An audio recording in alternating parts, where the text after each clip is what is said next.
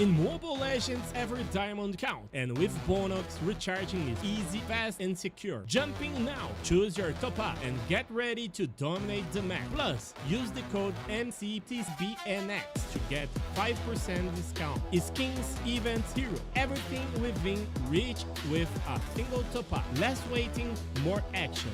Recharge with bonus and play it at next.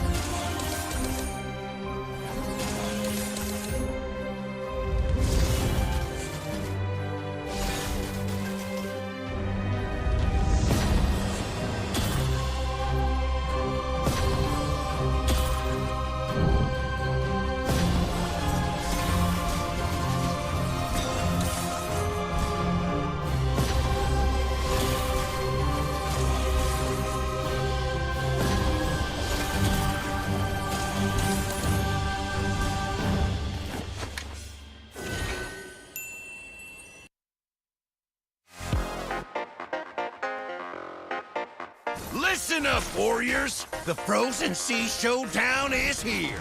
8 Francos, 2 sides. Ready your hooks. Well, the rules? Real simple. Hook 'em over, then bash 'em. Or hook 'em back and stash 'em. Remember, kills will make you stronger. More kills, bigger targets, so swing those hooks. More kills, better hook, so wipe off their looks. Crabs in the river? Hook 'em. Reel 'em in for new skills. Stun. Magnet. Reflect. Chests in the cave? Hook 'em. Reel 'em in for new skills. Team heal. Team super hook. Crazy ults. Total chaos. Triple hook. Recall hook. Trick hook. No equipment to buy. Auto upgrades for all. Take one down, get your hook back. Hook, kill, reset, repeat. Hook till you can't hook no more. Remember these words. Hook, kill, reset, repeat. Hook till you can't hook no more. Hooks ready? Let's go!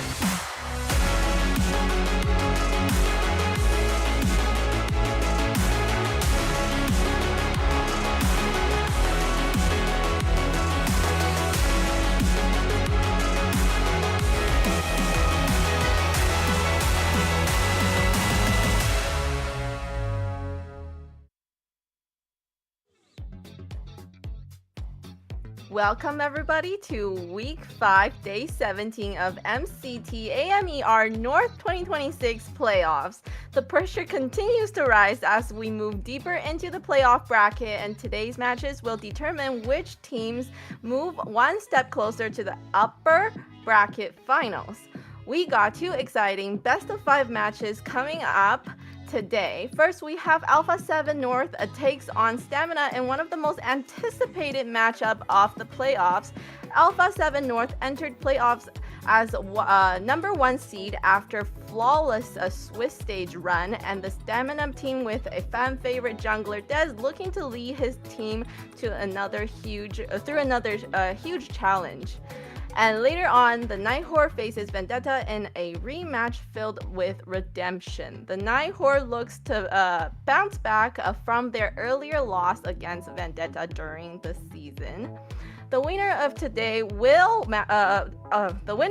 matches will advance to the upper bracket final, while the losing team will drop down to the lower bracket for their final chance to continue their playoff run. Welcome again to MCT AMER North 2026. I'm your host Layla, and joining me today at the desk we have Kronos, always ready to break down the key strategies and drafts and adjustments that could decide today's matches, and Trex for his deep knowledge in the North American scene and insight into the teams battling through the playoffs. Kronos and Trex, thank you for joining me, and are we excited for today's series? What are you looking forward to? Super excited today, of course. Glad to be back on the desk again. Almost didn't make it, but yeah, that's a talk for another day. We'll move on past that. But yes, it's been a brilliant weekend and a brilliant week as well. A lot of talks about this match moving forward, and I think this is the one that we're all looking forward to, especially a fan favorite matchup. You could say Alpha7 versus Stamina, best player versus Dez. I think it's got the ingredients of something big in the making. What about you? We have a underdogs versus a huge wall in front of them. Can Stamina show up and do this? Last week they take it to game 5. They started off that best of 5 rough. They were able to get the dub. I think the question of all of our minds is, can they do it again? Yes, and to be able to see what happens, let's just quickly look at how they're going to be able to get to that with the Swiss format and the way we're going to go through the playoffs. Welcome to AMER 2026, the official league for Mobile Legends Bang Bang in the Americas. In this video, we'll walk you through the format of the competition. The league is divided into 2 regions, North America and South America. Each region features 8 teams, for a total of 16 teams competing in the ecosystem. The regions compete separately during the season before meeting in the Americas finals. Each region begins with the Swiss stage. All 8 teams compete across multiple rounds. Teams are matched against opponents with the same win-loss record, ensuring balanced competition. Matches in this stage are played in a best-of-3 format. The playoffs are divided into 2 phases based on seeding. Lower-seeded teams begin in Phase 1, where matches are played in a single elimination format. Higher-seeded teams advance directly to Phase 2, which uses a double elimination bracket. Matches throughout the playoffs are played in a best-of-5 series. In Phase 2, teams that lose in the upper bracket move to the lower bracket for a final chance to continue. The playoffs culminate in the group's finals.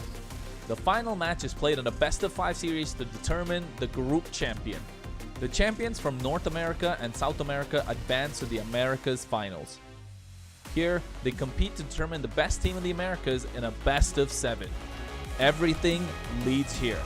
AMER 2026 starts now. And as we get closer and closer to the grand finals, Trex, when you look at today's matches, which team do you think is under the most pressure with the upper bracket finals now also very close for them? Under the most pressure? Yeah, for today's match. Like out of the four teams today on trying to get to that spot, I think Alpha7 is probably feeling some of the least pressure, honestly. They feel comfortable, they've been rested up, they've been getting to watch every team play.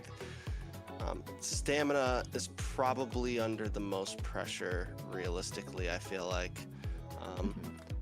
I believe that maybe even they don't know if they were going to get this far. You know, they came into this wanting to win it, and now they're sitting here in front of possibly their biggest challenger yet. They are, I mean, they're always calm, cool, collective, but still, the reality is they have some big games ahead of them, and that is a lot of pressure.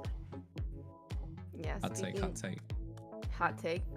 Definitely. Yeah, I think so. Speaking of the pressure, do you think Dez is able to handle that kind of pressure? We have to see it, right? We have to see it. We know best player was put under the heat lamp for a while, right? Waiting to see if he can hold the shape, or is he gonna crust and, you know, just get to the point where it has to go through the kitchen again, got to get reheated once more. So I think he's had those moments, of course, in the previous tournaments, but now it comes to see if can Dez pull it off, right? Because again, he has a massive mountain to climb, a big wall in front of him. We'll see how it goes out today. Yeah, and as the competition gets tougher and tougher, drafting and adaptability becomes even more important, especially with the global ban continue to shape up every playoff series. So let's have a quick look at the global ban system that we have introduced. We'll have the global ban and MCT Americas to bring more dynamism and special strategies. Under global ban rules, each hero can only be selected once by each team. After every match, the 5 heroes used are banned for the remainder of the series. The pick ban applies only to the team that used the hero. The opponent may pick it next game. In best of 7 matches, the global ban resets for both teams if it reaches the final game. Expect new strategies, fresh picks, and much more.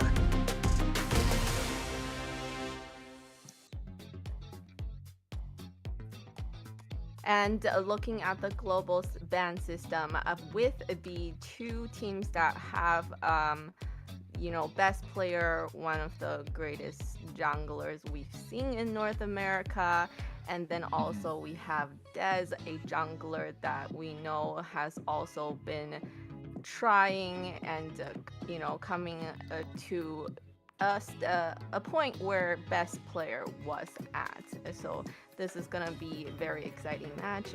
Before we go in deeper into the matches that we're about to see from these 2 junglers, well, I just want to take the chance to let you guys know, make sure you're staying connected with us with everything that is happening across MCT AMER North 2026.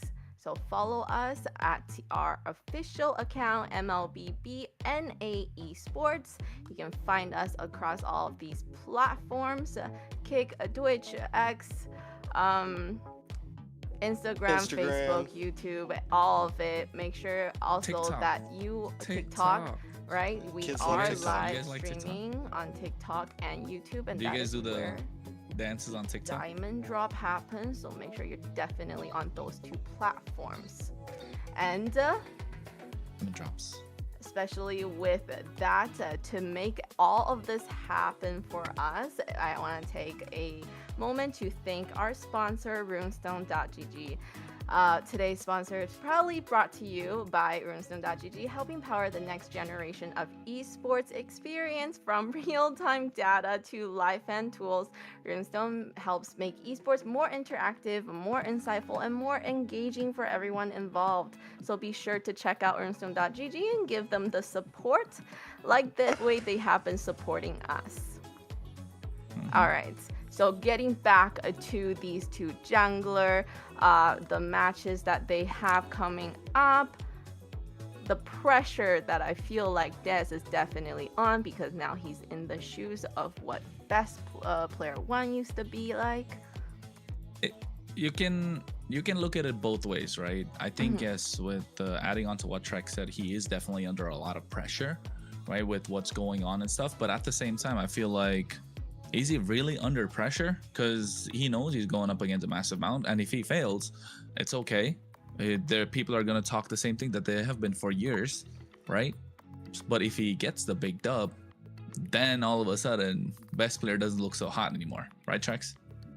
Fair enough. Fair enough. Yeah, I think I like that view is always a possibility of, you know, if everyone thinks I'm gonna lose, there's no pressure of losing, right? But I think you look at Dez and his team, and the reality is you look at the old format of NACT and things like that, and there was not a bracket like what we're looking at now. This knockout stage, it was not 8 teams. You had to break top 4 to get into this bracket. So what we're seeing now, today, these matches, Alpha7 versus Stamina, Night Horde versus Vendetta, those are the matches we're going to be watching. That is all you would get in old format. So Stamina Dez has never been this far before. He's never had this kind of pressure. He's never been a player to be in these shoes. He's never had the opportunity to go against best player in a knockout stage bracket, right? In a playoffs bracket. Maybe you've scrimmed, maybe you've played in season, but it's just different, right? And I think everyone can kind of look at these things and think to themselves, yeah, this is all fun, like we're here, we want to do our best, but once it starts to become real, like once the idea of, okay, like maybe we can actually win this, maybe we can actually go to, like once that reality is in your hands, then the pressure does become real. Stamina right now is at a place where it's like, wait, if we actually beat Alpha7, we're looking at 3rd place finish. Like if we can beat that, then we're looking at grand finals finish. You know, it's no longer just yeah, like we want to do this, we want to get to first. It's in their grasp, and that's a very new pressure, I think, for Stamina. Again, it's something new, it's something different, and you're looking at Alpha7, Night Horde, and Vendetta, teams that have been doing this a very, very long time. Yes, and the teams that we have for today's matches, like we talked about, we have Alpha7 against Stamina in the best of 5 today, and then on the second series we have the Night Horde going against Vendetta. So let's talk about these two teams as well a little bit.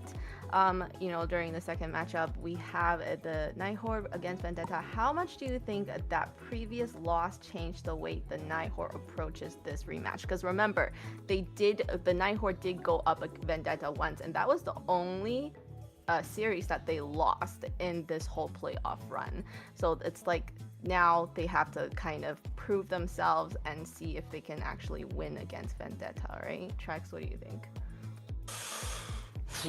This is a tough one, Night Horde versus Vendetta. Honestly, I'm still very up in the air about it. Kronos, you got anything on it? I think Night Horde versus Vendetta. I feel Vendetta have a slightly better chance with what performance they gave last week, only because of I'm very much a tempo guy, like momentum, tempo. I think these are important things, although a lot of people would say that momentum is better or more important than tempo. And the key difference between momentum and tempo being like Stamina Esports are coming into this with momentum, right? But Night Horde are also coming into it with momentum, but Vendetta are a team that can maintain their own pace in the entire game, and that is an important bit.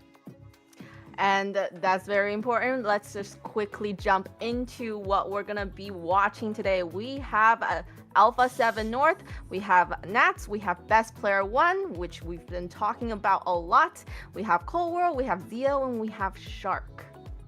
Yeah, this is a team that has, I mean, they've just been hanging out. They've just been chilling. They've just been vibing. They had an easy Swiss stage run. They've been able to watch every team play. Does that mean that they've been collecting rust, or does it mean they're completely prepared? We will see, just like we're about to see a nice video from one of the players of Alpha7 North.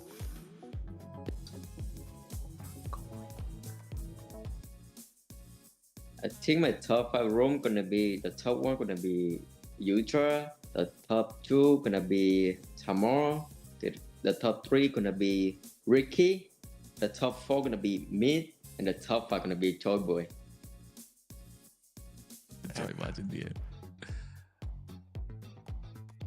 And looking at the team that's gonna go up against the Alpha7 North, we have Stamina Esports, we have Instinct, Dez, Yomel, Little Rosa, and Ricky. Hey, this team has seen its ups and downs, right? Let alone all the pressure that's in from the fans. but at the same time, this team has been through its own up and down. It has changed the roams, it's changed the gold lanes. I'm surprised we didn't see a change in mid lane and EXP lane all of a sudden. But one thing I wanted to point out, we do have Song that's coming to the lineup today, right? He's available to play today, if I'm not wrong. But Ricky still being the first choice. So yes, I think this lineup, now that I feel like it's kind of fixed, we've seen what Coach Bear said, right? Lil Rosa is the main goal laner, and then Diamond's probably going to be the one they're going to play around with a little bit. So I want to see how that changes, right? Does that get to Lil Rosa's head a little bit? Does that make him relax a little bit? Because maybe when the competition is tough within your own team, it brings out the best version of yourself. And that's why we've seen Lil Rosa pull up, especially with the Bruno. He's definitely got deeper pockets compared to Diamond, at least from what we've seen. But now, dare I say, he's going against, you know, the toughest in North America. So let's see what they have to say with the small video from Stamina.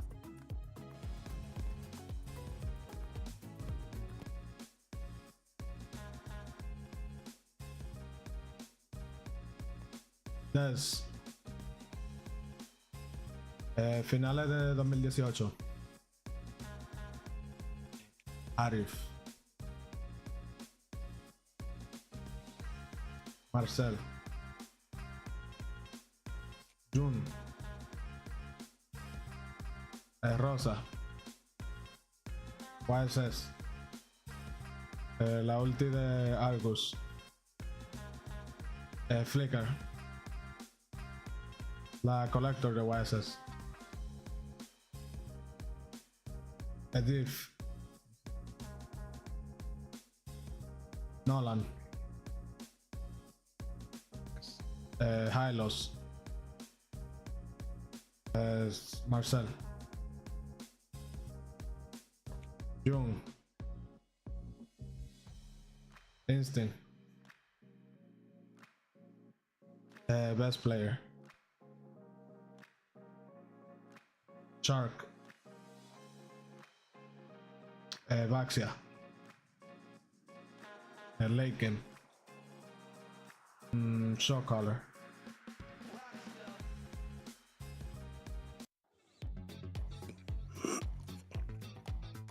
All right, so we kind of seen these two teams.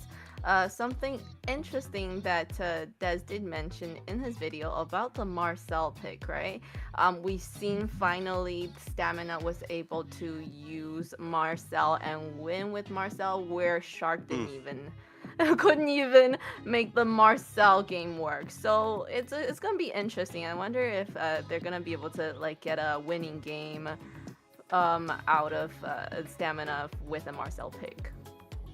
I think Marcel is not a Shark-esque hero. I think Trex would double down with what I'm saying. Like, we know Shark to play those tanky frontliners that are big set potential, massive plays. He's a highlight reel. Shark is a highlight reel on his own, even if he's not playing a massive set potential, right? Even if it's pickoffs. But Marcel is not so much of a highlight reel hero. It's so much of a support, right? Even when Matilda was crazy in the meta, Shark still found a way to make those highlight plays with the guiding wind, the circling eagle, you know? So Marcel, not necessarily that, but more aggressive, allowing the team to play much easier, allowing the space, peeling for the rest of the team. So I think that's why maybe it didn't work out. But for Ricky, he definitely seems that kind of a player. He likes to amplify what the team can provide in the early and the mid stages, in the late game. So I think that is a big point to notice, especially in the roam position, knowing that how even Dez would want to pick Shark from any, you know, as his roamer. Yeah, I think at this point, anything that we think we know about Stamina, any wins they've gotten with certain heroes, we completely throw it out the window here. It's a fresh slate. It really is. They have not gone up against Alpha7 yet. They have not faced essentially the tournament favorites yet. And again, it's going to be a very different story. It's going to be something like they got a close win yesterday, and they've had some great games. Stamina Esports has had some great games, but they are now up against the biggest challenge they are probably going to face this whole tournament. and any ideas we have need to completely get rethought of. We are starting on a fresh blank canvas, and I honestly think it's the same thing for the bottom teams. Night Horde up against Vendetta. What we think we know about them, we are in playoffs now. We are in top 6 territory. Every team is bringing a completely different game, and Stamina has at least showed that a bit. Yesterday, I think a lot of us, last week, we came into those games thinking, how is Stamina going to perform against Influence Rage? They were able to get the dub. They were able to show us a completely different version of themselves. They have to do that again once today. Is Marcel going to be a problem? We will see. Alpha7 may test the waters with them. They're players like Shark, Zia, best player, Cold World. I'm not going to put Nats in this category because I think he's probably one of the more serious players on the team. But the rest of them, they will test you. They will definitely test you. Is it going to happen in game 1, game 2, game 3? We'll see. But those possibilities could come out. Stamina just needs to be ready for it. Very interesting. And we're in draft. We're now into the draft, and the way the first draft. How important is the first draft? Important, very, very important, because you don't want to show your cards too much, but at the same time you want to get advantage. It's a good game to play a pocket pick, right? You could pick up something that's super not meta and get away with it in game number 1. Game number 2 also to a certain extent, but you know, after that you just it's a big risk that you want to play any sort of pocket pick. So I think we might see some cheese strats come out from both teams, especially in game number 1. But yes, I think also another point, we've been talking about, you know, Alpha7, Stamina, Dez, best player, Shark, you know, Nats, all of that. But what about Cold World versus Yomel? Yomel is pulling up with MVP performances from the previous week, just saying. And Cold World, if I may say so, he's been the one that's, you know, yes, he's pulled off the gourd, like Shark said, a one-trick gourd. But apart from the gourd, we haven't really seen him pop off with any other mid laner, have we? And also, I really want to see Zia versus Lil Rosa. I think that's a massive difference maker between these two teams, because Shark can hold his own in the roam position, right? Yomel and Ricky can try and fight out the mid duo, but where's the tide gonna tilt a little bit, you know, which favor? Because we know Nats and Instinct are gonna have a brawl, and to be honest, I think Nats has more experience than Instinct. I don't think that's a disagreement. That's a debate. No. Yeah, I don't think that's a debate. I agree, but I think Zia versus Lil Rosa, like Zia is good, but kind of flies under the radar all the time, right? Because there's other people that take the spotlight. So this case, like, hey, is Zia gonna play his natural game, or all of a sudden is, you know, Lil Rosa gonna get the better of him? Like, because the laning phase is super important, and Zia is really good at the laning phase. Is fun. Yeah, so I mean, Zia has been known to take 1v1s off of amazing players, but Zia has also, who did we see him get? Melon got the kill on him, I think. Melon got the 1v1 against him. Zia got his revenge, but still, Melon did get a 1v1 against him. Can Lil Rosa show up and be that person today? Stamina Esports, again, this is where the blank slate of paper, is Stamina Esports has a chance to put themselves as a team that is to be reckoned with in the MCT AMER's North scene. This is their opportunity for any one of these players to be like, okay, I can go against the best and maybe be in the debate for top 3. You know, maybe be someone that can be like, oh yeah, I'm one of the best gold laners out there. Does that mean they get crazy though? Do they make those risky plays today? Does Stamina take those chances today? I think if you're Stamina, you want to take those chances, right? Because get crazy, you're not gonna, bring it to them. I think in a straight fight, I really think Alpha7 are the better team than Stamina Esports. I'm probably gonna get a lot of hate. Don't come into my Instagram DMs, but actually, you know, you can follow us. Nice plugin right there. Yeah, you gotta follow him to send him a DM. That's the problem. Exactly. That's the, you know, that's the way it goes. But yeah, at the same time, I think if you're Stamina, you want to take those risks, and we know Ricky is that kind of a player. He takes that risk, right? But will the rest of the team be on the same page when it comes to taking risks? Like, can Dez get to the point like, okay, I want to take the risk? Because we've seen sometimes he plays fantastic. Demon Time Dez comes online, things are going in Stamina's favor, but he doesn't like taking those, you know, out of pocket risk. He doesn't want to get the, you know, he doesn't want to pass it to the running back when he's on the 4th down, right, 10 yards before the finish. It's it's those small things that make a big difference. Meanwhile, Alpha7, they see a moment and they will go for it. And if it doesn't pay off, they brush it off and move on to the next phase, especially Shark. Best player, Nats. We've seen them make massive throws in the MCT so far. So how will they, and we know they're gonna do it. Stamina need to take that risk. And looking at the draft, feel like they're okay. I like Stamina Esports draft. It's all kind of a counter to the Harley. You're not allowing best player to play his best game, the Lilia, the Khalid, the Uranus. So that's a lot of counters, but at the same time, you're preventing the frontliners that's coming through from Alpha7 by picking up this Lily. You get mid prio with the Khalid, and they're taking out any sort of early game aggression. I think Hylos is a good choice to ban out here, so you don't give Alpha7 some sort of room to control the river, because we know how annoying Hylos can be. Yeah, I mean, Hylos could even be decent. Actually, no, they already have the Khalid. But Stamina Esports, focus on draft here. Stamina Esports, yeah, the draft looks good, honestly. The draft does look great in terms of against the Harley. Like, this is what so many teams have been. This is what have figured out as the answer to the Harley right here. The Lilia, the Khalid, the Uranus. Can they round it out more? Well, I think from what I've seen from all the past series, a Harley. Who said this? It's hard for him to be in the pit, right? Because he's Harley, so he's gonna need the frontliners to be able to be in the pit for him before he goes in and get that red tree.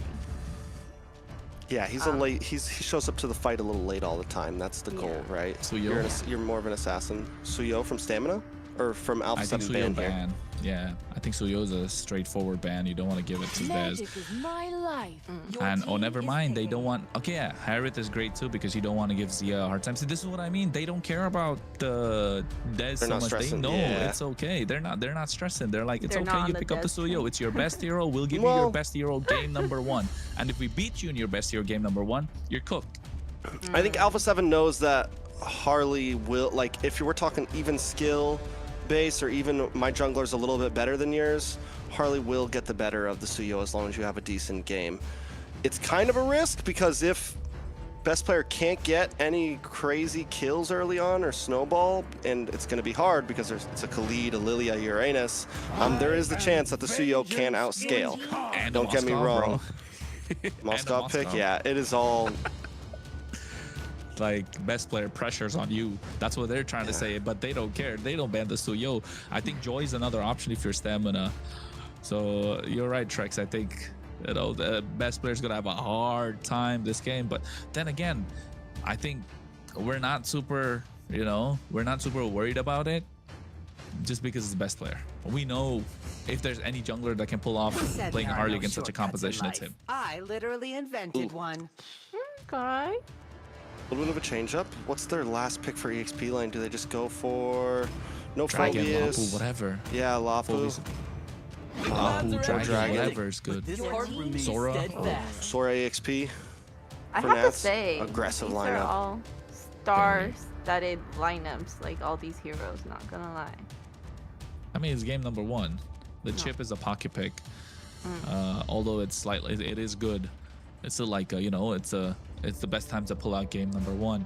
And now begs the question, do you want to play Suyo because it's such a risky lineup to play against? But if you lose, you don't get to play Suyo again. Do you want to go Joy just to be safe?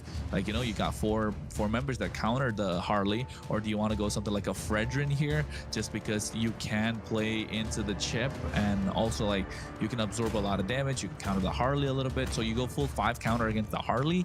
You know, I think I would go for the Fredrin, but the damage is just going to be so lacking. Oh. Oh. Oh. We saw this in Malaysia. Huh? Yes. Saber's meant to counter the Harley. Seabolt qualifiers too. I was gonna say Alpha, but then I was like, wait a minute. No, this is a new pick just coming out. Yeah. The Saber has been getting used to counter the Harley. Stamina Esports with a full draft, essentially giving best player possibly the worst game of his life. I'm not gonna lie, in terms of draft, depending on how good this Saber really ends up being, I like Stamina Esports here. Me too. But I mean, but like, Saber can they perform on it? Can they execute? Right. Saber is not a hard hero to play, right? So it's all about then the macros of your team, like how you gonna play around with your teammates. I feel like. I dabble a little bit in Saber. All right. You know, Alpha7 at this point, an aggressive lineup. It is dive, dive, dive. Kronos, take us in. Yeah, well, it's dive, dive, dive. We're going to find out because Alpha7 are looking to take it. They want one hand on the trophy, and they're almost going to get there. They're steps away. It is the upper bracket semifinals, ladies and gentlemen. We're talking Alpha7 versus Stamina Esports. Game number 1 of the best of 5. Who is going to take it, and who's going to get first blood? Okay, so at this point, when I'm looking at both drafts, we already talked about how much Stamina kind of gives best player a hard time here. Alpha7, knowing their playstyle, knowing what they might want to do here, get aggressive. The problem is that is kind of hard. I think they are solely riding on the fact that they can outplay Stamina Esports right now, that they can just play a better game. They've got aggressive heroes. They've got heroes that want to get in your face, and I think it is a heavy rely on micro mechanics, and already Cold World putting huge damage onto Ricky, taking some back himself. Now, the saving grace for Alpha7's draft is going to be this chip. If it gets to late game, there's a lot of possibilities you can pull off. There's a lot of pick-off potential. Once level 4 hits from Shark, expect off-lane ganks, expect pick-offs, expect little moments. If Stamina Esports can withstand what Alpha7 is going to try to do to them, try to get in their heads, try to beat them off pure talent and skill here, then yeah, there is a chance here, honestly, for Stamina Esports. It is no longer, the draft looks good, the draft looks clean. See how it goes. Yeah, and look at the Master Assassin coming out from Lil Rosa as well. He wants to get these 1v1s. It's been a trend I've been seeing from his emblems especially. And apart from that, everything looks solid. You got Swift in the hands of Saber. He gets the Temporal Rain to be able to reset those skills. So yeah, I'm liking the emblems, nothing too crazy. Meanwhile, the mid lane, a slight bit of a fight coming out as well. I think best player out using his deadly magic, but Yomel getting first blood against Cold World, who didn't have the Purify, and Dez already used the wait a second, coming in, but he gets taken down. And look at Alpha7 Shark as well. Best player went down too. It's messy. Dez gets the quick response on to best player. Dez does go down, but he takes out best player first. The deadly magic gets the finish. Best player maybe overextends there a bit too much. It's 2-1. No jungler on the map. Just popping up. Only took a few seconds, but still, we're going to have a very delayed turtle here. And this is what we were talking about. Stamina Esports needing, listen, throw blows, get in their face, show them aggression. Shark forced to use a flicker there right before turtle. And Stamina Esports bring in the smoke right now. Willing, listen, if this is the way we got to play, this is the way we got to play. Hey, we are Stamina Esports, and we want the smoke, if I may quote somebody else. Those of you get it, you get it. But yes, I think, you know, this is definitely the way the Stamina Esports need to be playing this game. You want to be in the face of the opposition, and right now, Alpha7 have priority of the turtle. Shark going to the back line, looking to drop that shortcut. But Ricky trying to buy some time. Raging Sandstorm coming at any moment. Best player secures the turtle. Here's the Raging Sandstorm. Shortcut coming down. This is a what a shifting skies along the wind strike coming in. We can see the triple sweep from Dez, but catching the wrong target. Not able to get out of harm's way. What could have been disastrous for Alpha7 just being a 50-50, and they get advantage because of the turtle along with it. Yeah, so big turtle. They take a 600 gold lead. I'm wondering at this point, itemage against Dez. You know, one of the problems with Saber, once you pick up an antique cuirass, Saber's kind of, it's over. The ult does nothing. I wonder if this gets out of hand, will we see maybe one defensive item pop in for Cold World and best player here? Oh, look at that triple sweep coming in as well onto Shark. He's taking a lot of damage, but he doesn't have it, right? He doesn't have it. He's quite tanky. I think you're right. Shark's probably already got that Dreadnought armor at least to start off, maybe the Warrior boots. Yeah, so I think it looks good. Maybe along the steel egg plates as well, because that provides a lot of physical defense. So I think that's a good route for Alpha7 to go down. You can see already 1k goal lead in their hands. Dez, I wonder, right, is he gonna go for the Sky Piercer? Now that's a big risk, but if he gets the Sky Piercer, it's gonna be insane. He gets the Hunter Strike first item. I don't think he's even finished those boots, so you know now he's gonna be able to one-shot anyone that comes in. But not just that, Trex. As a Saber, I like to play Saber in my ranked games, all right? Because I'm not gonna play. I don't play Lancelot. I don't play Fanny, all right? I do like to play them, but I know for a fact like it's gonna be tough.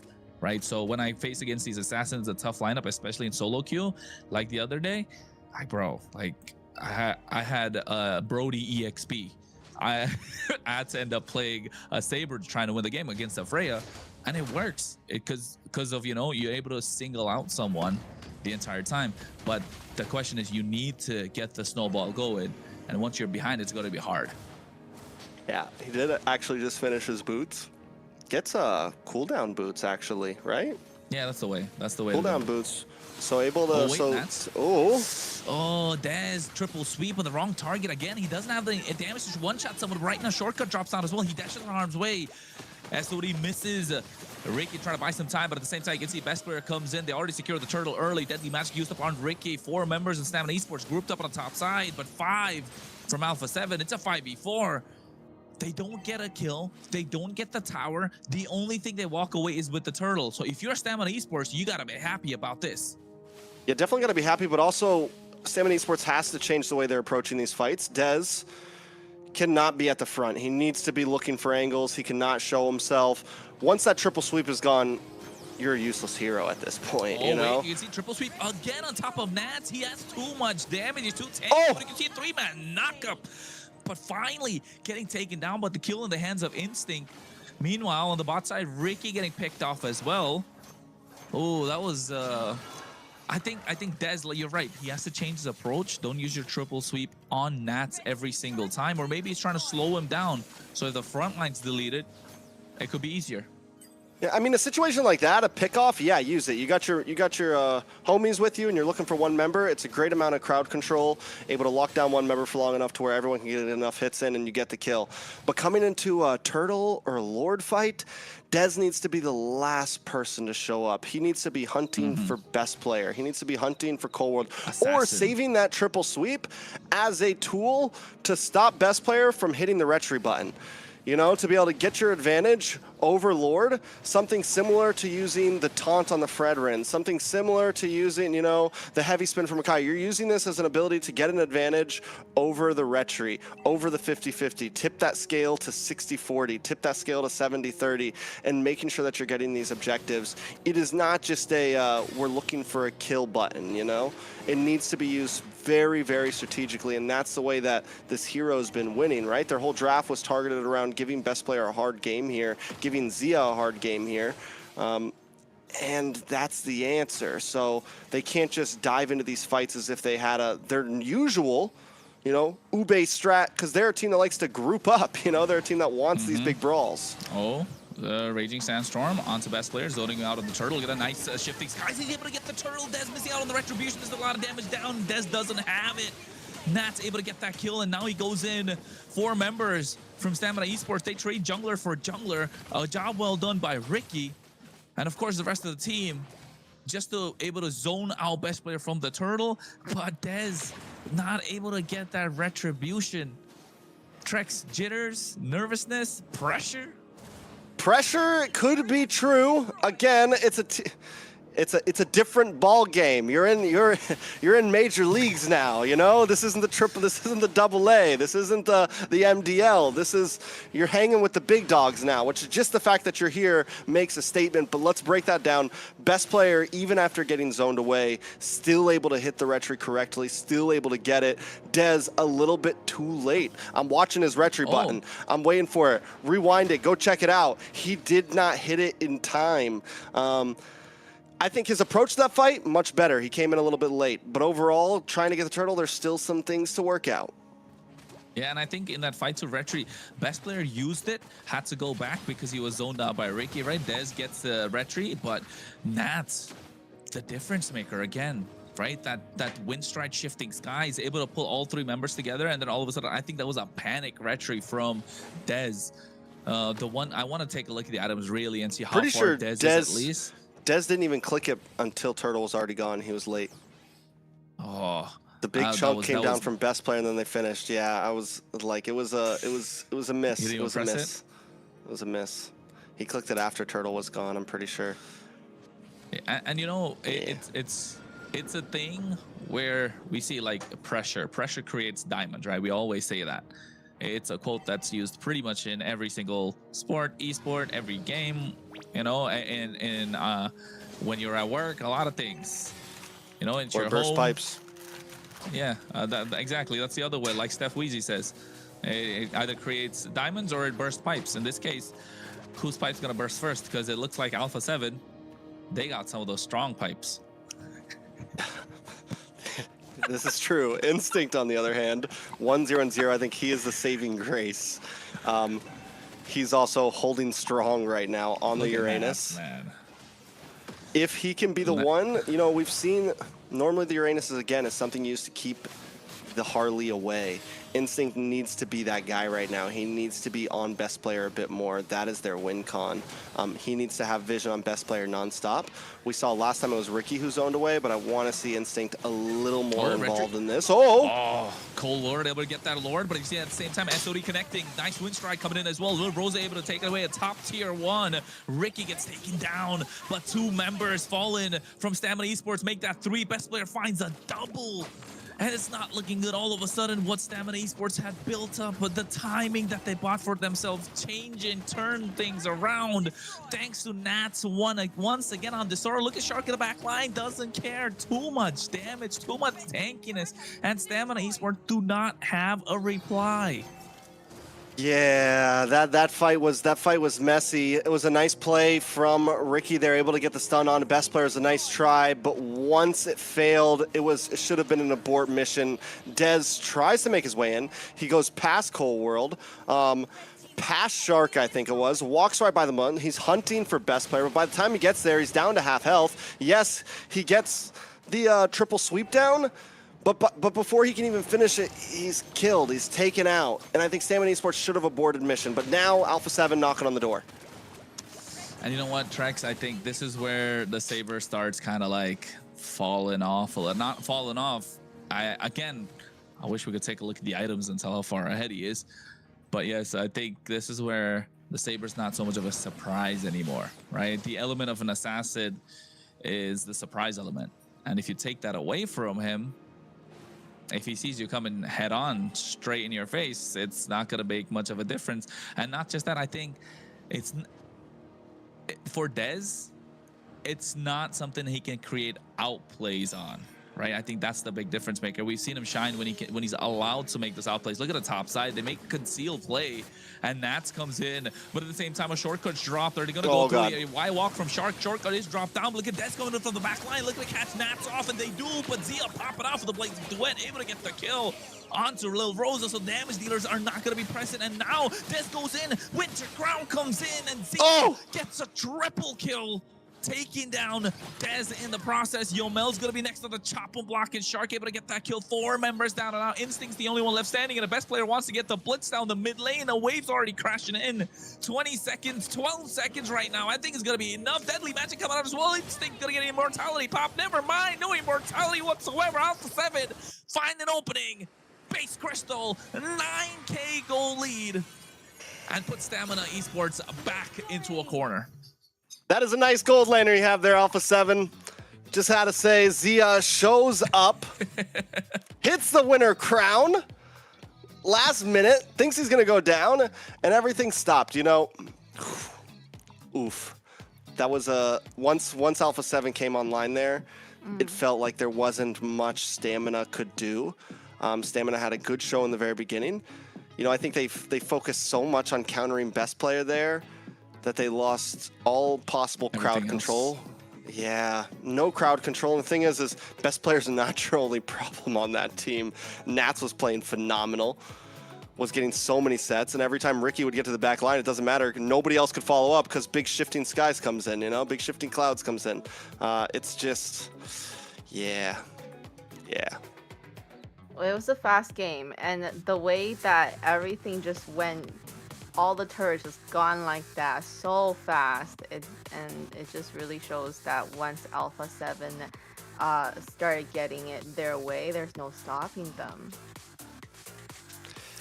Yeah, there was like I said, this is Alpha7 right here. You know, I said it before we started. I wanted to really be on the train of like, ooh, and I think Stamina still has some opportunities, but they got to go back to the drawing board.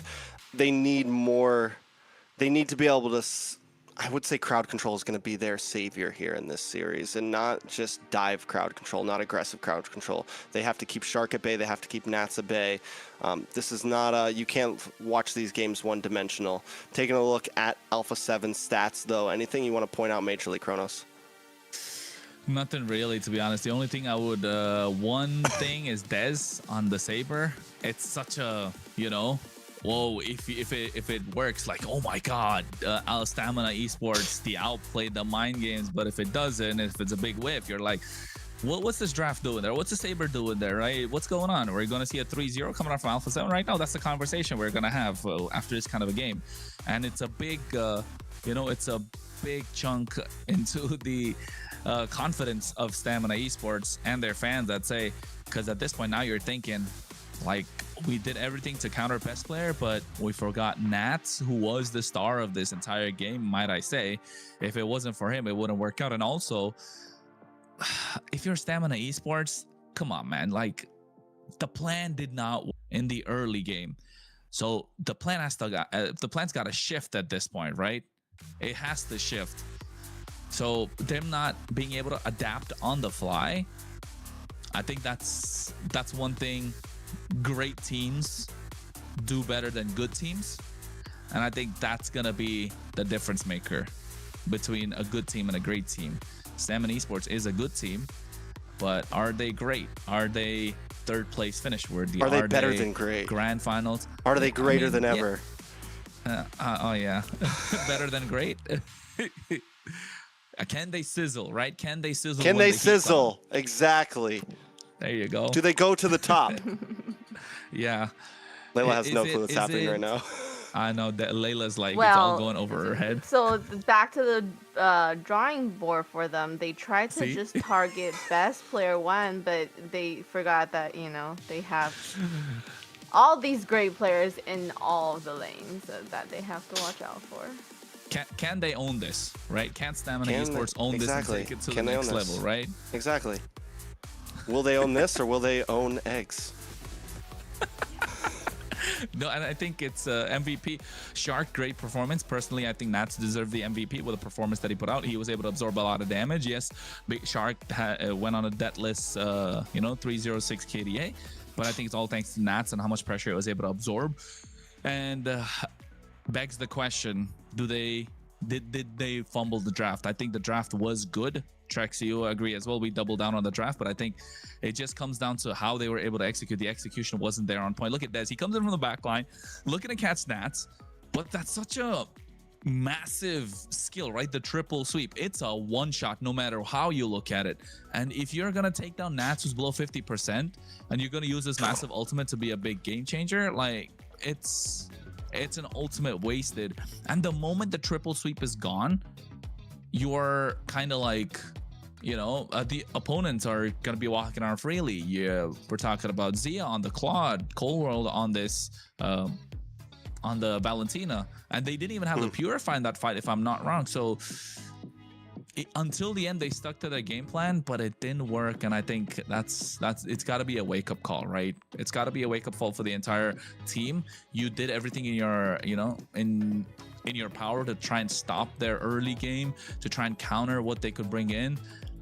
Sadly, I think they were focusing on the wrong target. Yes, Nats was difficult to take down, but I think if Instinct just said, okay guys, don't worry about it, let me take care of Nats, let me keep him in the lane as much as possible, because that's a way where you can counter the Sora, right? You counter him in the lane, which is difficult. You pick up the Valentina, right? That's another way to counter it. So you can use the shifting skies to the opposition, but in this case, Coldwell had it. But another way to counter the Sora is to wall him in the lane. That's why you see the Glues being picked up. That's why you see the Uranus being picked up against them. The Alice coming through as well. Those are options that you keep the Sora in the lane, not allowing him to rotate, not allowing him to be this big playmaker and being in his face the entire time. But in this case, they just wanted to take him down so bad that they forgot the other four exist. So hopefully, if their plan was to put pressure onto Nats, hopefully it worked. I personally don't think it did. And Trex, question: can they come back from a deficit again? Can Stamina Esports come back and take a game? Can they take a game throughout the series? Can they possibly win a series? I think we're gonna see. My prediction is we're going to see Stamina Esports trying a lot of different avenues here. We just saw their first avenue. We saw them. It's game one. And to give the benefit of the doubt to Stamina Esports, it's game one. Bring out the Saber. That is definitely the chance to bring it. Give them the I get it. They gave them the Harley. It's like, okay, this is our chance. But now you need to approach this completely different. If I'm Stamina, if I'm coach, I think we go I think we go tanky. We go for things like Alice's, we go for things like glue, we go heavy crowd control. We try to control fights because that's exactly what Alpha7 is going to want to do here. They want to beat you in the 5v5s. They know they're comfortable. Every one of them can hold their own lane. Reality check is Zia's going to be able to hold his own lane. Shark and Cold World are going to be able to hold their lane. And Nats is definitely going to hold his own lane. This guy is an MSC champion. Don't catch me wrong. This is the biggest EXP lane fight that Stamina has ever faced against. You know, this is something some players will never get to go against. Nats is a MSC champion. The guy is a monster. He's been around for years. So I think what you need to do, you're not going to win laning phase.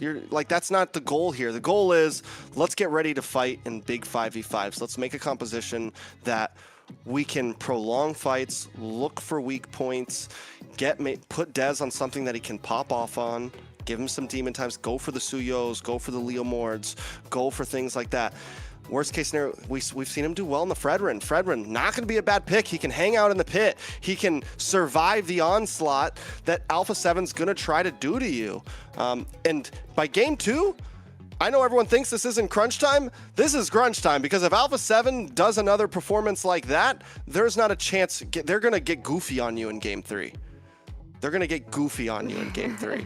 I promise you. What goofy picks do you think they're going to have for game 3? I will talk about it after game 2, but if game 2, honestly for me, game 2 feels like match point.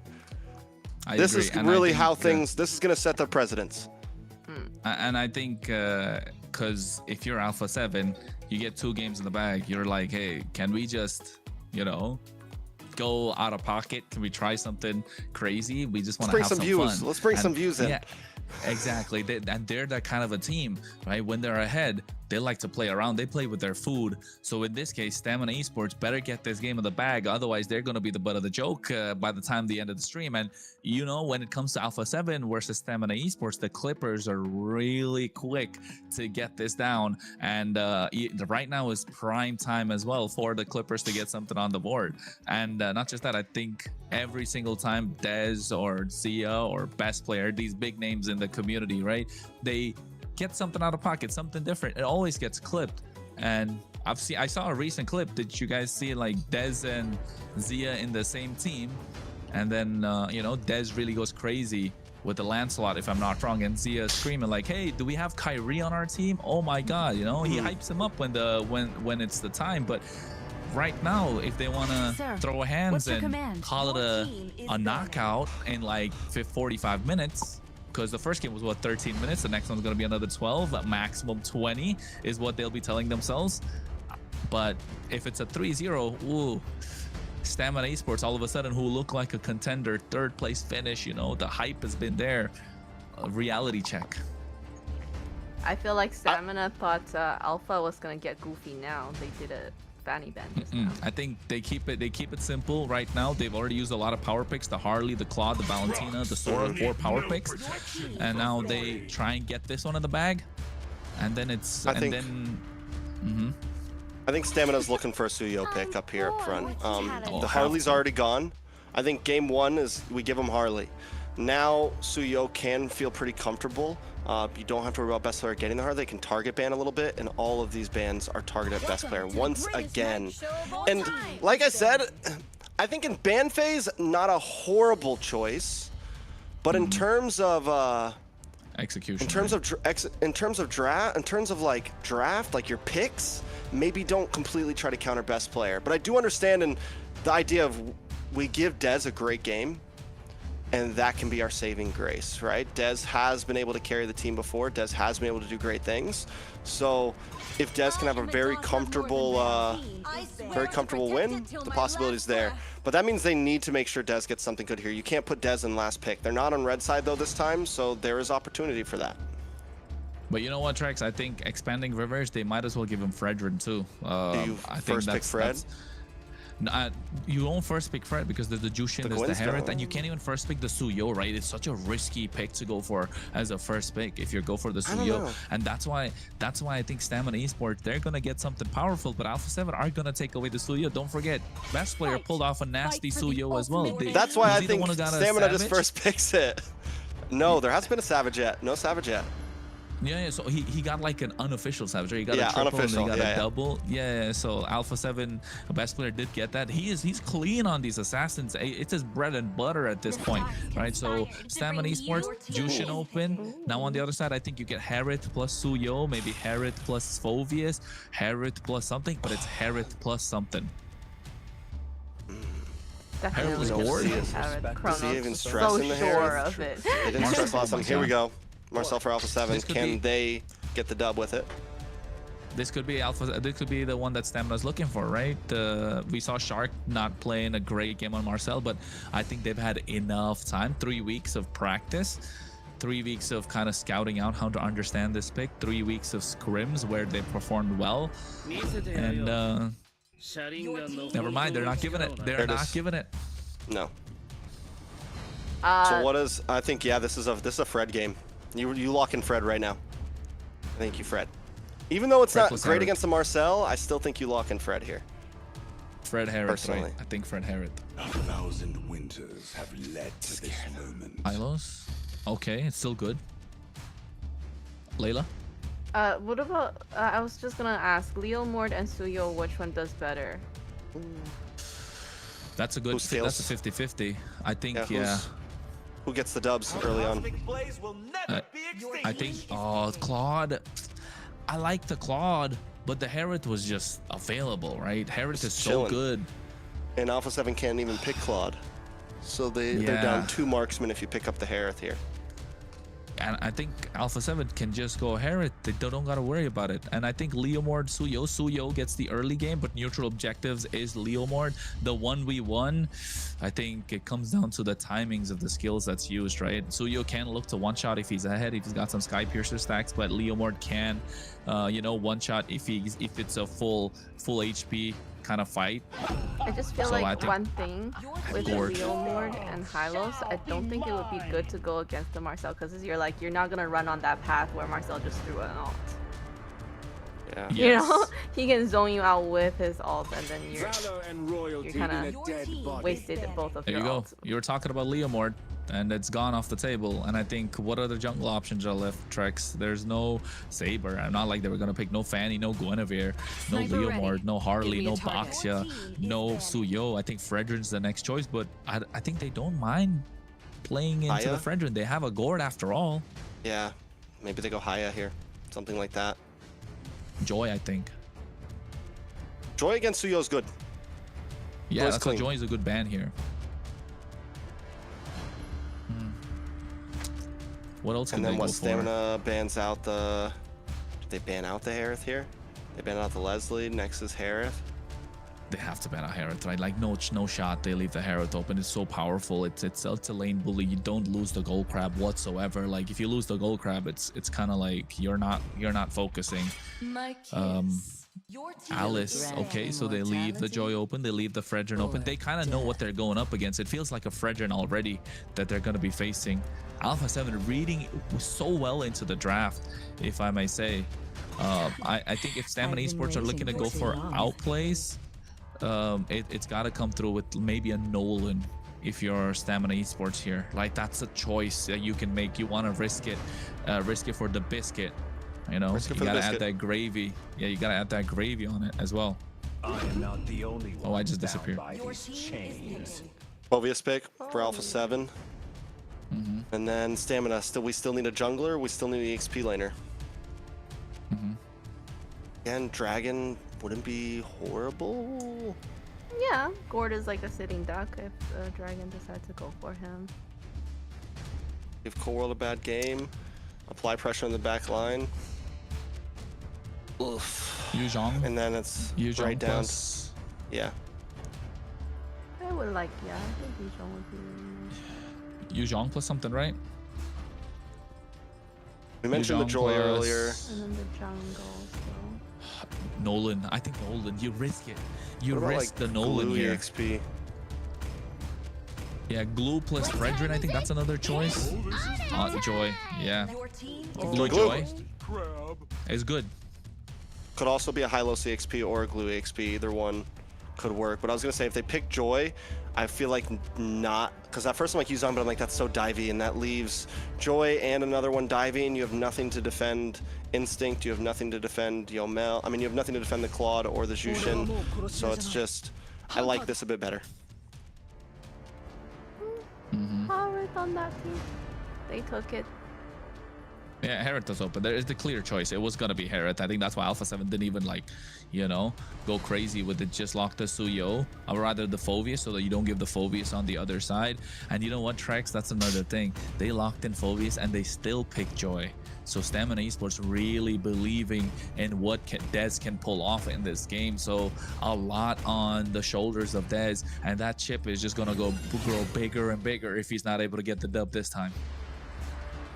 I will say this time Stamina Esports has a composition where they can take things a little slow in the beginning. They have decent crowd control. They have decent stiff arm. You have a lot of a kiting ability. This is kind of what I wanted to see from them coming into this game. Dez, maybe don't be as aggressive. Be an objective getter this game. Let Little Rosa and Yomel be those major damage dealers. If the opportunity presents itself, obviously, get a kill, Dez, you know, on the Joy. But outside of that, take things slow on Stamina Esports. Well, they got to take things slow and find a way to come out with a victory, because if you're Stamina Esports, you do not want to let it get to match point. You want to pull one back. Take it all the way. A reverse sweep. Whatever you can, just don't let this game slip away through your fingers. Stamina Esports versus Alpha7 North. Game number 2, best of 5. Let's get it. The possibilities for Stamina have been set. Alpha7, what do they need to do here? You got the Suyo. You just pop off. You do the same thing you did last game. You look for kills in a best player's hands here, and knowing the fact that they have the Gourd, not a super, I mean, yes, a scaly mage, but it's not something you need to worry about too much. Cold World just needs to get those stuns off here and there, create opportunities for best player to get some early kills here. Obviously, the rotations might be a little bit slower, honestly, coming from Cold World, but Shark should have the ability to also look for small pickoffs. A small moment like that, just getting a stun like that, later on, around 2-3 minutes, 4 minutes, it's dangerous. Best player comes in, he gets a quick kill. And that's what Alpha7 needs to look for here in the early phases of the game. And you're right. I think these one-off pickoffs that comes through with this tracking shot frame moment's going to be a big difference maker. But here, Lil Rosa, BMI has to pop the Purify as well. But you can see the Sever coming out from best player. First blood in the hands of Alpha7 North. First blood for best player, exactly what you want to see. Shark going to be able to get away here. No issues up front. Already a rough start. This is, I mean, I literally just said it. Best player gets a kill or two in his pocket, and it might be a wrap. It won't matter. The Joy's, it's going to be a long time for the Joy to be able to get the win. Yes, the Joy can get the upper hand in a even 1v1 later on in the game, but this early on, if a Suyo starts to scale, Dez will be able to do nothing. Yeah, and you know, there's a lot of crowd control on the side of Alpha7 as well for Dez to deal with. Cold World, chunk down low. Shark right now, able to absorb a lot of damage. It's okay. He's still quite the frontliner. Best player doesn't want the turtle, wants to get the purple, get some sort of advantage. Meanwhile, on top side, Zia trying to pull off the 1v1 against Lil Rosa again, but you can see Dez goes in. Shark able to run out of harm's way, but finally gets taken down. But the amount of time that he bought, Dez will not be able to make it back out of the turtle, and you can see why the gush coming out onto Ricky already. Revitalize has been popped, and now best player hacking away at the turtle, and it feels like Stamina Esports are gonna have a difficult time, because look at Shark, he's already back up. Dez goes in, the rhythm, electrifying beats coming out, retribution not there. Yomel able to get this one, but Ricky gets taken down. The sacrifice, the grab right on top of Nats. Instinct has to flicker out, and Dez coming in with the Sever again. Alpha7, they lose the turtle, but they get the kill. Honestly, not a horrible scenario for Stamina Esports there. At that point, the moment Dez is back up, Shark taken out, back at base, I felt like Stamina Esports, that's the turtle you want to go for. You have the fight. They do lose a member, but still, overall, the fact that Dez gets that kill into his pocket, it's not a bad spot. Best player at 2-0-0. It is still kind of a battle between these two on who can scale faster and be a big threat to the enemy team. Shark playing so aggressive on this Marcel right now, just in the face of Dez. Very different Marcel game than what we saw from him before whenever he took the loss. He's not as scared. He's willing to take it. He's almost playing it like a Hilda right now, just getting in the face of the enemy team, running around quickly, using those movement speeds bonuses from the skills. And that's what we like to see from this hero, especially from Shark. Yeah, and that's the kind of play style that we like to see with Shark, right? And that's the big difference maker in this case. So Alpha7 kind of found their footing. They're able to climb up the ladder a little bit. Stamina Esports still looking for the first rung. They need to get there. 40 seconds to the turtle. Best player's been having a fantastic game. I hope he did. Oh, wait, never mind. On the top side, Blazing Duet coming out from Lil Rosa. But Revitalize from Ricky just to make sure Lil Rosa doesn't get taken down. So they use a spell and an ultimate, but still not able to take down Zia. Not even below half HP.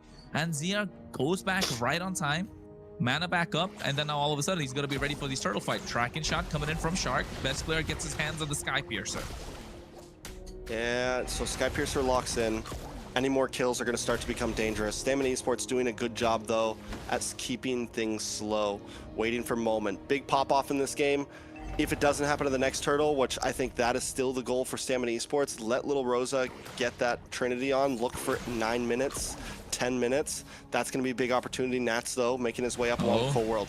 Gush coming out already on top of Ricky. You can see it taking a lot of damage. Revitalize not available, but at the same time, Lancerfly coming in. Crimson Beacon at the same time. They go in. Best player, Soul Sever, but they finally find Shark and Dez able to survive through that entire fight thanks to the help of the Golden Hour. Nice knockup coming in from the Dark Wave. Instinct taking a lot of damage, and bonking his way is Nats, and they find a kill onto Yomel. Best player gets a double. That's 20 stacks, and Dez still not able to pick up the turtle, and now they're gonna get down the mid lane, take away that tier 1.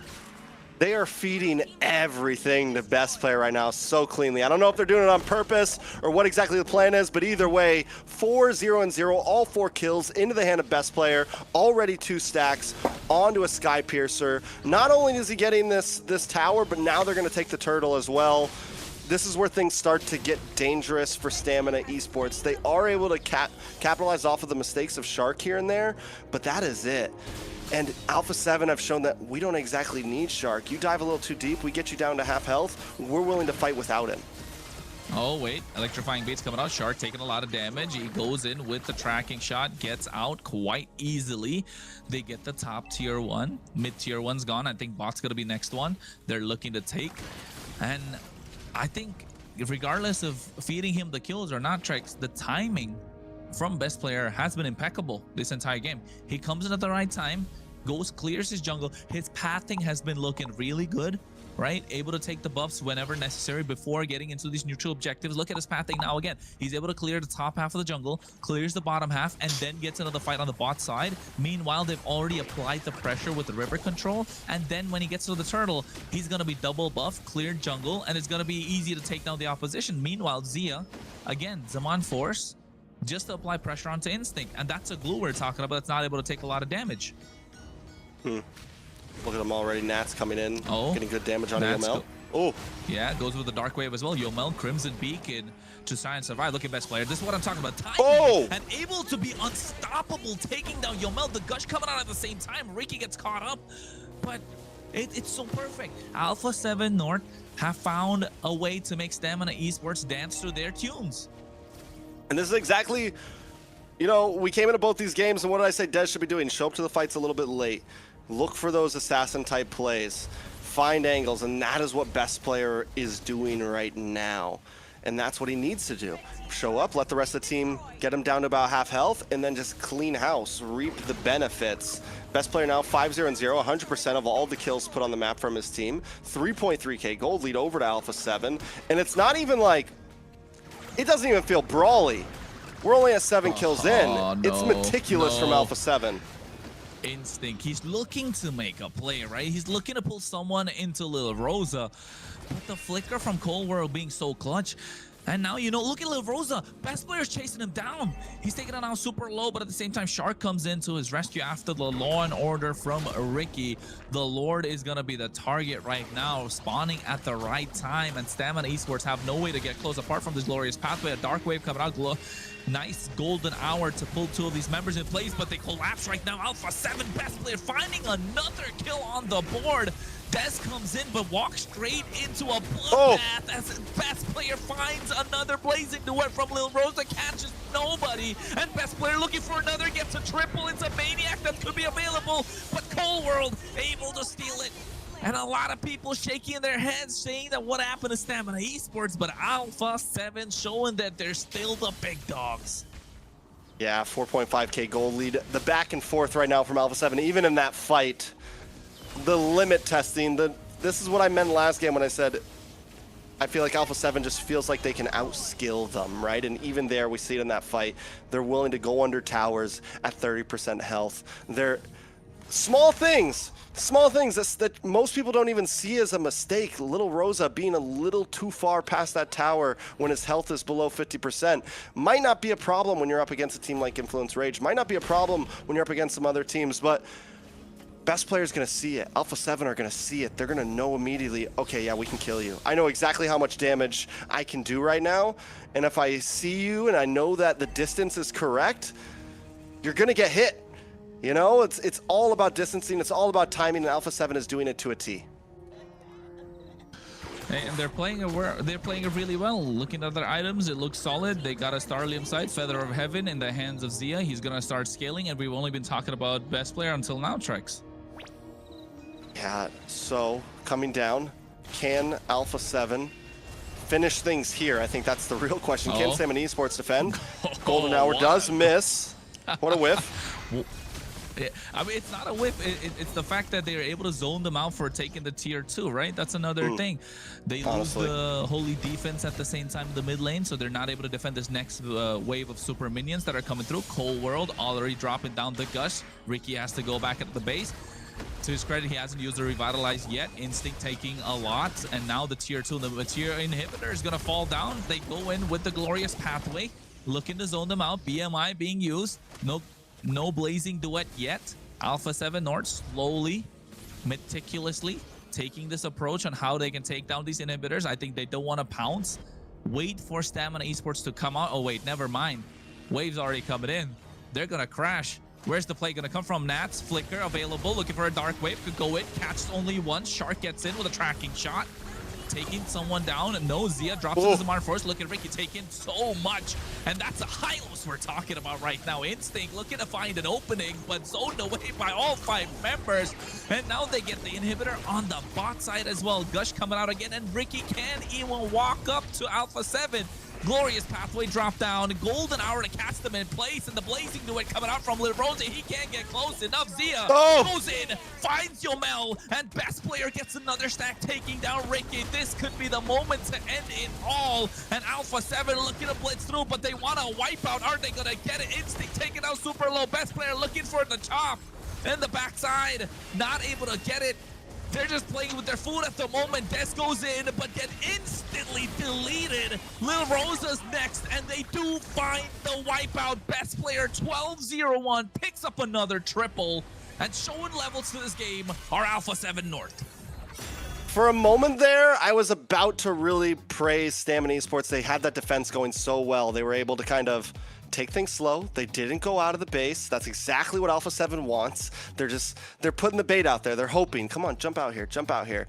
Bite off a little more than you can chew. And Stamina Esports doesn't go for it. They don't lose a single tower for a moment there. They do end up losing that mid lane. I mean, the mid lane inhibitor. And then Ricky drops the glorious pathway, and all of them just try to go for an attack. And the golden hour comes out, immediate bite back. Yeah, and that was just that.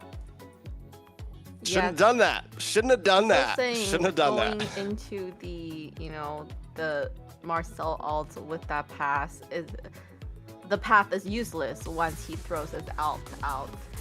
And unfortunately, and the talking about feeding best player, they're like, I have some.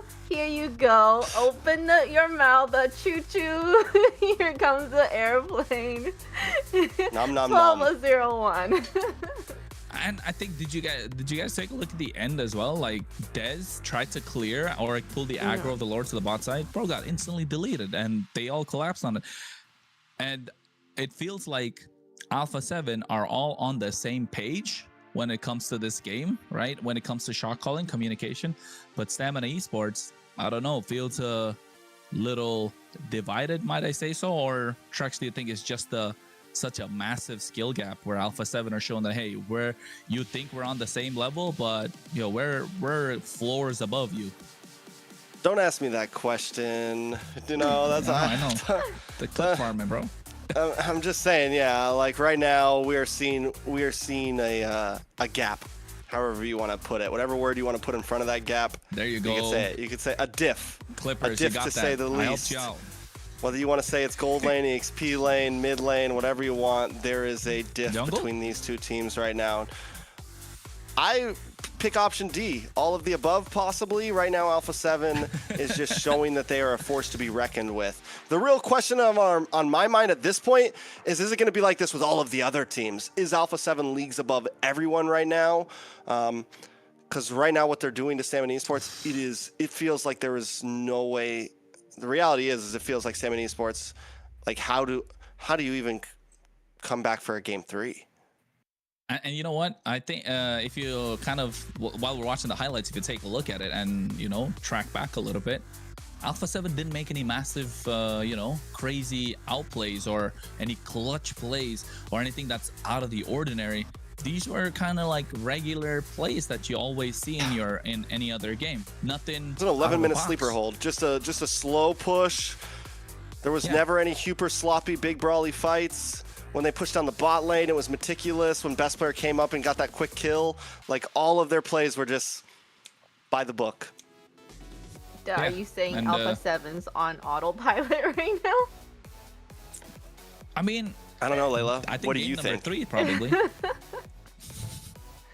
And the MVP obviously goes to best player. He got fed by every team teammate. They're like, here you go, you know, handing it on a silver platter to him.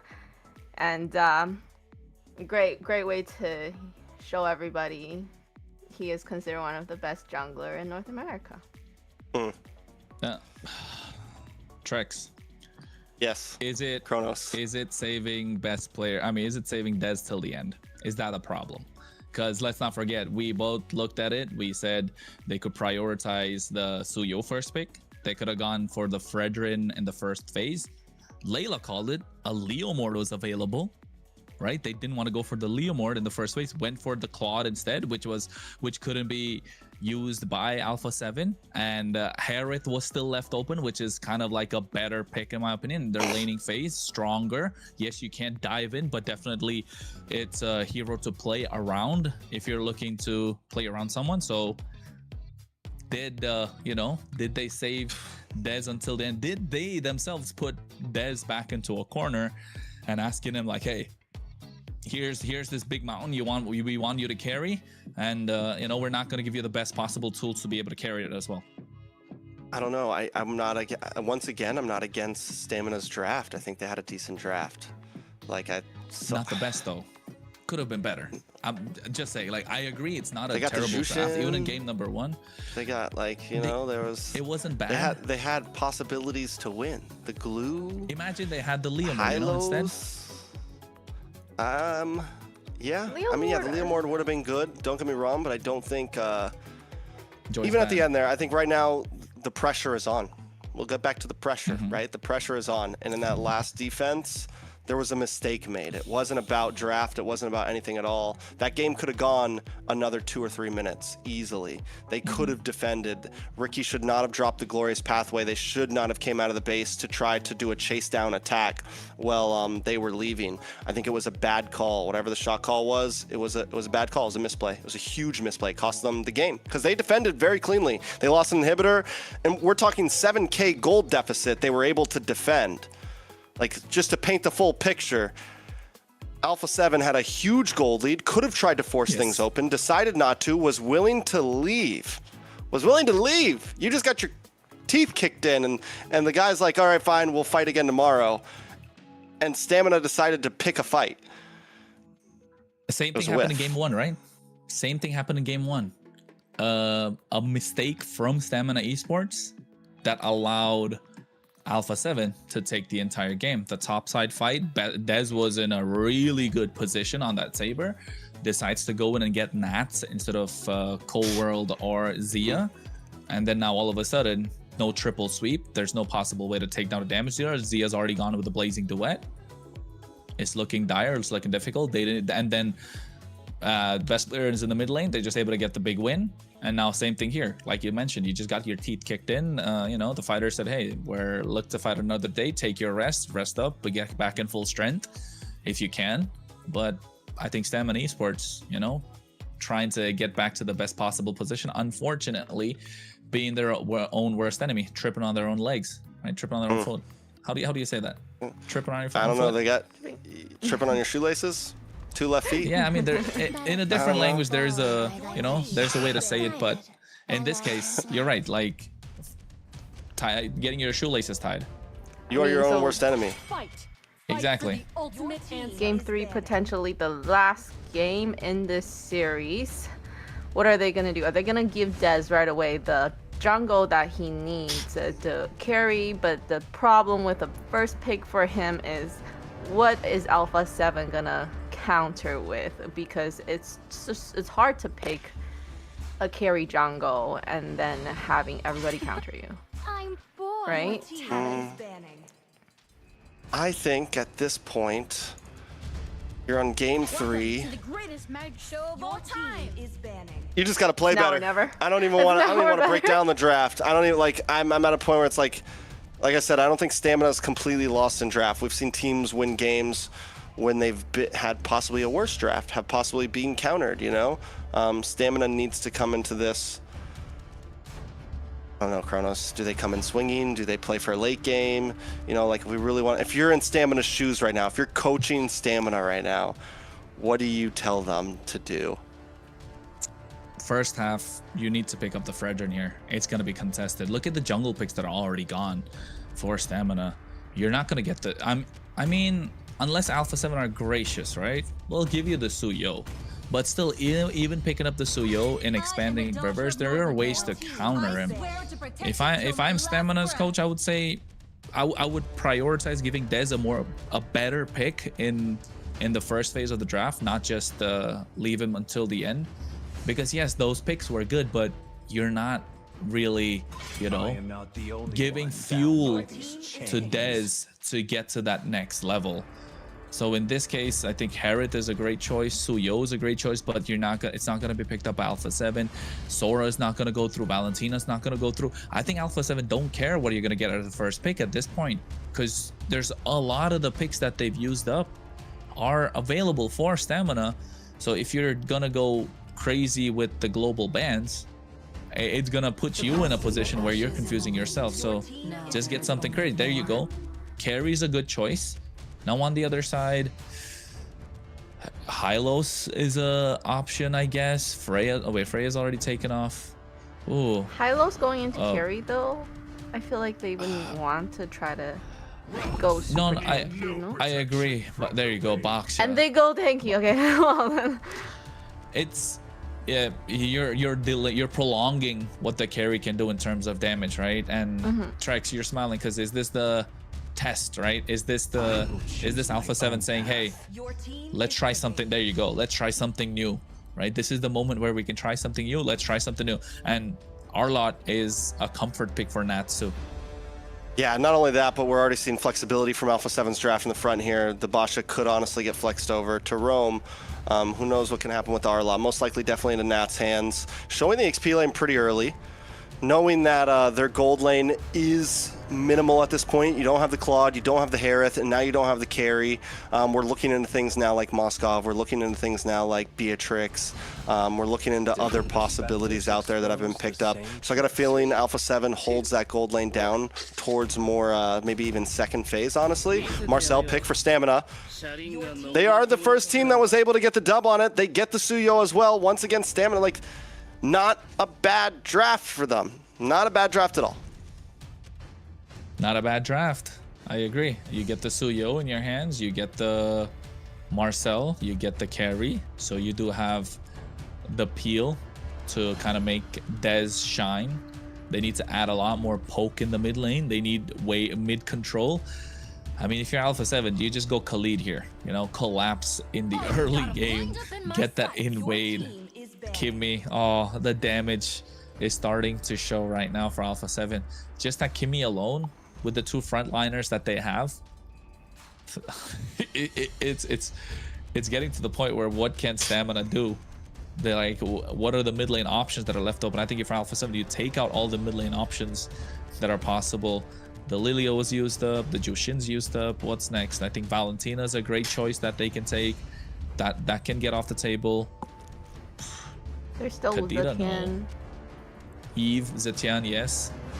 But against Abasha, though, he just walk up to you. Just walks up to you. Zero stress. Stamina at this point, you know what? With a draft like this, you get aggressive. It's demon time Dez or no time at all. Well, the good thing about with Zetian is yes, but then like at least her passive, you know, you can kind of just like get them back. It is for Arlo and Basha who wants to engage on you. You could have done that, but they banned it, so nothing on that. Well, sand rises when I give the word. Khalid is what I was talking about earlier. They need to ban it out. Imagine Khalid, Basha, and Arlon as a front line. Yeah. You're cooked, bro. That's gonna be nasty. But you know, in this case, again, I think you're right, Trex. If you're Stamina, you need to double down. You need to get as aggressive as possible. We see a glue ban from Stamina here. Anything to mess with the front line. Shark could literally pick anything right now, though. That's the thing. Like Shark, he could pick up a Cho and feel comfortable with it. Like he's the pocket. He could pick up a Grok and be cool with it. I don't think they really have to overthink. Sadly, they don't need to overthink their pick too hard. Kalea could work as well. Kalea is good if they want to. They already have AoE. They have a front line. They just need a bit of a pick off, and then all of a sudden, Alpha7 are looking like they could be crazy, right? And what else? Hylos is a great option again. Just saying. That's crazy tankiness. They can add to the dive that they have. Obsidia coming through. So yeah, they're testing. Well, I mean, what else did he have left, man? They're like right now, Stamina Esports is just there's no carry, no Claude, no Moskov, no Harith. I think it's solid and with such a tanky front line and crowd control line with the Nats and everything. Granger, yeah, definitely a possibility. Bruno is still there, and then there's Beatrix again, you know. I think those three. But then you pick the Obsidia here, so you prevent whatever dashes coming from the other side. Maybe a Lapu that could be picked up, a Yu Zhang. Again, these are the two EXP players that we know are comfort picks for every single player. But I think if you're Stamina, you go CC here, right? You don't. The plains exists the yeah, Eve is a good choice. CC, play aggressive. Never mind, Dragon it is. I like the Yuzong. You can get past the crowd control of you can get past the quick stun with the Basha, get past the crowd control of Nats. You can focus down onto Cold World and Zia here. That is the goal. You can play inside of this box as well with the Eve. Again, it's a well-rounded lineup from Stamina Esports. This is what they need. Helgert. Oh, we were talking about it, Trex. We're talking about this is light. I'm not gonna be honest. This is light. This is chill for Shark. This is a chill. This is realistic. I thought maybe we were gonna see a Petrify Rome Fanny or something like that. It's not out of hat for him. So honestly, Alpha7 are being kind. Okay, so this is how they wanna get fun and crazy. on this potentially last game of the series. Everything's locked in. Here's your lineup for the teams. Shark on Hellcurt. Okay. Kronos. I mean, honestly, Rome Hellcurt's not out of the... Like, we've seen a lot of Rome Hellcurts in the realm of professional MLBB. And yes, against something like a carry, it's good. Against something like a Eve, it can be decent. Like, it's going to be able to apply that pressure. And with how Alpha7 have already been playing aggressive and just out-microing Stamina Esports in these fights... targets are locked. You're right. Yeah, that's what I was thinking. The Hellcurt's not bad here against the Eve. It's so stationary, and once the RWMs drop down, hey, you know, Dark Knight falls, and next thing you know, those stingers are gonna hurt. But folks, it is match point after all for Alpha7 North.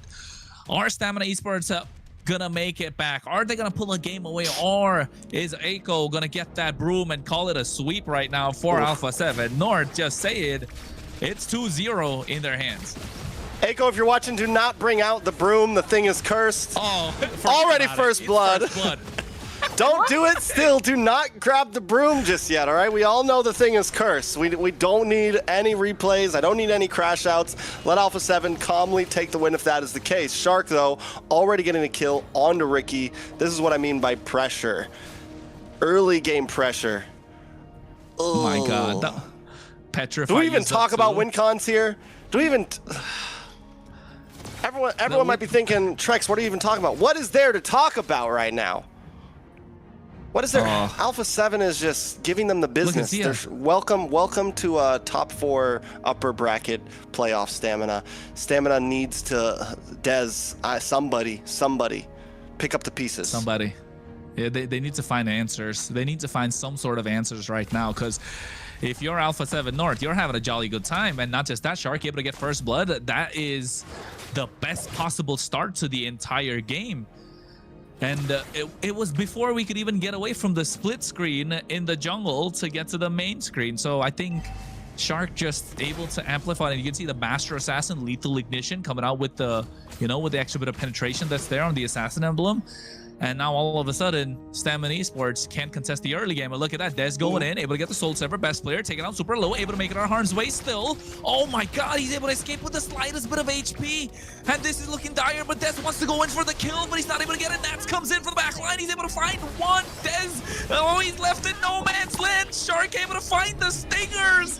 Alpha7 North are putting the pressure on the Stamina, and they are crumbling down. Petrify with the knockup, and finally Instinct able to pull one back. But oh my goodness, the cost of that one kill, so expensive. Okay, Instinct does get something there. That's huge. But can we talk about best player? The guy is at 20 to 30% health, tiptoeing with a full health Suyo, able to bide enough time for Shark to show up and get another kill. Alpha7 does make some small mistakes there, maybe hangs out a bit too long. Stamina Esports finds some, oh my lord. This is what we're How talking about. long does this last? Nice. Darkness Falls? Even the golden hour. And they didn't do it. They're just making sure Cold World doesn't go in. And I don't, oh, never mind. Shark is hunting. Oh my goodness. This Hellcurt. Clippers were looking for something. Clippers, you found something. Yeah. 3-0-1. Given the Shark, man. This is dangerous. You know, and the thing is why this works so well is because you have your roam in your jungle right now. You've got the Basha. Shark is officially the carry right now. He is the undercover jungle. Double agent Shark. You thought it was best player. No, Shark, this is his jungle now. This is his map now. Hey. He gets to have some fun. He gets to be the big he gets to go 12-0 and 1 this game. Oh, Blade Surge coming in. Best player taking out super low speedy light wheels. And look at the amount of damage. Tortoise's Poissons for a disengage. Dez didn't want to stick around for a long time because he knew Shark was there. The Petrify is available. Those stingers are hurting. It feels like Beloyski is playing at MCT right now. Yeah, I was gonna throw out the Beloyski. I was gonna. Hey, man, I pulled one. I was waiting. Oh, Shark does go down. Oh. Dez able to get a shutdown. That's good for Dez. good gold into his pocket. Some opportunity presents itself to Stamina Esports. Again, Alpha7 taking a risky draft, taking risky plays. This is Stamina's opportunity if they ever had one. It is. It's the moment that they need it, right? It's a -1 right now into the turtle. So you got to maximize what you can put in there. Also making a 5-man rotation. Instinct, meanwhile, on the bot side. The Black Dragon is baited out. They're going in. He does not have the Petrify. Alpha7 bait out a massive ultimate just before the turtle. Shark does not have the Dark Night Falls, looking to hunt someone down. Ricky, tracking shot, catches 2 members, 3 rather, no stun. Best player getting the turtle start, and look at Shark. He is playing with his food right now. He's vibing. He's having the most fun he's had in 4 weeks right now. But he needs to watch out for Dez. The damage is still there. Yeah, they go in. Nice Furious dive on a Shark. Turtle being taken away, but look, no, Dez, what are you doing? Layla, you were asking about autopilot. Feels like Dez is on autopilot right now. Look at Best Player taking so much damage, and Yomel off position gets caught. Oh no, was that a final slash? It wasn't even a final slash. Stamina Esports are falling apart. Shark is hungry right now. He's gonna move on to the tier 3 in the mid side. Him and Cold World. Ay, ay, ay. How do you even deal with this? And anytime they think they're able to jump on him, Dark Night Falls comes out. He's able to get away. And right now, Stamina Esports, that's all part of the game. They're spending so much time. They use an RWM there just to try to catch Shark before Turtle was even halfway health. They're spending all of their materials just chasing Shark around, and Best Player gets a free turtle out of it. 1.7k gold lead. Let's take a look at the items right now. Never mind. Zia does pick up Sky Piercer, though. Up in the top side, another tower about to vault. Oh, no. Hunter Vote onto Lil Rosa. He's trying to survive, but the damage is just not there. Ricky can't do anything. And this is where we see this Marcel start to fall apart, right? If he's not able to play aggressive, he's not able to peel for the team, what can they do? Nats goes in, a Petrify from Instinct to try and buy some time.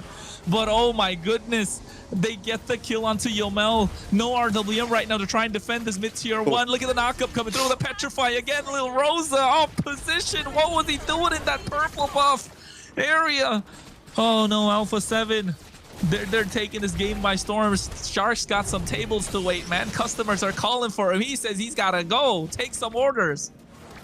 Yeah, this is... Oof. You know, the first game was 13. Oh, no, Ricky. Oh, wait a second. No, what's Ricky doing? Nice He's trying to defend by himself. He gets caught in the Hunts of Bone. A lot of damage coming through. Retribution to slow him down even further. But finally, Dez finds Shark. The fight was split into 2, but Yomel already used the RWM. And look at Nazi comes in. He can look for a final slash play. Oh no, he goes in.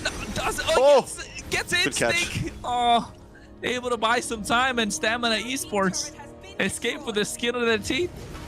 You want to see something crazy, though? You know, look at the damage rankings. Yomel and Instinct actually have most damage dealt out of everybody. And it just goes to show Alpha7 still holding a strong lead. Ricky, though. Uh-oh. Goes on to Nats. Able to get a stun. This turtle. Shark comes in finally. Dark Knight Falls looking for Yomel. No flicker available, but they don't go. They look at a lockdown. Ricky instead. Black Dragon coming out from Instinct. Dez able to get the turtle. They'll look at a lockdown. Furious dive. Best player gets caught finally. Shark on the run, but Nats comes in. The final slash catching 2. Zia gets the first one. Instinct the next one to follow. Never mind. They find Yomel instead. Flickering forward is Zia looking to catch Ricky off guard. They get the kill indeed. Even after getting caught in the golden hour, Dez pulls one more back. But the job is done. Alpha7 have scaled. They have given Zia the room to find the items that he needs. The room to find the broom. Here's the thing. Here's the other tricky thing about this draft here. You think Shark's the problem, right? Shark was a big problem, but now enough time has been bought. Cold World's online. We've got Feathers in, Wand in, and then we take a look at the Obsidia. And that is also becoming a major problem. Triple kill in a few seconds. First 3 kills on the map. It's getting bad. And look at the items as well. You spoke about the triple kill. He's got the Sky Piercer for Zia. Normally, you'd think Shark could go for it because he's a damage roamer. It's a cheap item. You can get that in your pocket early. But deciding not to go for it, giving the Sky Piercer Zia so he can scale much faster. It's going to hit harder. And now all of a sudden, you're looking to take down the tankiest member on the other side, just like that. Ricky getting a golden hour, but look at Shark catching Yomel even after the RWM was used. Dez has to do everything in his power just to protect Yomel. What a final slash coming in from Nats at the same time with a flicker. What could have been disastrous for Stamina Esports? They just get away with it. Oh. But that's, here's the thing, Shark is fine with that at this point. He's fine with that. He knows he's going to go down to Dez. He knows he can't win the 1v1. It's no longer in the hands of Shark. He bought so much time in the beginning, gave Alpha7 a nice lead. Here is the risk, though, in that, because best player can't continue to be the roam for the team. He needs to be able to hit retries. He needs to be able to do something. So Alpha7 may not be able to take super long distance fights. They need to find kills. Traction pulls as well, missing every member, but nice Petrify coming to the Furious dive. They look to Cat's Nats. He gets knocked up. Soul Server coming out as well. Finally, Little Rosa gets one kill on the board. RWM dropped down after the golden hour, but Zia able to dash out. Look at Shark. Look at a flank from the side. Doesn't get anyone. And seems like Alpha7, they're selling something, and Stamina Esports wants to buy. They're looking to catch Zia. That could be the big shot that they're looking for. Doesn't get it. Able to kite so beautifully. And look at Corul, additional damage, but Little Rosa's on top of him. Able to get that one kill. Zia survives. The best player doing everything that he can to protect him, and Shark still looking for a flank angle. Yeah, we're starting to see the pressure respond from Stamina Esports. They're able to push back a bit more in these fights. They do have a bulky front line. They have a lot of play capabilities. Ricky hitting some decent golden hours, and even Yomel kind of saving that RWM for better times. Earlier, we looked at the damage rankings, and it was Instinct and Yomel at the top. Zia has officially taken the lead with Dez right behind him. Can Dez pop off here? He has gotten some decent kills. He's 5-2-1. The possibilities are there. Little Rosa also starting to output some nice damage. Best player going to start this fight. No, Ricky, what are you doing, Ricky? Getting picky. Look at Shark. And now look at Shark. He's looking to pick one off. Black Dragon Company. He doesn't know who to chase down. They lock down the Lord. Best players below half HP. Retribution could be a big diff. Demon Time. Dez comes in, able to get that kill, but he's caught right now. Not able to use the skills to get out. Evil Queller, but finally find the Blade Surge. But look at Cold World and Zia chasing, and they get the kill onto Rosa after a Petrify from Shark. Instinct trying to buy some time. Yomel's next on the chopper block, and I think Nat's going to be able to get that. An outplay coming in from the White Crystal. So Stamina Esports holding their own, but they're able to find Instinct in the mid lane. Alpha7 are playing... you want the reality? Alpha7 are playing messy. They're playing like, listen, we're trying to end this game quick, and it could be the big mistake. Stamina Esports have been given some time. They were able to get that Lord, and the reason why they were able to get the Lord, once again, best player is forced to be the first engager here. He's brought down to about half health before that Lord fight even starts. He's unable to hang too close, and he has no real roam to defend in this Lord pit. Alpha7 are going to have trouble in these objectives. They're win con right now, winning fights in Cold World. Oh, that was so close. That was so close. They even used up the golden hour to try and catch Cold World, but he's able to kite out, able to get out of harm's way.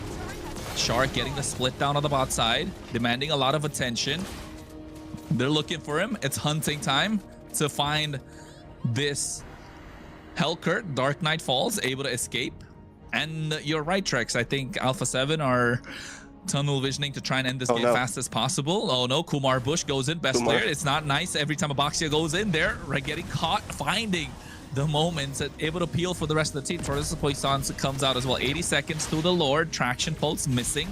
Stamina Esports grouped up together, and Shark is gonna utilize that to his advantage, getting the split down on the bot side. I just want to say this is the first time in 3 minutes that Stamina Esports. A lot of damage on a best player. They get in RWM after the golden hour as well. Best player able to make it out of harm's way. Nat's final slash misses. Petrify catching 2 members. You can see Shark going on top of Ricky. A lot of damage, but Real Rosa able to find the opening, and Dez able to find it as well. But Cold World or Zia finds the massive shutdown, and now we're looking at a Wind of Nature coming out as well. Zia gets caught in no man's land, and finally Yomel gets a massive shutdown. It's 4 down and out for the side of Stamina East, or rather Alpha7 North, and Stamina Esports find the opening that they were looking for the entire time. Stamina Esports need to try to close this up soon. They have opportunity once again. Alpha7 has made some mistakes. Even Zia there going for the big trying to just show up right there. Finally takes a death, and it's a shutdown. It's nothing but best player. Nat's going to be back on. Cold World and Shark coming up as well. Stamina can't clean house here, but they do have presence, and they have the upper hand in these 5v5s. And not just that, they make it on time for the Lord as well, right? And look at RNG's Trex on the bot side. They have 2 towers. Inhibitor is gone in the mid lane. Lord is on the top side. They still have kind of advantage in the lanes. So I think Alpha7 North this time, you know, count their blessings a little bit. They don't want to make that mistake. They do want to get the sweep. Oh, tracking shot with a frame moment, getting a stun onto best player. He misses the shield unity. Zia needs to look to lock someone down. I don't think they should go in, you know, they shouldn't go in all guns blazing at this point. Not tunnel vision. Black Dragon coming out from Instinct, looking to get out of the back line. Zia dishing out a lot of damage. Des able to get the Lord. Final slash coming through onto Ricky, but at the same time, Shark able to try to get on the back door. I think they're not going to let them recall. Ricky and Instinct trying to go back. Yomel getting caught. They find one. Zia looking to chase them down along with best player and Nats. Des had to go back and recall and try and defend the base. A backdoor attempt from Alpha7 North. Yeah, Lord goes in the hands of Stamina Esports, but Alpha7 in the midst of that are able to take an inhibitor. Lord gonna pop up on bottom side next. And with Shark. Stamina so out of place there, it might be a hard push because Cold War is already working on that. They're chasing him down with the help damage. of Sky Piercer. They pick up the kill, but now Dez under the tower. Best player taking a lot of damage. Ricky's doing, they're juggling around the damage and the aggro from the Lord. Best player gets taken down by Dez. Gets a double 9-3-1, but the Lord has been dealt with but he definitely is the core of the team right now. Yeah, he is the one. I mean, Cold World as well, able to kite and output some decent damage, but Zia is going to be the one that has to secure the big triple here. Has to be the one to really pop off, and he's trying. I wonder if he's almost trying too hard, honestly, but the problem is he doesn't have any big setters for him. Nats has been trying to hit these final slashes, but he hasn't been able to get a big 3-man, 4-man, anything like that. But once again, still, we have to watch for Shark in the back door, and Stamina knows it's coming. They're hanging out up here. They know, listen, Lord's on boss side, Shark's going to be up on this top lane. Alpha7 smells it as well, though. Ooh, they smell it. They smell it. You can see the POV from Shark coming through as well. Ooh. A nice bit of a dark screen, a cloudy day. He's baiting. He's trying to bait him. Yeah, he is. He sees it, but best player gets caught out. Oh! He's trying to shut the damage, but a lot of damage coming through from the rest of Stamina Esports. Dez has to make it a harm's way. Little Rosa pops the Purify, or rather the Wind of Nature too early, and now getting caught by Nats. You can see Cold World is down and out, and Dez is on demon time. Zia's kiting, but he's able to find the Wind of Nature of the outplay come through, but it's a shutdown from Zia, able to get a triple. Yomel's the only one left standing. He had to go back to the base thanks to the push from the bot side, and what was looking good for Stamina Esports is a full U-turn, and Alpha7 North find the opening. I need an instant replay of that right there. What the heck just happened? Zia and Nats. For a moment, I thought it was over. I thought Zia went down. No. Under the tower. Right now, the Sky Piercer, but immortality. He's got immortality. Clutch for Zia. He didn't even need it. Base crystal. What is he doing? Ricky comes up in a second. He's not going to risk it. Alpha7 have gotten control back. It's 2 seconds for Dez. Alpha7 going to try to burst down this Lord, but here comes Black Dragon already. Stamina Esports going to try to gun for it. This could be the Lord that decides the game, but Shark still on top side, looking for a possible backdoor. He's looking for it. He's trying to do everything that he can to try and end this game, apply pressure on the map. They need to find answers. Look at Dez. He has to go back, so they're not going to be able to hit the retribution. And Shark gives the clear go. Dark Knight Falls coming through as well. Traction Pulse to push back Instinct. And now Alpha7 North, they're able to get this Lord clean. And not just that, Trex, it's an evolved Lord. 18 minutes. It's going to be more beefy. It's going to have more tankiness. The more members are around. And look at Ricky taking so much damage just to scout out these bushes. He even uses up the regen. And all 3 waves are going to come crashing in at the same time if Alpha7 play it right. All right. So from here, can they end? I feel like with the RWM, there's possibilities. I don't know. Do they want to take the fight here? World, he gets caught. Oh my God, what a Fury Staff comes through. The kill in the hands of Little Rosa. This is the opening that Stamina Esports were looking for, but Shark now looking to flank from the side. Black Dragon has to run away. It's still a 4v5 at this point. Zia is alive, the core of the team. The golden hour coming through, catching best player, and they're doing everything that they can to defend. The Shark trying to get the split down the bot side. Ricky goes in. He flickers as well for the tracking shot, but no follow-up from the rest of Stamina Esports, and Alpha7 have to get back. They don't want to take the risk. We have us a game here. We got us a big game. 19.5 minutes. Stamina Esports have held on for dear life. Swinging from the chandelier right now. Waiting for a possible mess up, and Alpha7 has been making them. But at the same time, Alpha7 has now tightened up. They know, okay, wait, guys.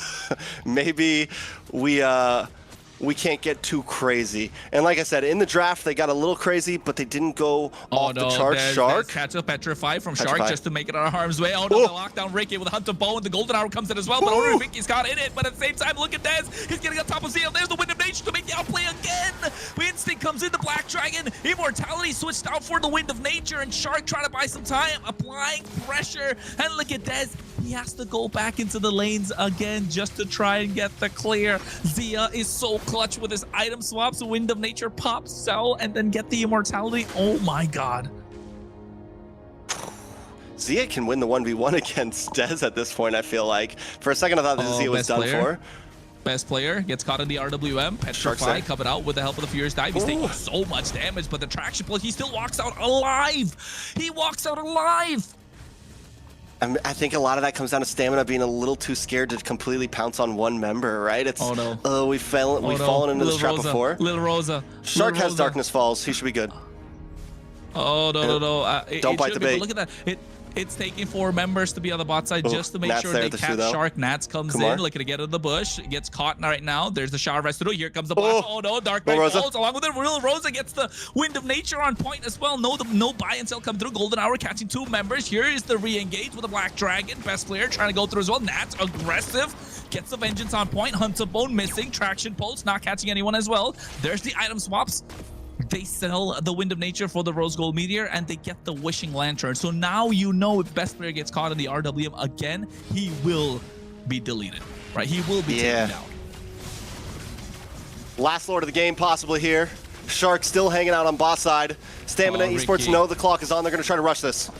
Oh, best player goes in. Taurus's Poissons, 5,000 HP on the Lord. Retribution in the hands of Dez. They're able to secure this one. But look at Shark on the bot side, able to go through. Golden Hour just slow them down, buying enough time. Winter Crown coming through as well. Little Rose is going to get caught. The bonus there, and Little Rose is going to get taken down. Zia finds another kill. And now on the bot side, the Shark gets taken down. Oh, it's messy. It's so messy. Final Slash missing as well. Petrify missing at the same time from Instinct. A lot of these skills are missing. These spells are missing. It's looking messy. It's looking brawly. And yet, it's taking everything that Stamina Esports to have to kind of hang in this game. I feel the same way.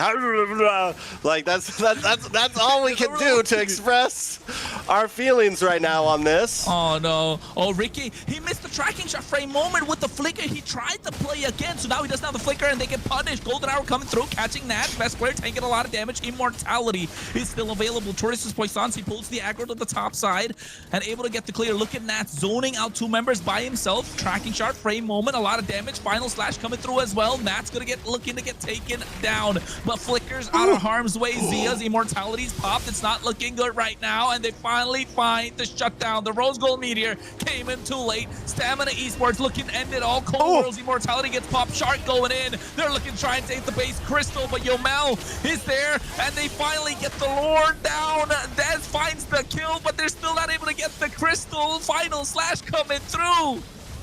No minions, no minions, no minions, no minions, no minions. Yomel finds best player. They need another wave. It's Nats against the world. Yeah, it's Nats against the world, but Stamina Esports, after a 50-kill game, 24 minutes in, finally get the game in their hands. Just when everyone around the world felt like this would be a 3-0, Stamina Esports put a game on the map. It was bloody. It was messy. It was all over the place. Kronos did most of the talking because these guys were going at it non-stop.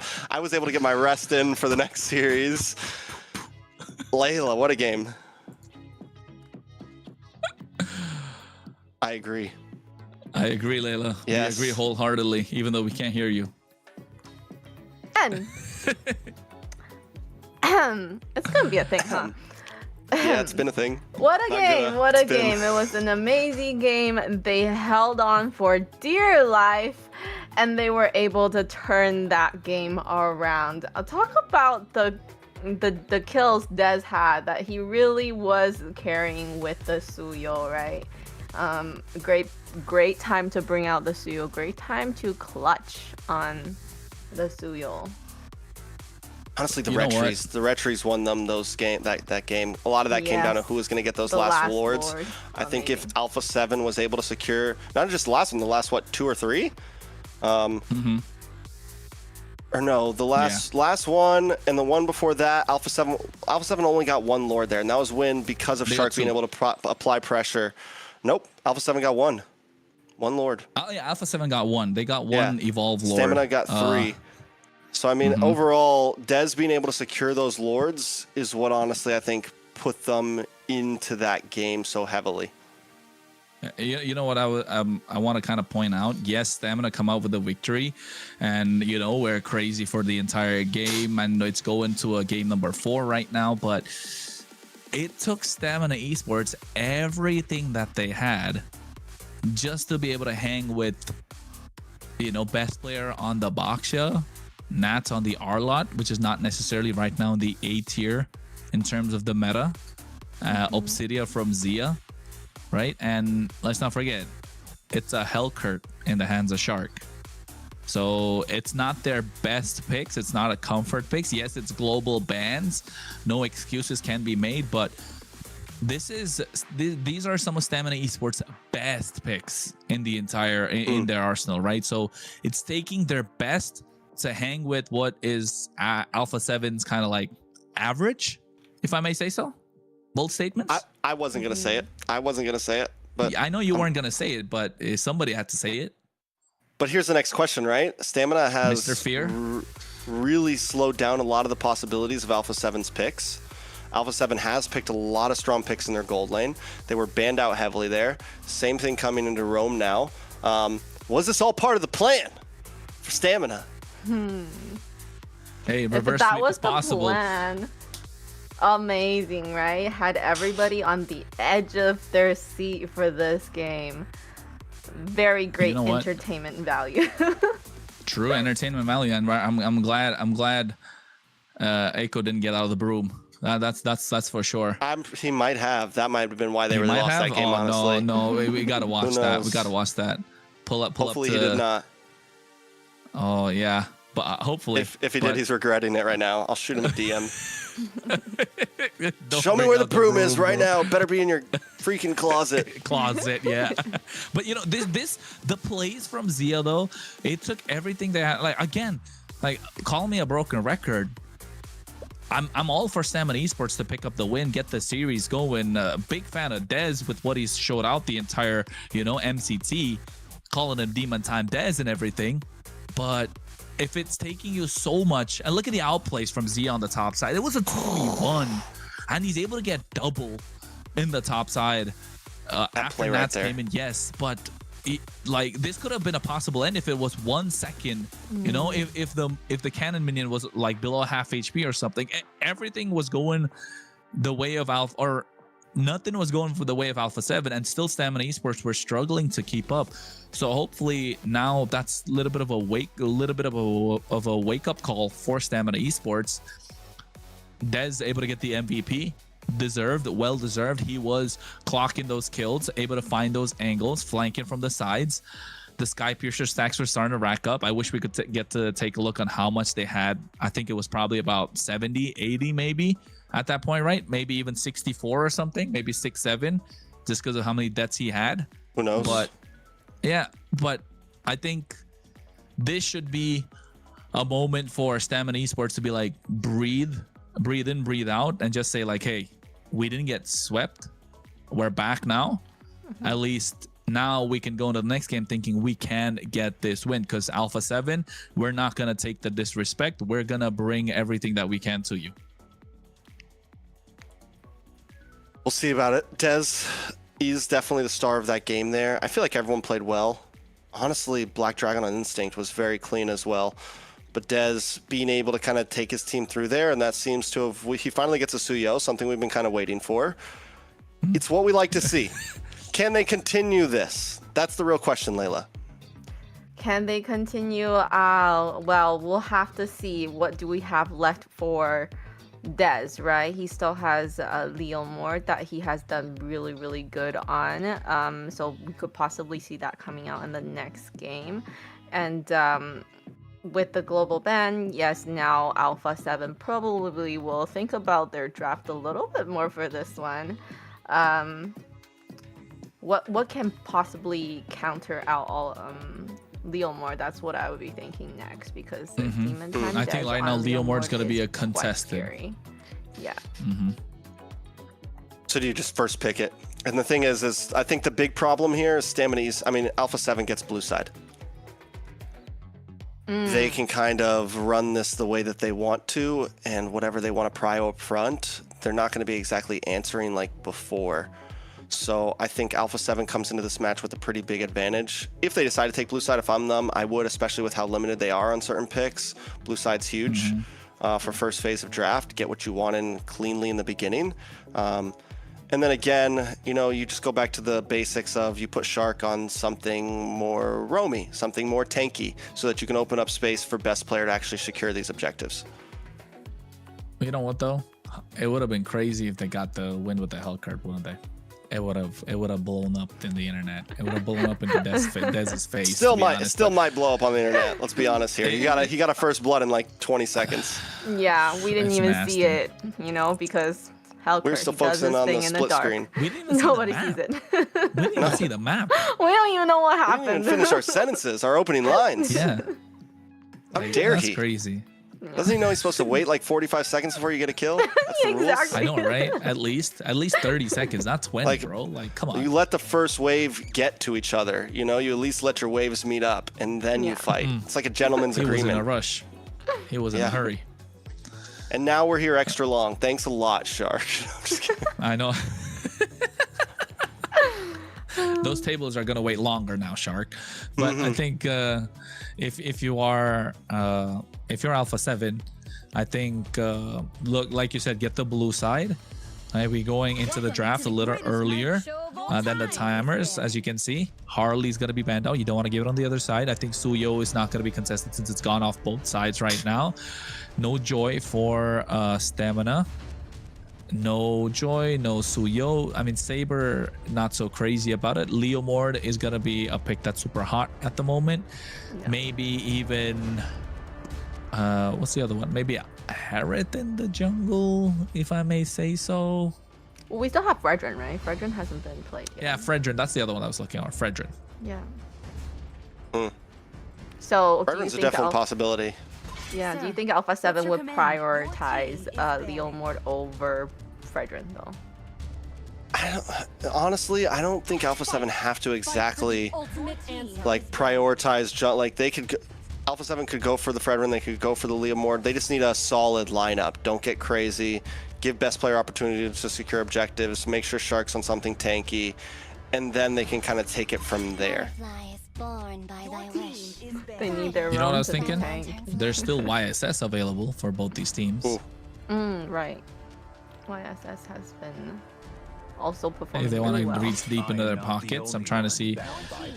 I was gonna say Phoveus is a good choice if they're looking to give it to Stamina Esports. I think here you take out the Freya, right? You don't risk it if you're Stamina Esports, or you give them the early game and then kind of like buy time to get into that late game power spike like you did in the previous one, but it's gonna get messy again.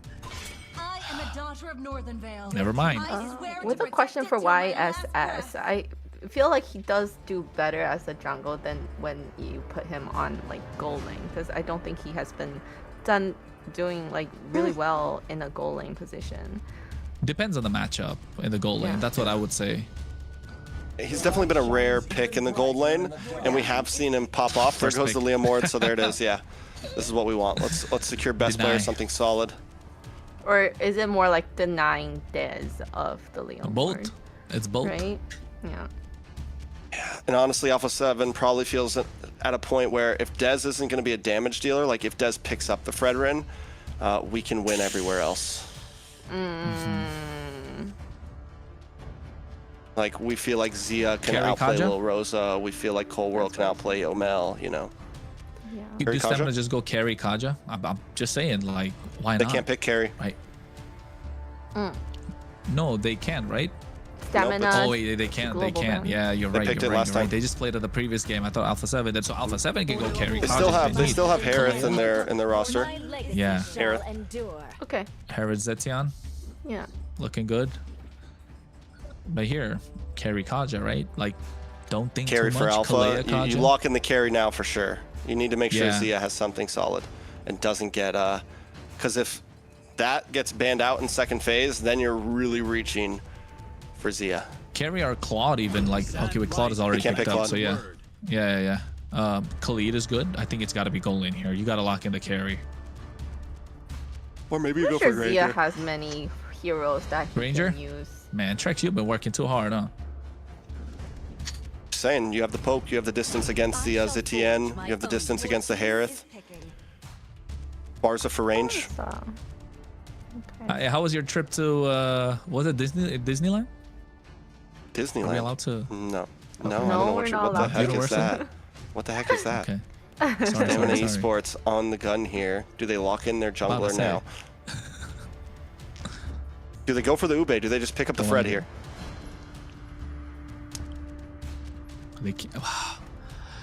They do have the Zetian, right, to get the damage from behind. They can play it front to back a little bit. There's not a lot of jungle options. They already exhausted the Joy. That's kind of like a pocket. They go Boxia. It's not bad. It's definitely not bad pick. They need to get something early in the roam to try and amplify what this Boxia What about can like do. Jawhead? Yeah, what about like Jawhead roam for stamina? There's nothing to combo with like not enough burst, right? You don't have you don't have like a to melt Suyo, someone you down. don't have a Liam Ward. I've been waiting for too long. Kalea is an option that's available. Gacha was an option that's available. It's gone. Hylos is gone for stamina, so they're not able to pick it. I think Glue is an option that's available, but probably gonna be banned out. Alpha7 can pick up the Glue, and so can stamina. It looks good on both sides. Glue kind of counters the Basha, makes it not counter exactly, but makes it difficult for the Basha to live. Same thing with the Leomord. So I think Glue in the hands of Ricky in the roam position could be super solid. Have they already picked the Glue? Yeah, they already picked the Glue. Glue's gone. Game 2. Oh, then Glue. they gotta ban it out. Then they gotta ban it out. This world desperately needs. Ban out the Yuzong. That would be a scary pick on Nats, honestly. Nats still has a Lapu in his corner. He still has possibilities, things that could jump onto this Harith. Well, I think I would be a ban. little bit worried about what Zia's gonna pick. Like I said, I think it's Granger, Vendetta. Vendetta. I mean, not Beatrix. Beatrix, my bad. Beatrix. say. The bees. The bees. The bees. I like Granger. I think. Moskov. They picked Moskov, right? No. That was No, they Stamina didn't. in game 1. There goes the Grok pick for Stamina. Okay. Yeah, so Moskov not looking so hot right now for Alpha7, I'd say. Honestly, again, I think the poke, you already have the Farza, you're going for a front to back, Bruno? you're going for pocket. Bruno could be a possibility for the crit. Dare I say Leslie? I don't know. Clint? I think Granger is the safe choice, but Moskov, there you go. This is his signature hero. Alice. Ooh, that's scary. Is it for Zia? Moscow? No, I think the Alice is scary. I Alice. think the heavy crowd control in Alpha 7. Cold World could have a great game here. Zia could have a great game here.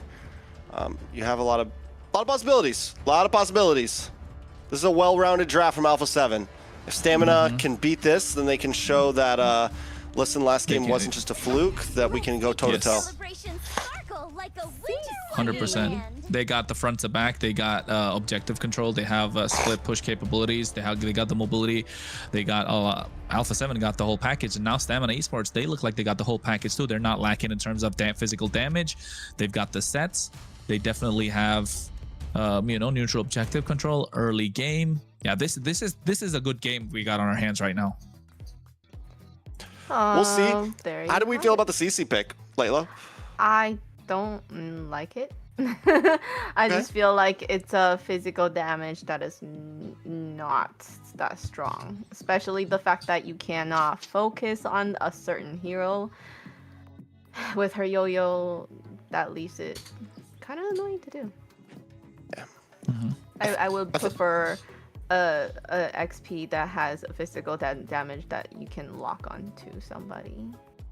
Fair enough. Fair enough. I think it does at least, like, the shred helps a little bit in terms of, because they have the magic damage in the gold lane, but it does weaken their, one of the ways that they were able to win previously was heavy crowd control. Having a heavy EXP laner and something like this that's a little bit more of a kiter could definitely cause some problems, like you said. But Kronos, it's still match point. Stamina takes back one. Bring us into the Land of Dawn. Hey man, Land of Dawn, and we go indeed. It's game number 4, like you mentioned. Do Stamina Esports show that the previous game was not a fluke? Alpha7 looking to call it a series and move on to the upper bracket finals. Hopefully we don't get a first blood before we get onto the main screen. I think both teams, I think Alpha7 are locking in at this point. Stamina Esports, though, we're given the chance to lock in, and that's not always what you want to do. When you're 2-0, you finish things up, you put the bow on top, and they let Stamina Esports get some momentum here. And knowing some of these players in Alpha7, they've taken losses before like that in big matches that have really come back to haunt them. Is this going to be one of those moments? Or are they going to finish things here? Stamina Esports already taking a fast pace. Oh, nice. Coming through onto Shark, forcing out a flicker as well. We can see Cold Whirl at the same time. Look at the damage down. Yomel able to kite. I think another flicker is going to be baited out. So 3 flickers out the entire game. And now Zia going in and trying to shut damage onto Rosa. 30 seconds to the turtle. Emblem's looking all right. Nothing too crazy. Anything you find crazy, Trex? No, overall pretty simple. Not a lot of movement speed in the hands of the roams here.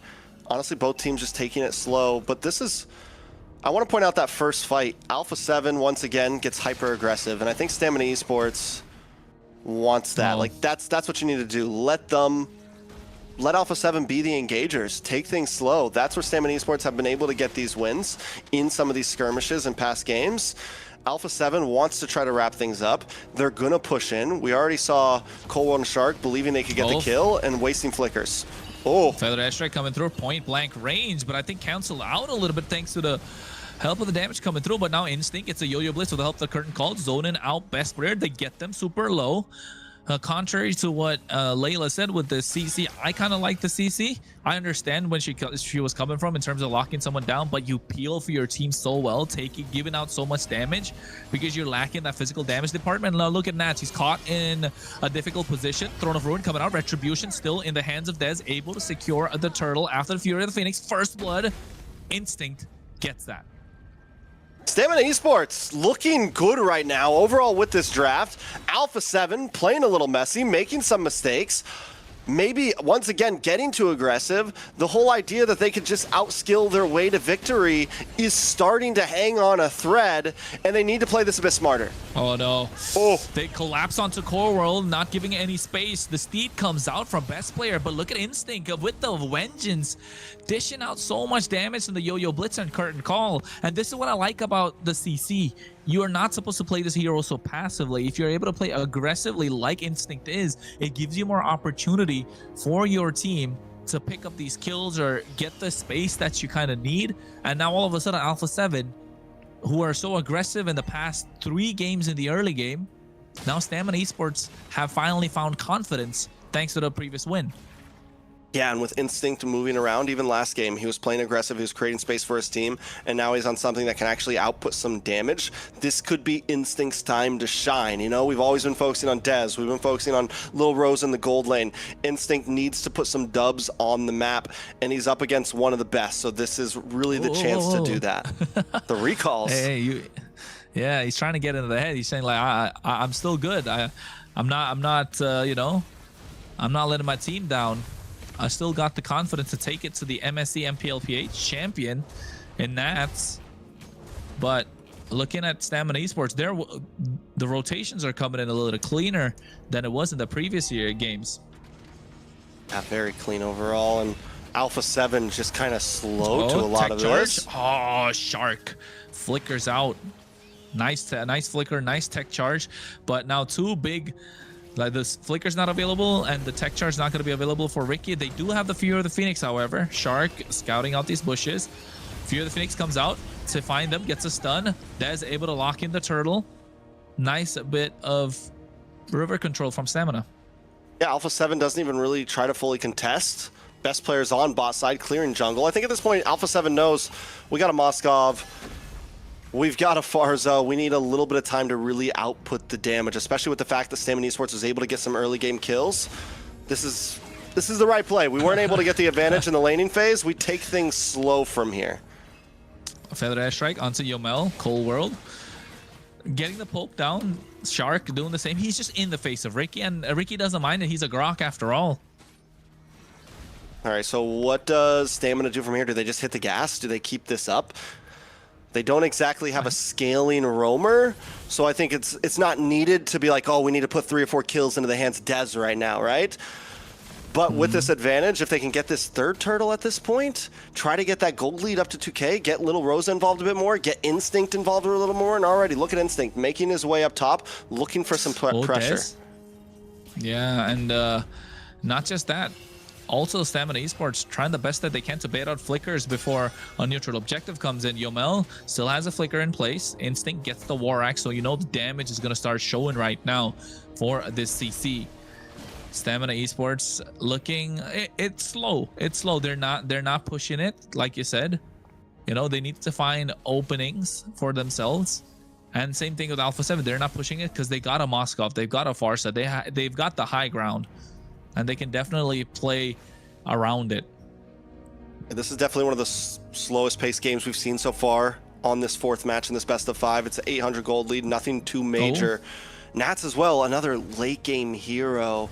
Stamina Esports, they got to be careful coming into maybe not even this turtle, but First Lord time. Watch out for those big plays from Nats. The Stamina Esports can keep taking a more spread out approach to these fights. They may be okay. Steed comes out, SOD missing as well. Instinct flick, popping the Vengeance. Yomel flickering as well. You can see Little Rosa dropping those on force. Cold War flickers are harm's way. No Feather Strike available. Best player, no Steed. So they have to get a disengage going. And Shark not able to find the opening, hit the Raging Sandstorm. He could go for a point blank right now. Throne of Ruin coming in, catching only one member. But he can see finally they get Yomel, no flicker. And they make sure he pays the price. Dez was trying to hack away at the turtle, and now all of a sudden they don't got control of the pit. Shark able to buy some time, and Best Player able to secure it with the help of the Retribution. Ricky pushing them back. The wall comes in, but only cornering him. And Alpha7 get 2 kills now off of that one fight, which is extended. Instinct taking so much damage. Spear of Misery to push them back, and now Zia hacking away at this tier 1 in the mid lane, opening up the jungle and the map for themselves. The moment Alpha7 felt like, oh wait, the damage isn't there anymore as much for Stamina Esports. We're tanky enough to kind of hang out in a fight, to go back and forth, push a fight the distance, and start outputting.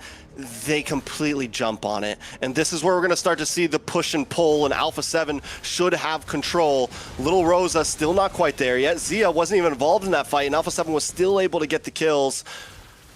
Things could start to look troublesome for Stamina Esports. Best player creates space as they take the tower. Feather Airstrike comes through. Cold World in a really good position, and this is where the Farsa starts shining, right? Even though they have, even if the opponents have kind of a counter to the Farsa, this is where it starts shining. When you're ahead, when you've got the frontliners to chase somebody down, that high ground, that Feather Airstrike just nuking the backline or even the front line of Stamina Esports. They got to start building those silence robes, the radiant armors, even the Athena shields at this point. Otherwise, Cold World's gonna start becoming a problem. And so, oh wait, Fear the Phoenix. Never mind, caster's curse, bro. I was gonna say he's not having a good game so far, and clearly you can see 0-0. Yeah, he's having Cold World's been having a bit of trouble. Even last game, unable to really keep that distance real well. When he was in the right spot, he's able to output. But right now, the target is on his back. Stamina Esports know it's a problem. Oh, tech charge. Zia's able to kite with the help of the flicker. Des caught him earlier, but walked into a barrier. You know, I think Cold World in this game, rather the series, has been a little iffy about his positions, right? Even in the previous game, walking into the bush, kind of like face check it with Kimmy. You got to remind him he's not a roamer anymore, right? He's a mid laner. Yeah. He's got to hold on to that ult for the right time. He's got to make sure his spacing is correct. Best player, though, looking for some pressure. Wastes the steed there. Now the re-engage from Stamina. Yeah, Dez gets a nice bit of stun as well. Feather Escher coming through. Cold World has to cancel it out. Now look at Instinct getting the yo-yo blitz. Didn't have the curtain call. It could have been disastrous for Alpha7, but now they got good position in this Lord Pit. You can see Dez as well as Rosa making the right SOD connecting, looking to get onto the Lord, actually getting blocked halfway through. And now Fear of the Phoenix coming out. Steed from best player. Instinct taking so much just to zone them away, but they finally get the Lord in their hands. Dez with his retribution. Shark getting the kill onto Instinct. Dez has to run out now, and Ats looking to make a play. Flicker with the help of the Feather Airstrike from Cold World, able to find Rosa. And now Zia taking Ricky and pushing him back. The Lord is going to get stopped in the tier 2 in the mid lane, and Alpha7 are looking to make quick work of it. Alpha7 lose Lord, but completely went out, I feel like, in that fight there. They take out Little Rosa, they take out Instinct. Instinct tries to make the big play. This is what we want to see from him, but unable to succeed, unable to execute. If he gets that kill on a best player, it's game-changing. It's possibly game-ending, but he takes the death instead, and now Alpha7 able to rearrange themselves. Top towers getting crushed in on. Lord already down to 30%. Stamina Esports able to get nothing out of this push. They actually end up losing. Yeah, and you're right. They end up losing, and even on the bot side, they do have a set of super minion waves coming, but Alpha7 just had a slight bit better map control. Both teams don't have their mid-tier ones, so you know the jungle's slightly open for both, but Alpha7 gonna have a much better time on the top side. And now Nats trying to get the clear, and looking at the items as well, Trex. Feels like this anti-Kurash is helping out Dez tank a lot of damage. All right, so taking a look at the items, you mentioned the anti-Kurash on the side of best player. We also get a little bit of, honestly, he doesn't have too much. War Axe. Oh no, best player, he's getting caught. Now Steed comes out with the help of the Fury of the Phoenix. They secured the kill, and Instinct finds it, but meanwhile on the top side, they're trying to get the Holy Shield pop. Dez gets the Chastis Pauldron. Nats trying to make a play, trying to defend, but it's not going to be possible, right? They get the tier 2 Stamina Esports. No Holy Shield pop, so Alpha7 still kind of have map advantage. Stamina Esports are showing up this game. Best player off his rocker right now. I was going to say it. When you're on this Leomord, you need a little more. And he just doesn't have it right now. He's got a War Axe. He's got a Brute Force Breastplate. He's not outputting the damage. And since Cold World is unable to show up and output the damage, Zia still not completely online yet. It's a slow start for Alpha7. The problem is the ticker is on, and Stamina Esports needs to not be scared to hit the gas. They need to stay. They need to look for the big play to kind of seal the deal here. That is true. I think Alpha7 are slowed down, even though they have the tools for initiating team fights, right? They have the high ground. They've got Alice that can go with the Throne of Ruin. They definitely have best player on the Steed. A lot of initiating tools for team fights, for pickoffs, if possible. Try and get map advantage. They do have better split push and lane control, but Dez able to get that Chastis Pauldron is going to be a big game changer. Ricky have that Chastis Pauldron, again, a big game changer. Now we're looking to build into a Dominance Ice. Lord is up. Top side is getting pushed in by Zia. They're going to play this long lane. Another thing we have to point out, Ricky's missed a lot of tech charges.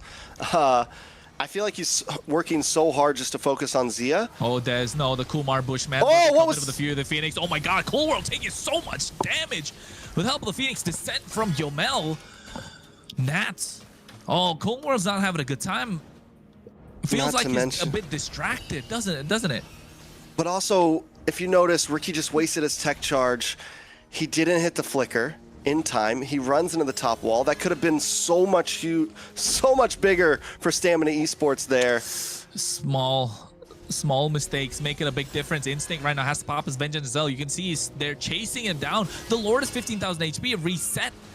You're right, without that tech charge, but the one good thing, they reset the Lord. The tech charge is going to come back up soon. Cold World, Feathered Airstrike, catching Dez low. And for the benefit of Stamina Esports, Dez can go back and come back on time because the Lord is full HP. Yeah, tech charge is back as well. Shark looking to try to zone away. Alpha7 need to make a play happen, but look at the damage on a best player. Yeah, the best player taking too much. Lord again reset, but he's coming right on time. But they're super low. Shark with the Raging Sandstorm, and ZF able to find Ricky. Feather Airstrike comes through, and this is the moment they want to go gung-ho. And Alpha7 North trade one, but take out 3 members. What a play from Nats at that moment. Yeah, huge. What was that? 4-man? 4-man Throne of Ruin? At least a 3-man. Shark comes in as well, and Z is able to. He's got his Trinity. He's had it in for a little bit now, so the damage is starting to stack up. Best player secures Lord, plus a huge push coming in. Cold World finally landing some feathered airstrikes and not doing them right next to the opponent. SOD. The damage is on. SOD misses. It could have been disastrous, and Yomel could have got taken down. They lose the inhibitor. They have the Lord. It's still not come through, and now it's going to come through the mid lane, or rather, still comes to the top side. It was chosen before the tower. Yeah, it was the minions were already leaving before I think the inhibitor went down, or it had already chosen the top side before the inhibitor went down. So bad RNG for sure on Alpha7, but still getting that inhibitor pre-Lord push is huge. I mean, it's still fine, though, if you think about it, because now with the Lord pushing it on the top side, it's going to be more difficult for Stamina Esports to defend. Ricky gets the Athena shield. Lord coming and crashing on the top side. Dez, again, he's on a tankier hero, so you can't expect the damage. Feather Airstrike coming through. Nats doesn't want to make the play for the Throne of Ruin Ray yet. Flickers are available. They're looking to take down the inhibitor on the top side. Steed comes out from best player. Lord, 20,000 HP. It's not an evolved Lord. We're still 16 minutes into the game. They're looking to take away all 3 inhibitors. Concealed from Shark, concealed from Ricky. They're looking to push each other back. But Shark still holding his ground, and so is Ricky. And I think Stamina Esports are looking to defend this really well done. No Steed from best player. Now finds it. Feathered Airstrike coming through. Yomel has to flicker out. The Wishing Lantern damage is too much, along with the glowing wand. Yomel, he was bobbing and weaving, but able to survive. That's just showing that at this point, even if Cold World makes some mess ups, the damage is fully there. This is the late game potential that Alpha7's composition has. Shark on the hunt, and Alpha7 looking for a re-engage on the boss side. Fear of the Phoenix coming through as well, looking to catch someone, but Yomel gets caught out. What a tech charge, catching 2 members, but at the same time, the damage to catch best player is there for Stamina Esports, and now they're looking to chase down Zia, able to kite. Shark being the front line. Nats is going to be the sacrifice to allow Zia and Cold World to get out of harm's way. Yeah, Instinct is shredding at this point. Nats cannot just hang out on the front side. War Axes are in. We're seeing some true damage to help pick through the sustainability of Nats, along with the anti-life steal from the side of Ricky as well on his defensive items. That's true. I think you're right. In terms of the life drain effect that comes in from these Dominance Ices, it is going to be a big game changer right now, and Nats is not able to hold his own. And look at the damage dealt. Cold World clearly miles ahead. And then there's Instinct, Yomel, and Lil Rosa. So Lil Rosa still hasn't hit that power spike, or hasn't got the time to shine yet, because we've rarely seen a Zaman Force that's extended, right? The Feather Airstrike is just too much of a tool that they need to respect and get out of harm's way when that's dropped. Ricky, those tech charges, when he lands them, they look so good, but not many have landed. Yeah, I think we've gotten like 1 or 2 here that have been huge, but he's switching it up. Instead of just trying to focus down on a Z. Oh my God, the damage. No, tech charge just to run out, and our Shark could get the kill, and he does with the help of the... Oh no, and Raging Sandstorm to get out as well. SOD connecting from Zia. Rosa gets caught by Nat. 3-man Throne of Ruin. Fury of the Phoenix just to stop them, but best player's on the chase. He's on the hunt. Den's trying to buy some time. Zia's taken out super low, but he can see Little Rosa's getting caught as well. Steed coming out. The Immortality's bot. They're trying to buy some time, but finally They find the opening, and this is Alpha7 North at their very best, holding their own, biding time. And now all of a sudden, Stamina Esports have their backs against the wall. 3 waves crashing at the same time. The Steed comes out from best player. We thought he was down and out, able to find the first kill of the game. And now looking to chase them down. Yomel's the only one left standing, and Alpha7 North find the opening, find the base crystal, find game number 4. What could have been a sweep getting taken away in game number 4. A beautiful ending to a beautiful series. The SOD connects, and the moment it did, they just know, okay, it's time. We see the Throne of Ruin come in. This is the layering of skills that we've been seeing a lot of that game from Alpha7, and all it took was doing it one more time to finish things up. The way that they connected, very, very well done. Unfortunately for Grok, it is a great hero that when you do land those sets, it's amazing. But there's so much room for error with a Grok, I feel like. So to be able to set with a Grok is actually very, very hard. As opposed to, you know, an Alice all that pretty much gets you there. So, unfortunately. Early When you recalls don't from have the Instinct. ability. Early recalls from Instinct. The curse. The curse. He had a great game, though. He didn't have the time, or he didn't have the ability to kind of carry, but it was going to come to, I feel like so much came down to him, and he was able to kind of hold his own with Nats.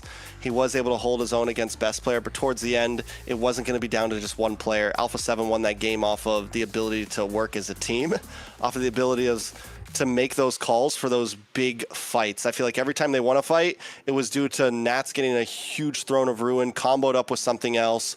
They were in full uniform throughout that match, and that's what brought Alpha7 that big victory. Zia 3-0-3. Shark also with an amazing game, 4-0-5. Not only getting some big sets, but also attacking backline and getting kills.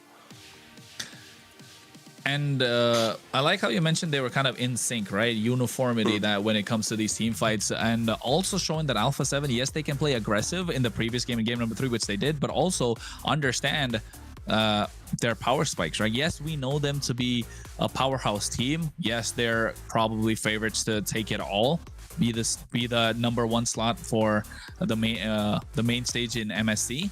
But at the same time, we want to see different levels to their games, right? We want to see a different style. Can they do it? Yes, they can play aggressive. Can they come back from behind? Can best player have a terrible game and still make it out, right? Be one of those linchpins for the team that they can play around, they can trust still. So yes, I think in this game, we saw Alpha7 able to kind of bridge the gap between early to mid, wait for the right moment from bridge it from the mid to the late game, and knowing when to put when to hit the gas, knowing when to back off, and knowing how to poke, push them back, and push them into a corner, look for sandwich plays. We could see different levels of rotations, gameplays, pickoffs, the team fights, the layering of the skills, like you mentioned. It was all showing in this game for Alpha7, and I think Stamina Esports, to their credit, they tried their best.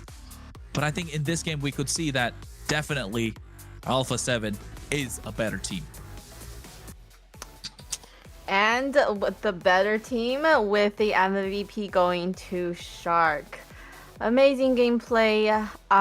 You know, Stamina, they had their moment in the series, so it's still good to see them being able to hold their ground for a game. We didn't look at a complete sweep, so still good job for them for going up against one of the best teams in North America. I like it. Shark, I mean, like we said, we came into that game, we saw the MVP come through. He was able to get into the backline multiple times. Not only that, but put kills on the board. Taking a look at some of the highlights, this is the big one, I think, that really put the game into Alpha7's hands. We see a huge Throne of Ruin coming from Nats here in just a moment. I'm pretty sure that's this play. Maybe I'm wrong. No, here we go. Boom. That's the one. 4 members caught with the Throne of Ruin. And it shows like he's been consistent, right? Even with their losses, their wins, he is very consistent, even though the few losses that they had. And that's something that people have tried targeting. Like in game number 1, Dez did try and take down Nats as much as possible, but I think it's still an EXP lane that's you can call the EXP standard for North America? Yeah, I mean EXP standard, Rome standard, Gold Americas. standard, America standard.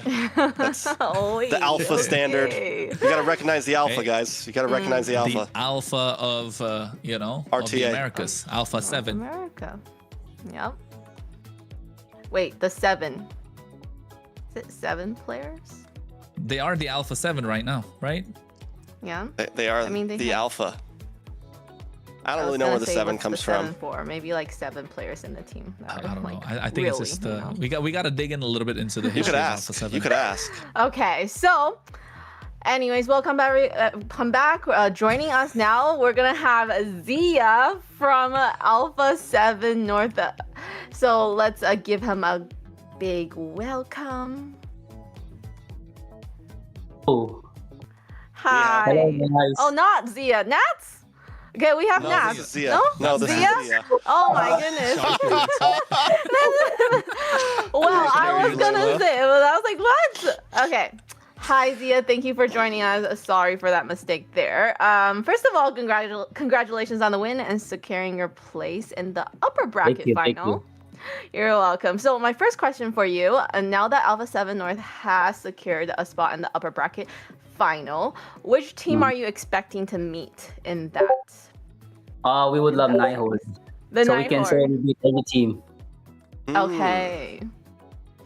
All right. So who on the Night Horde team are you kind of, who would you think would be a challenge on that team? Probably like, it would have been their trio mid, but they changed their lineup, so I don't know. I don't okay. know. Okay. Okay. Zia, what happened game number 3? I thought we were talking on the broadcast saying that possibly Echo could get the broom, and then Trek said don't get the broom yet, and hey, it was the right decision. What happened game number 3? I think we just misplay. Wasn't that focused that much because we were ahead 2-0. So third game was like kind of.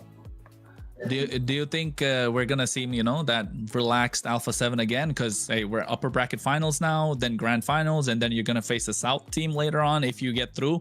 So I'm saying if only because if we could get to see a repeat of game number 3 every single time, you guys get relaxed and hopefully. Probably not. Nope, probably not. Next series, because I think that's like a good team too. All right. I like it. All right, Zia.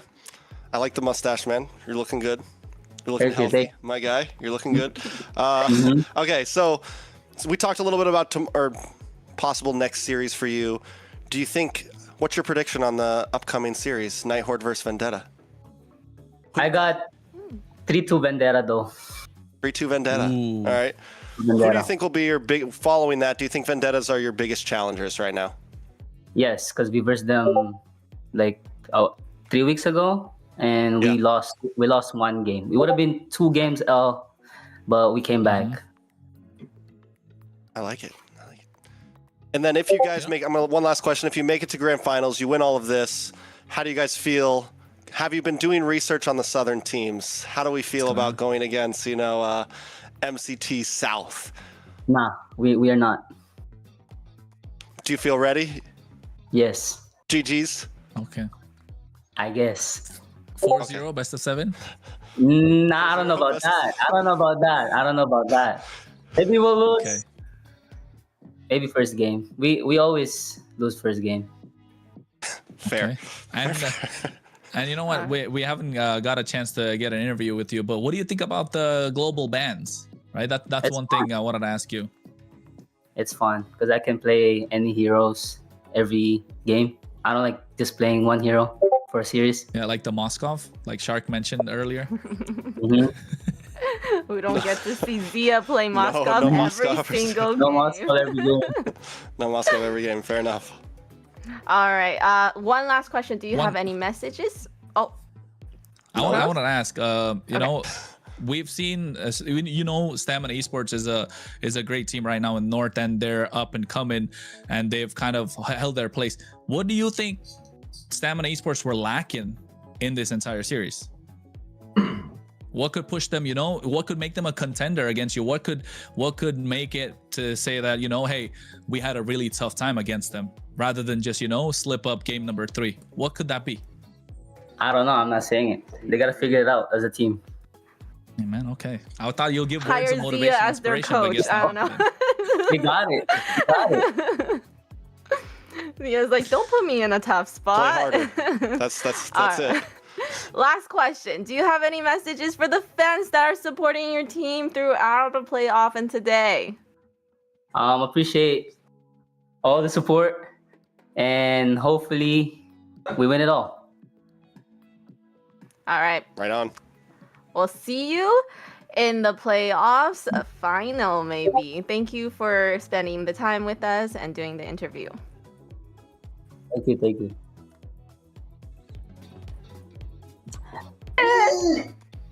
All right. Ooh, That was you know what? Were they all boot camp together, or just Yeah. 3 of them? I don't know, but a couple of them are definitely hanging. So You just see Shark chilling they're back vibing. there. I wonder. Wait, you know how Ashley says that she plays the game laying down? Does Shark do that too? Yeah, I think so. He has the opportunity. Yeah. Sometimes Why not? he's a lazy shark. Sometimes he's a baby shark. Sometimes he's Well, a super shark. He was a scary shark I'm when glad he he's not played Super Hawker. Shark anymore. Yeah. Mm. We had to get rid of the super shark. Back to his Yeah, roots. just Shark is nice. Back to the deep ocean. All right, so they're hoping to see the Night Horde for their next match coming up. So what does that say? That way they can say they beat everybody. It Yeah. wasn't even about. Vendetta is gonna win it though. Yeah, so because the next series coming up is the Night Horde versus Vendetta. And if Zia's saying they're gonna see the Night Horde next, then the Night Horde has to win today to be able to see them in the upper bracket finals. Or Well, you know what? We in wouldn't the have been able final, in the grand finals. to even have an upper bracket finals. You know what we needed, Layla? What? We needed our sponsors. Tell us all about it, Layla. Yes, okay, as always, none of this playoff action would be possible without the support of our amazing partners, and today's broadcast is proudly supported by Runestone.gg, helping power the next generation of esports experience. From real-time data to live fan tools, Runestone helps make esports more interactive, more insightful, and more engaging for everyone involved. So be sure to go check out Runestone.gg and give them the kind of support that you have been showing for us as well. Thank you, guys. And thank you, Runestone.gg. Good one. Thank you for leading me into that one there. I got you. I was like, oh. Thank you. And also, shout out to my great casters, Kronos and Trex. If you guys haven't been following them yet, make sure you do follow them. They have been guiding us, guiding me throughout the whole game. And we'll take a quick 3-minute break and we'll see you guys back here soon. Every diamond count, and with Bonox, recharging is easy, fast, and secure. Jumping now, choose your top up and get ready to dominate the map. Plus, use the code MCT AMER to get 5% discount. Skins, events, hero, everything within reach with a single top up. Less waiting, more action. Recharge with Bonox and play it at next.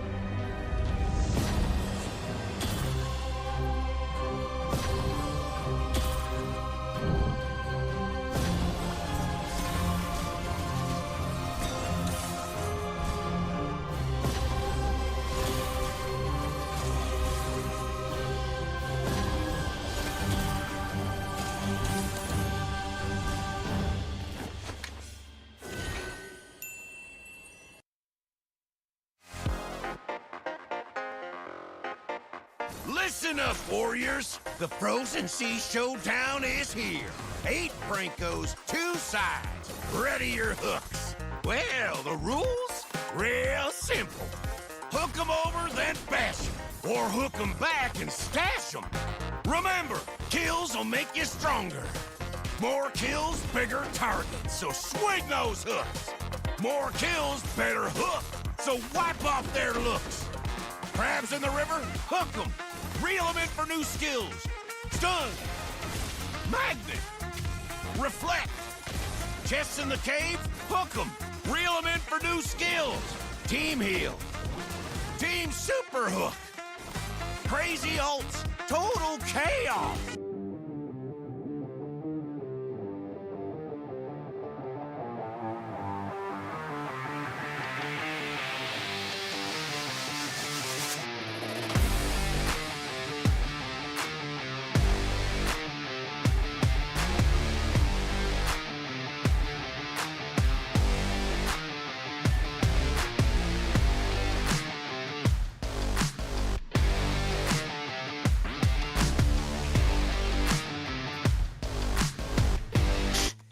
Welcome back, everybody, to MCT AMER North 2026 playoffs. Before the break, we saw some incredible playoff action with the winning team Alpha7 North, something that we kind of expected, but great for them. They secured an important victory that moved them one step closer to the grand finals. And with the pressure continuing to rise here in the playoffs, there's still plenty more action waiting for us today. Coming up next, we do have the much anticipated the Night Horde versus Vendetta, where both teams will be fighting for their place deeper into the bracket and one step closer to the upper bracket finals. So, Kronos, what are we looking for in these two teams coming up? Early game aggression, right? That's what I want to see. Get control of the early. We saw how important early game is in this previous series. We've seen how important early game has been throughout the entire MCT, to be honest, and it just sets the tempo for the rest of the for the rest of the game, for the rest of the series. Of course, with this one, Night Horde versus Vendetta, expect the unexpected with Night Horde's draft. I would say call me a broken record, but that's what it's gonna be, and you're gonna hear that quite a lot. And how well can Vendetta do to hang against these pocket picks coming in from Night Horde, right? That's the big question, because with the lineup, also they made changes to their lineup, both teams. Yes. So how can these changes they're the benefit for both of them? Because Night Horde, the only loss they've had so far in the season has come in the hands of Vendetta, and Vendetta have been rocky against some of these teams, but they're able to find momentum when it matters the most. Yeah, I think looking at this matchup here, we did see Night Horde get one win off of a best of 3 from Vendetta, game 1, back in the early stages of Swiss. How'd they do it? They used the Vendetta. That was when we saw the Benedetta Rome. So, yeah. I mean, the possibilities are always there. I think Vendetta should be a bit more prepared this time. The thing is we haven't seen Night Horde play in a few days. We don't even know what exactly they're going to be bringing to the table, what exactly they've been watching, what exactly they've been planning. I think game 1, game 2 will really set the tone in this best of 5. If Night Horde can possibly, get some cheeky plays off in these first 2 series, it's going to be a very rough haul for Vendetta. Vendetta, on the other hand, needs to just play the game they always play. Set pace, control map, get the win. Yeah, so speaking of, the roster changes, let's have a look at their lineup. So we're going to start with the Night Horde. The Night Horde, we have some changes happening. We have RR still, Shiro. The change happened on our mid lane. We have Suri, and we have Kaiser and Merlin. Yeah, this is the Night Horde. This is the Night Horde, RR in the EXP. This is a team that so much of us have been hyped up about. And they've been playing amazingly. I mean, and the reality is a lot of these players aren't players that we've, have been around an extremely long time. They're not main stage players. They're not guys that have had their faces all over North American MLBB, but here they are, a possible contender for grand final position. And coming up, we have a quick video from the Night Horde. Let's get to know them a little bit.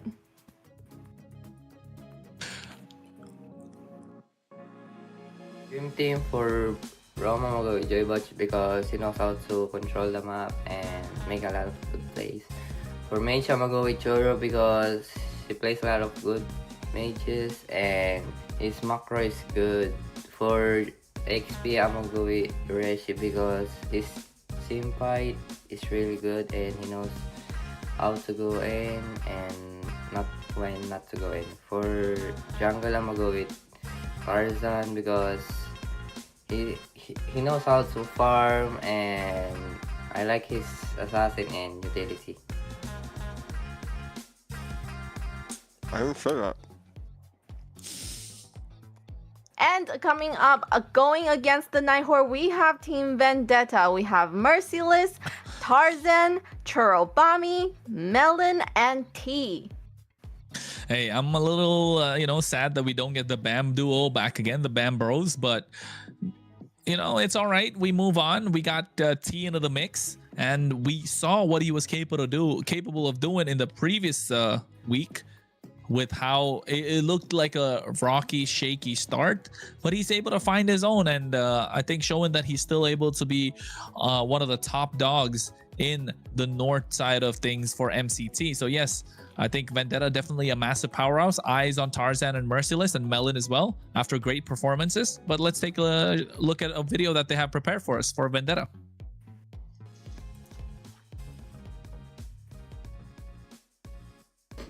Hello, I am Merciless, XP laner for Team Vendetta, and I'll be ranking the top 5 XP players for MCT Americas. I think 5th place, I'm gonna put myself. It's pretty self-explanatory. And then 4th place, I'm gonna put Nats because of his international experience and overall, just really good knowledge of the game. And then for 3rd place, I'm gonna put Yureshi from Team Leviathan because he's just really difficult to lane against. And then 2nd place, I'm gonna put RR from Night Horde because he has really good Vendetta. And then 1st place, I'm gonna put Instinct because he's pretty much impossible to catch or kill in lane.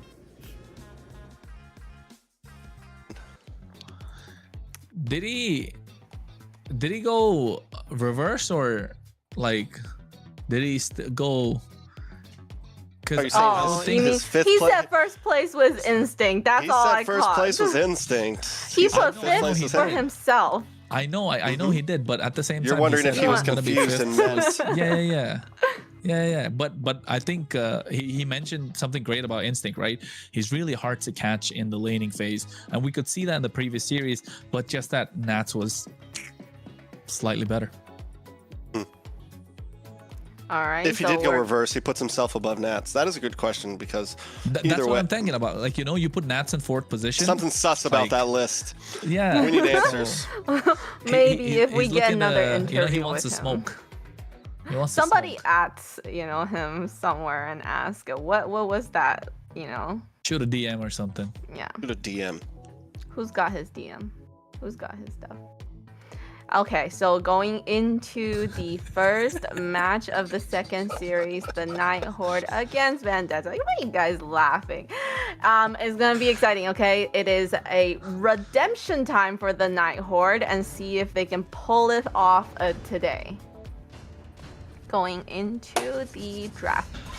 Traps is like Night Horde on blue side. Broken walls. Let's get ready, guys.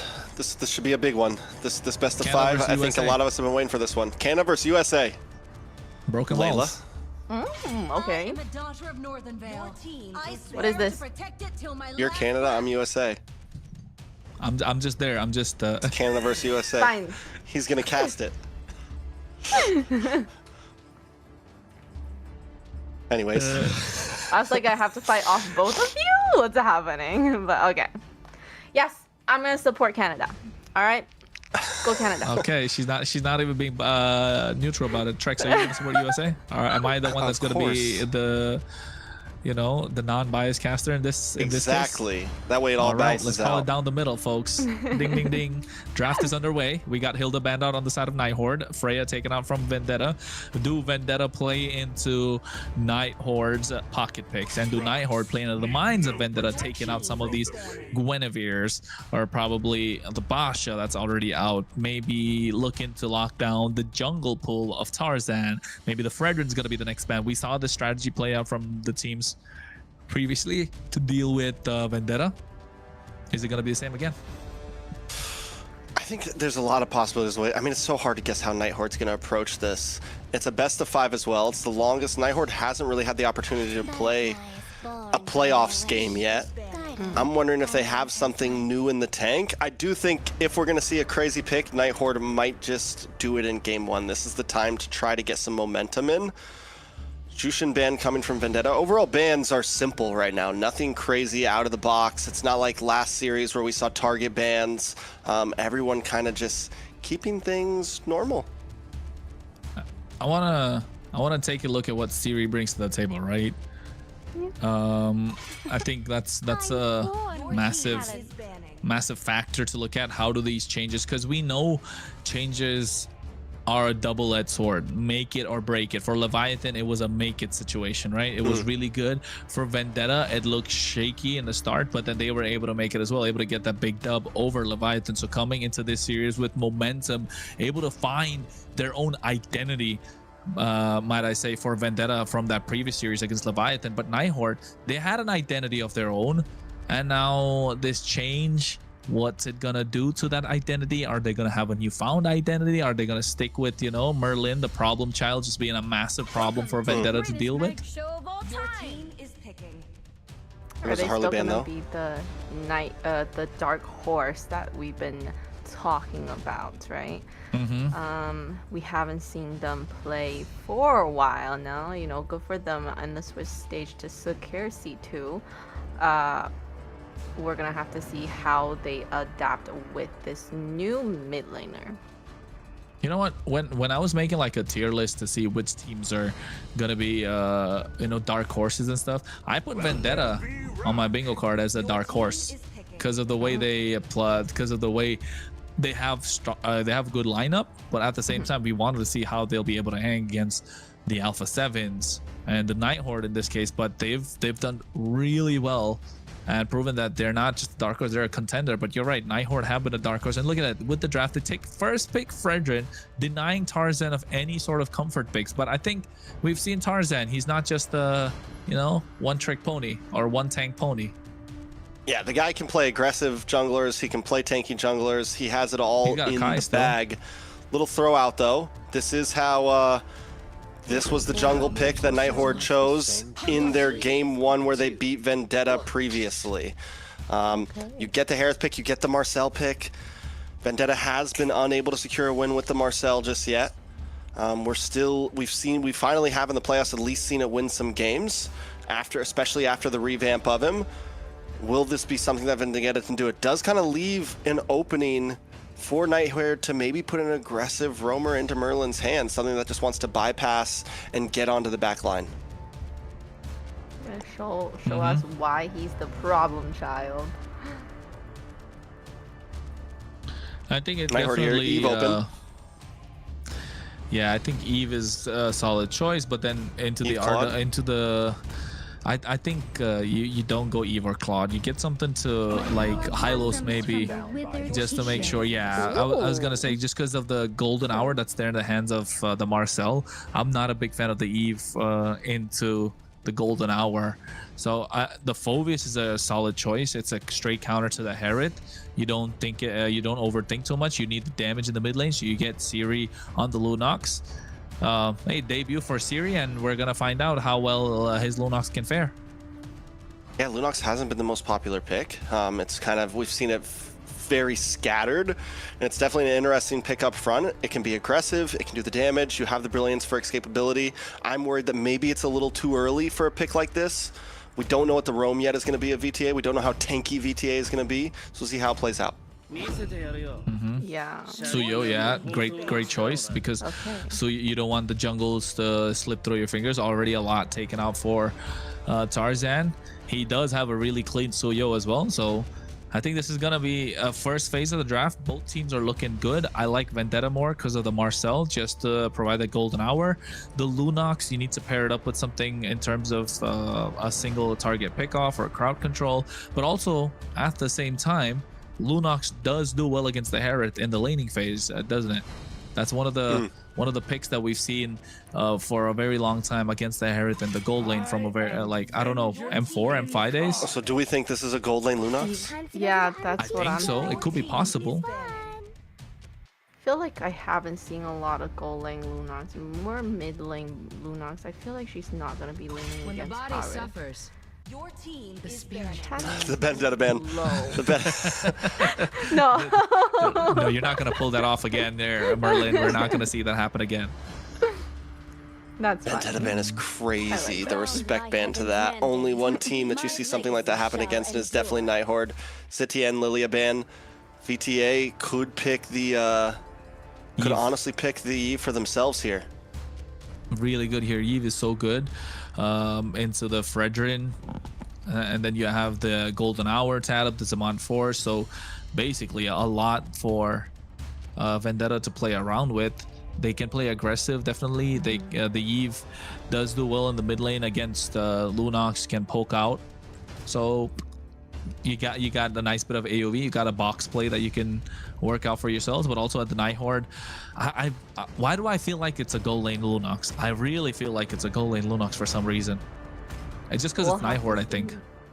Yeah, just because it's Night Horde, like a little cheeky play. The problem is they do need a bit more physical damage, I feel like.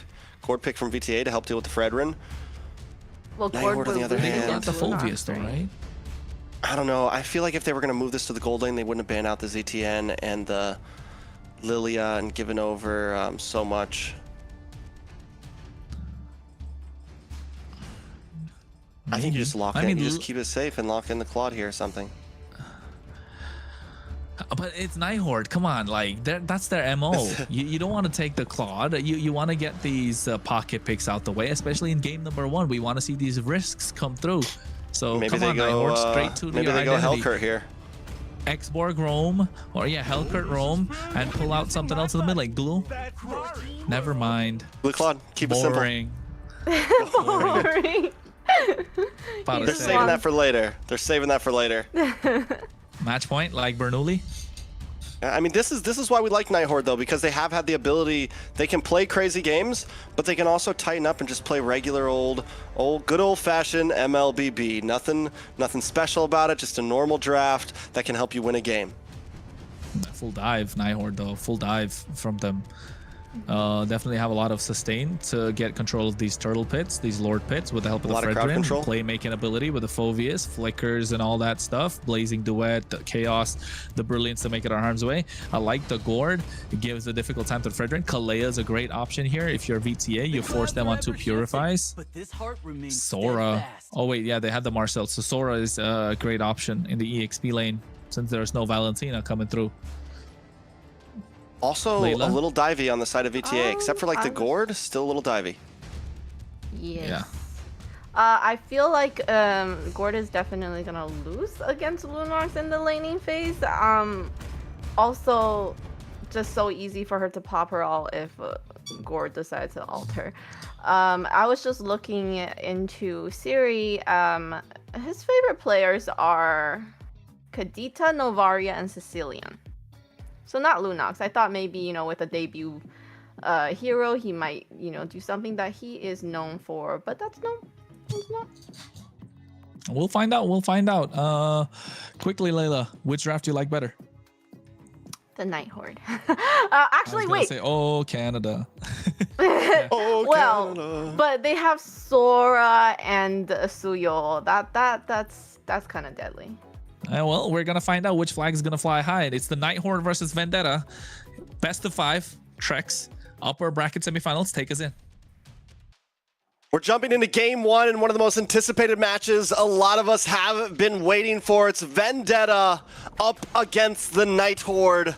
Last time, Kronos, Vendetta was able to get the better of them.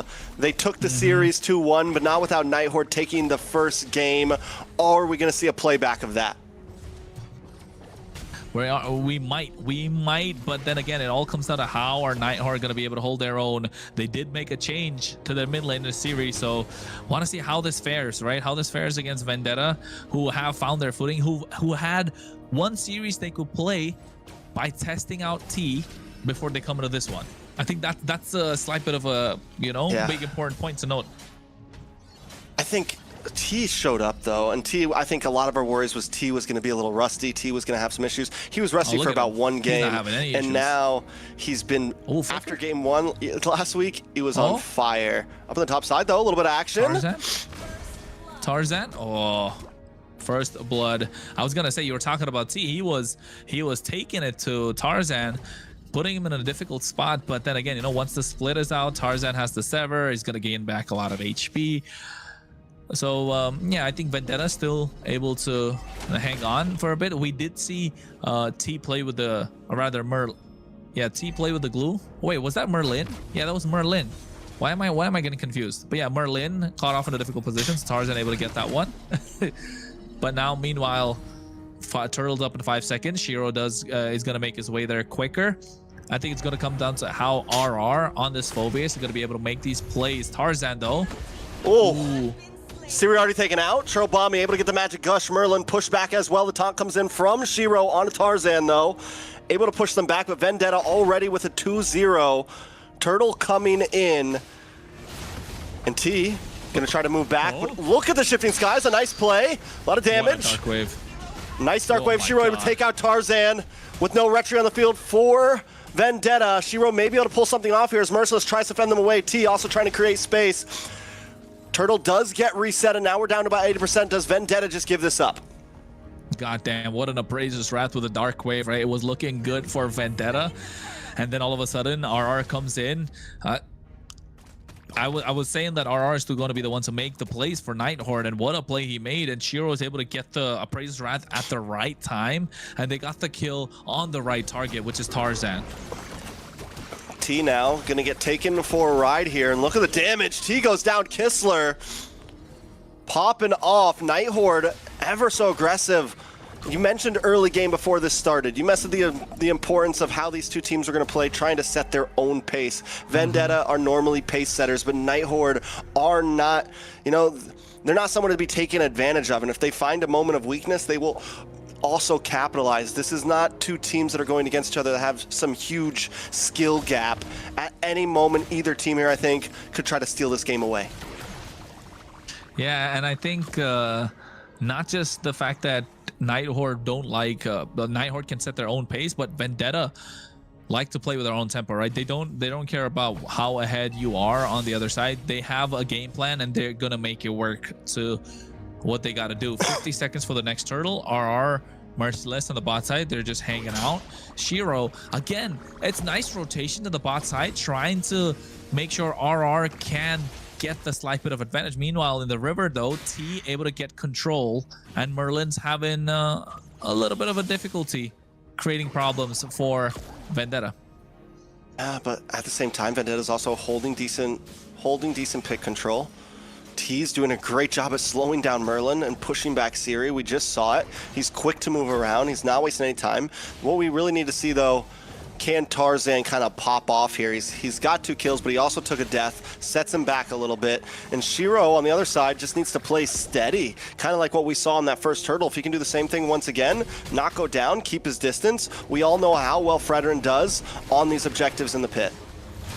Well, Tarzan gets the Sky Piercer, so it's going to be a bit advantage for Vendetta if they're able to pick up the kills, and I think they want to maximize what they can do. So T and Churro with this Mystic Gush will be a big difference maker. Merlin wants to zone out Tarzan as much as possible. A lot of damage. Does land down on a Merciless. Merciless going to get stunned up. He's going to be forced to back off. Tarzan making his way to the turtle pit as Shiro controls it. Watch for T with the golden hour. Gush does not come out just yet.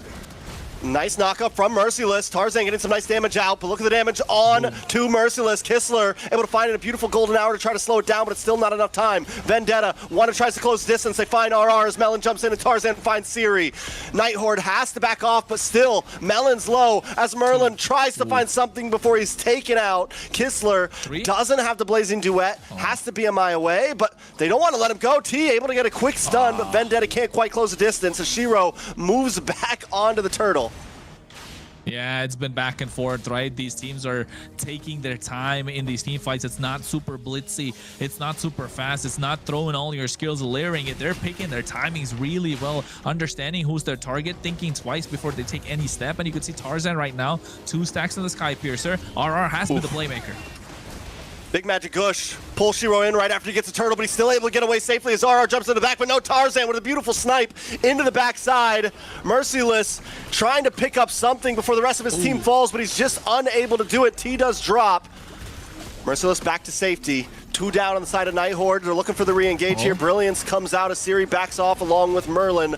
Tarzan, the back and forth between these two teams right now. Merlin will get away to safety using the split, but overall, this is a much more brawly game than what we saw previously.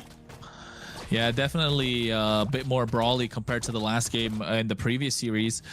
And you can see Vendetta trying to maximize the Sky Piercers in the hands of Tarzan, right? In that fight, it was back and forth, trying to get the aggro of the turtle in their favor, and then RR making a Flicker Dark Wave play. Didn't work out for the best. Shiro did go in, get the Appraiser's Wrath down. Merlin trying to be a problem again, but that golden hour from T, making sure it'd be the big difference maker. Merciless could have survived if it wasn't for the Blazing Duet that came out from Kistler. They go for a re-engage. All of a sudden, Tarzan's got 20-40 stacks on the Sky Piercer, and now Night Horde have are gonna find a little bit difficult to walk up to these team fights, especially Shiro and Merlin. Yes, they're tanky, but that's what the Sky Piercer provides, especially in the hands of the Suyo when he has the execution line, the iframes, just to be able to immune certain taunts, certain skills, some crowd control that can come in with the surge, and then you have the evil clutter to get out, and now you're going to see him farm up so much faster to Shiro. So I think in the next minute, if you're Vendetta, you want Tarzan to farm up the jungle as quickly as possible and get the advantage, get the level advantage before the next objective shows.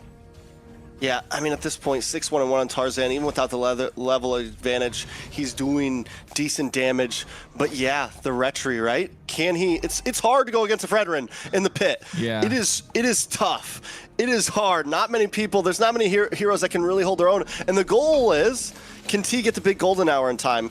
Can the stun come from Churubami in time? It's almost even less up to Tarzan and more up to Vendetta's, the rest of the team, to try to slow Shiro down. And they've been doing their best, but it's not easy. Shiro's got good placement. He knows how to bounce back and forth. He knows how to kind of play the pit and make the dance happen. And we're seeing that right now. 2 neutral objectives, but will we have to give up to Vendetta?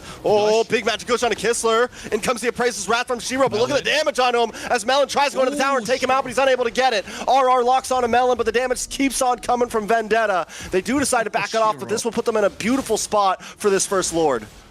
Oh, if Melon wanted to dive in a little more deeper to get that kill, just didn't have the chrono dashes, but golden hour.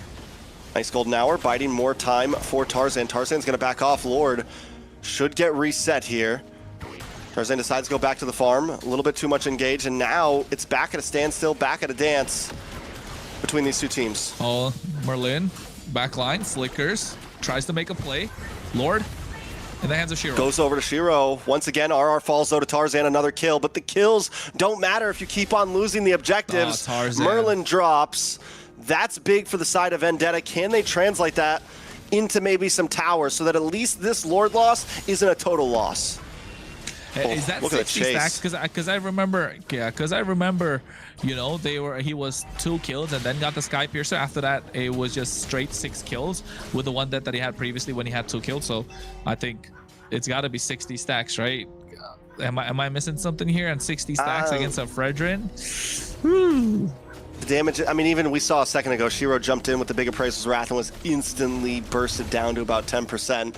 So Shiro has to be careful in these fights no matter who's he's up against. That early game advantage of the Fredrin is starting to wear off. Something else to point out, Merciless not on a super tanky XP laner. We finally get to see him pop off a little bit on this Sora. Yeah, I think this pop-off is going to be important right now, and Merciless needs to start getting those plays on point. Has to use the Shifting Skies just to get away there. Will be okay.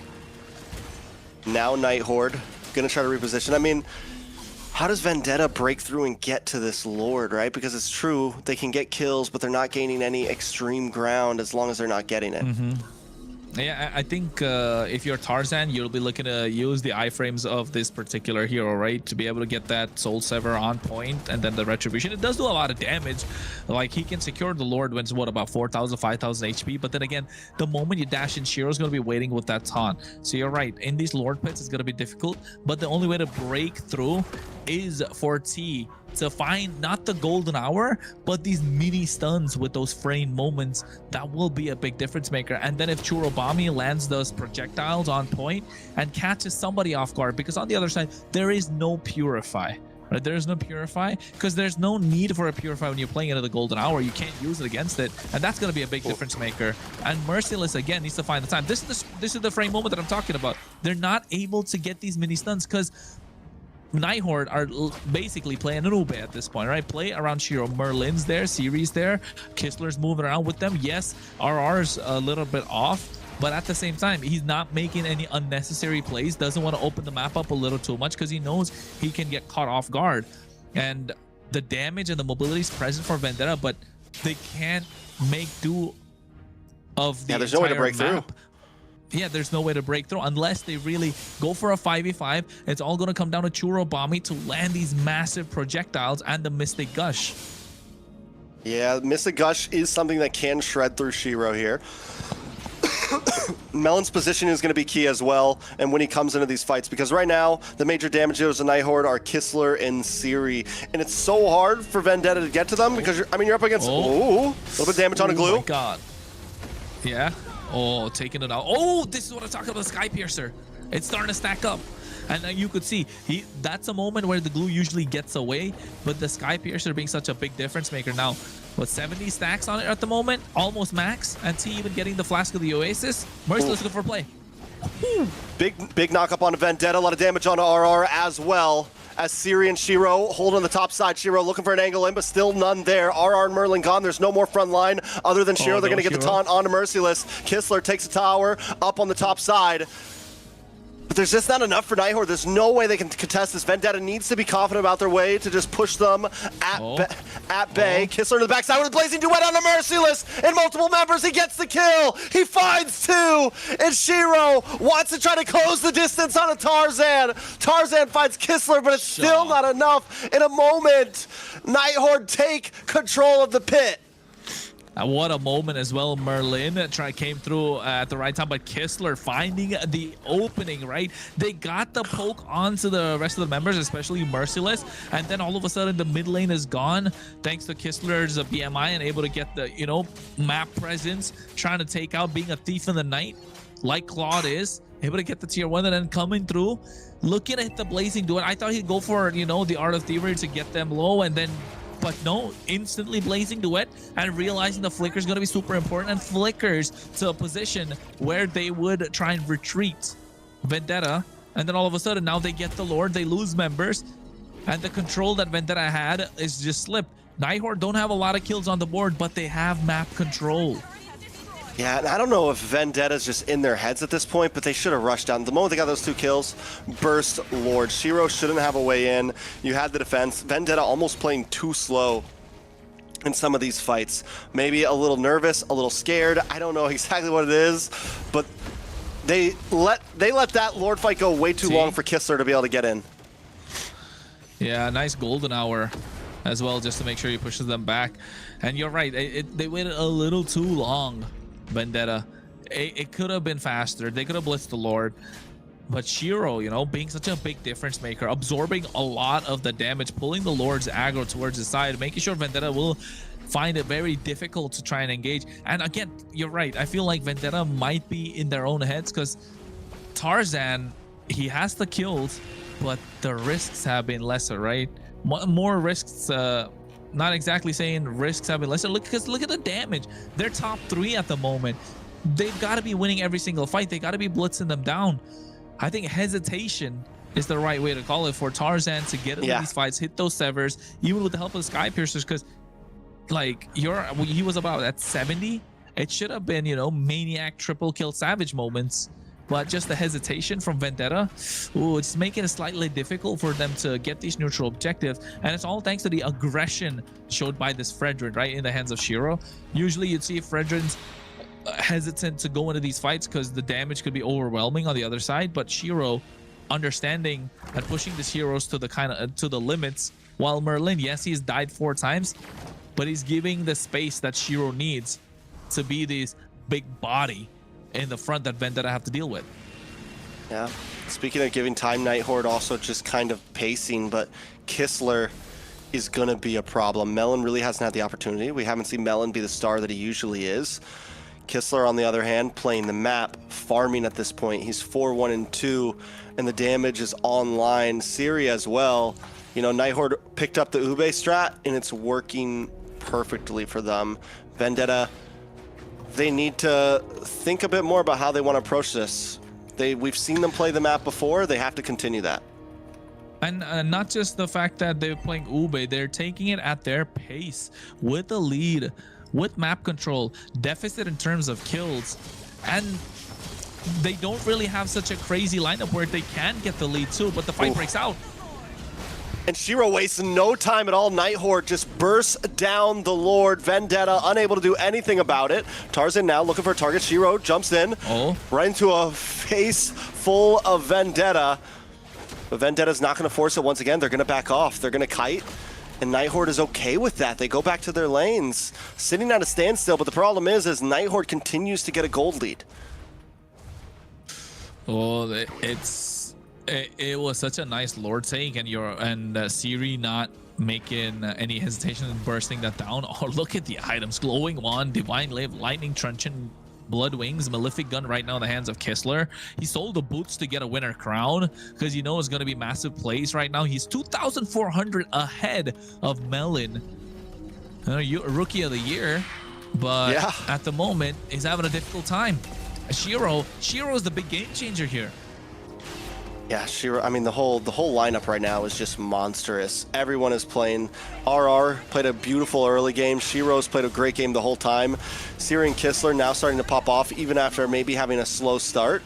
And it is a slow suppression. You said it, they're at a kill deficit, but a 4K gold lead, tower advantage, map advantage. Night Horde was able to staunch the bleeding long enough until it got to a point that Vendetta didn't have any answers left. And now Vendetta, they have the kills, they have the tools to get the kills. Tarzan is 10-2-1, but the problem being they're not able to open up the map. And T's having a difficult time because the moment he walks in, Merlin's there just, you know, throwing those glues or the goos in his face. And then forcing out flickers, Merlin looking to get the grab on him. And then just chain CCT to death. And the golden hour is available, but how long has it been since you saw a Mystic Gush come out, Trex? Like a good 10 minutes. It's been a while, yeah. Not 5. It's been a while. Like There's just no surprise factor for Vendetta right now, right? T's super telegraphed, and because you have something like the Dark Wave, you have something like the Slam from Merlin, the moment you see T running at you, boom, you just stiff arm, you stop him, and there's no way for him to actually get big stuns on the important people. It's tough. I think a lot of it, honestly, Merciless might be the one to have to make the big play. A big flicker, shifting skies, like get a big knockup. That's going to be the one that has a surprise factor to maybe turn things around here. And the fact that Night Horde already know about it, it's got to be Merciless. That's why they're trying to keep him in check, right? They're looking to find him before they create the opening for themselves. And you know Kistler is going to be difficult to catch. He has a flicker. He has a BMI. He's been clean on the slot so far. You're not going to be able to catch Siri because of the brilliance. Because most of the time looking at Siri, he's been running around with when he's in the risky position, he's in this light form. So they have their wits, right? They have a head above their shoulders at the moment. And Merciless, look, every time he's trying to open up the map, Shiro's there. Merlin is present. And we're not even talking about RR right now. So Night Horde playing it really well. And Shiro will get this health back pretty quickly. But the thing is when he's half health, this might be the time to engage. Merlin also low. Vendetta looking to claim some space, but Night Horde, no. They're like, fine, we'll take a little bit of time as well. Vendetta, though, we've been talking about them being passive. Is this the time to finally strike? They move on to Merlin. Merlin forced to use the flicker, gets a slam back. A nice taunt from Shiro. Shifting Skies is wasted as Merciless is unable to catch anybody. Blazing Duet from Kistler along with a winner crown. Melon and the rest of the team are running. Tarzan in trouble as well from the Brilliance. He may not be able to get away from this. Tries to iframe out and he is able to escape to safety, but Night Horde now moves on to the Lord as T and the rest of the team want to try to close the distance. Tarzan. T looking for the stun. A nice stun comes from Churobami as well. Merciless along with Melon. Melon looking for a couple more hits. Has him on force. Can he turn things up? Can he do it? Yes, he finds it. And Vendetta get a full team wipeout. But not the Lord. It doesn't matter. They're going to try to close things out and push down. Hey, 20 seconds is enough. The Lord is going to come through soon in about 10 seconds, but I think they have what it takes to try and take it down. T taking a lot of damage from the tower, but still, they know it's an end angle. The Lord was secured by them, Trex, so Vendetta do get this victory. An amazing game from Vendetta. Both teams stalling things out. Night Horde doing a great job of finding their own lead. Vendetta doing a great job of looking for one moment to strike. And I feel like Vendetta's won so many games like that off of one play, one fight. Because in the end, that's all it really takes. Yes, even though, you know, they did good, okay? With the Fredrin, you're still able to get a bunch of red trees, which is really a shame for Shiro because he was able to do all the things that he needed to do for the neutral objective. Unfortunately, like Trex said, Vendetta is really good at capitalizing on mistakes and turning the game and just getting that momentum. And we could see that as well. They picked the fight at the right time. That's what Vendetta are all about, right? The experience. They're veterans in the game. Yes, they've got a rookie, but he was rookie of the year, what? Well, last year. He's not a rookie anymore. And the way that they're playing, understanding the objective, understanding that yes, they're behind in terms of gold, but it wasn't a lot. It was always kept under control, right? 2.5k, 3k gold lead. And I think Melon had the damage at that point on the Hereth. They had Churobami who had true damage to make sure they could get Shiro, and Tarzan had that Sky Piercer stacks racking up. All they needed was the right time and the conditions to fit. And I think Shiro was taken down to half HP in that before the Lord fight. They were pulling the aggro away. They found Merlin in one difficult spot, right? They found Merlin in one slight bit of a difficult spot, and that one moment, the projectile hitting and then the Mystic Gush coming through, forcing a flicker out of him, knowing that now without the flicker, Merlin's if he's trying to make into the team fight, he's not going to be able to get away. He was below half HP. The split came through. Yes, he was able to get the grab, the slam, but Vendetta, Merciless, able to utilize that big shifting skies, but also counteracted by their own golden hour. And yes, towards the end, it did work out just because of the fact that they found good position around this Lord Pit, which is a big, important factor. And Layla, if you take a look at these highlights as well, right? What do you think kind of was slightly difficult for Night Horde in these fights? Because it looked like they were winning the entire time, but still, it felt like Vendetta just didn't want to let go of, right? Yeah, for me, when I saw the early game, I just felt like the Lunox really lacked the damage that was needed to make a difference during the team fights. It just felt like she was just tickling everybody. So it was unfortunate.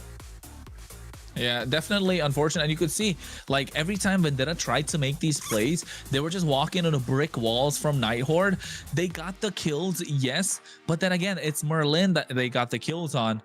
Night Horde able to control the mid game so well, but the range from Churo, nobody able to get on top of him unless Kistler really found a good advantage to flank from the side with the BMI blazing to it. Like this moment is so clutch coming in, not just Merciless but also Melon, the two difference makers. And you can see Tarzan, you're getting a massive shutdown, but getting taken off himself because of the flicker play from Siri with the help of Shiro. And here again, when Night Horde were looking to blitz the Lord, they got it.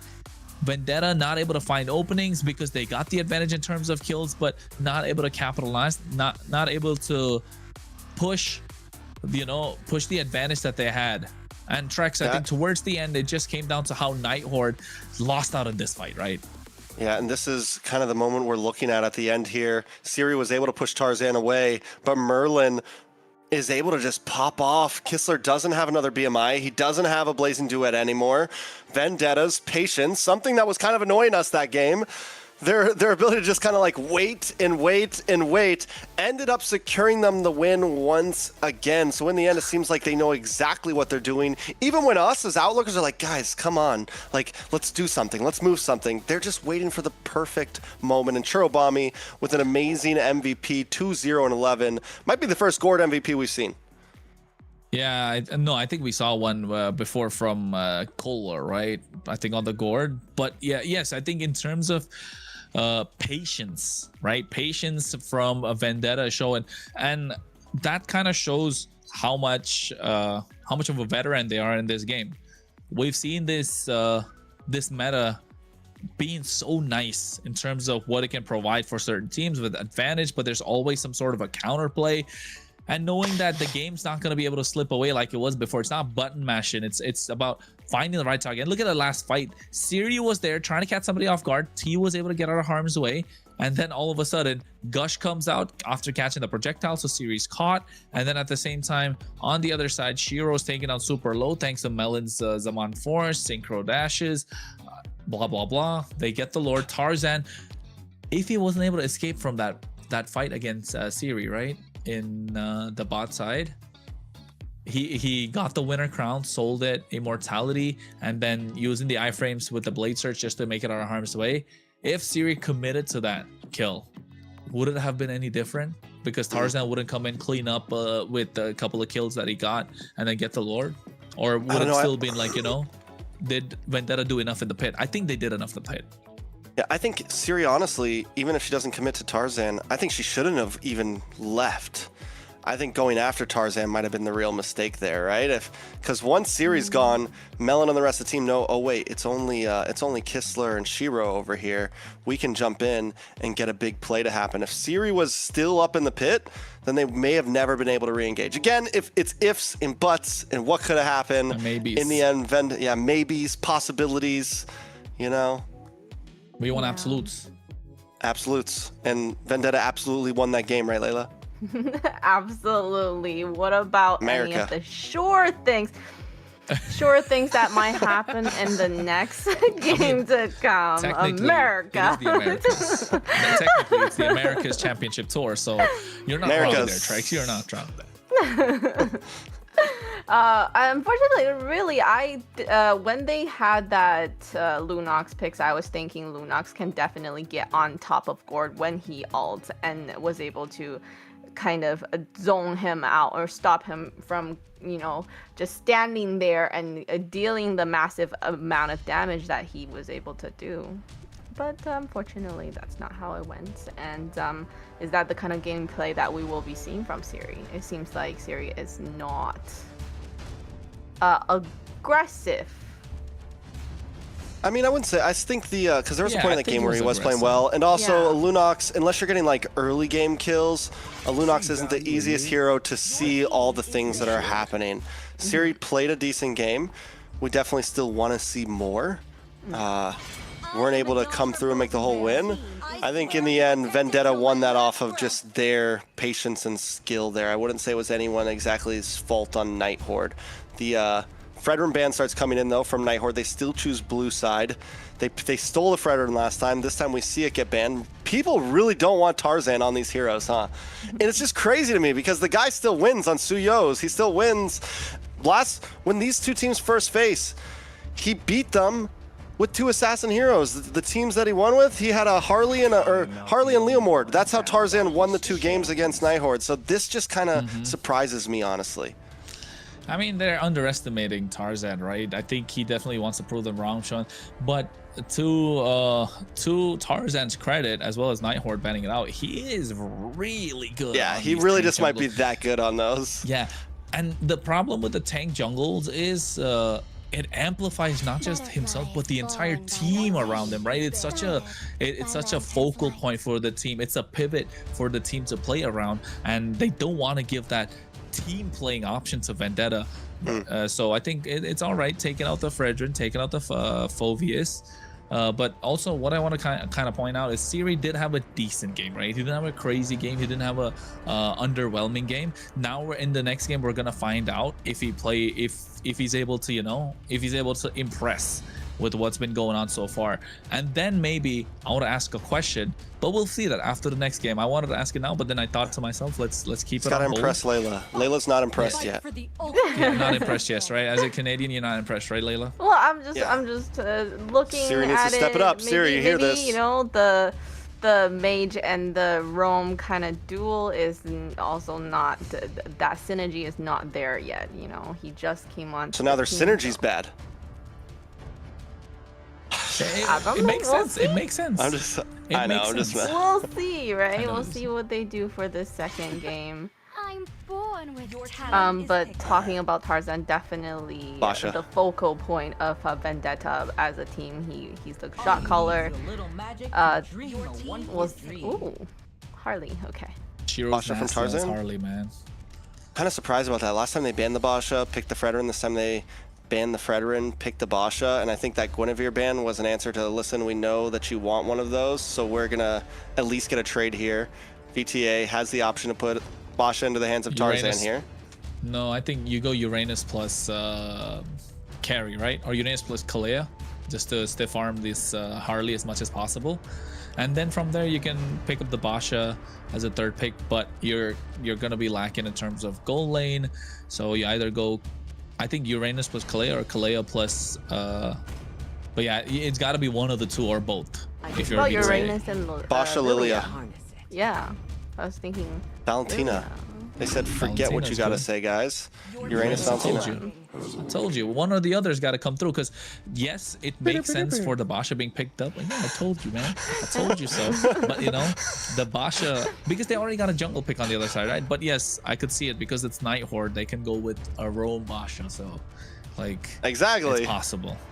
It's not possible. There's a big chance they'd take it right here out of, just because, I mean, they've been so worried about Tarzan having these utility junglers that the possibility is definitely there. And it fits Merlin, honestly. A fast-moving roamer that can get to the back line and kind of be a nuisance.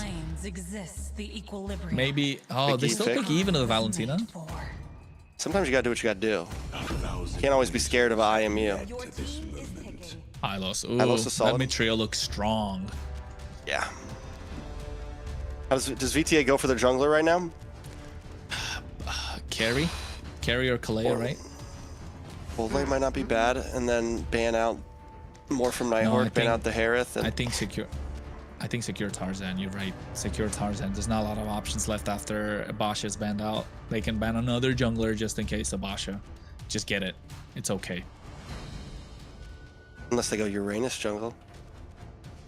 Oh yeah, but we don't like that, right? That is true. It's good, but against the Fredrin is great. Maybe it's good against the Harley too, but you wanna have an extra front line against the Harley. So I think Uranus EXP makes more sense.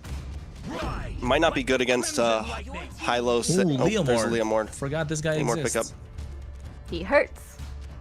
He does hurt. He do be hurting. And Tarzan once again on an aggressive jungle, so literally almost a mirror lineup in terms of what got picked up, except VTA still need a roamer and Night Horde still need an EXP lane. Phoveus is banned out. There goes the Moskov on the side of VTA. I mean, you don't really have to worry about much on the EXP lane against Uranus, so don't really waste any bans on it.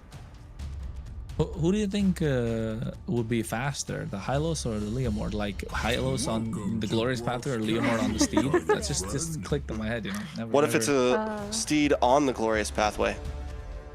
Then that's cheating.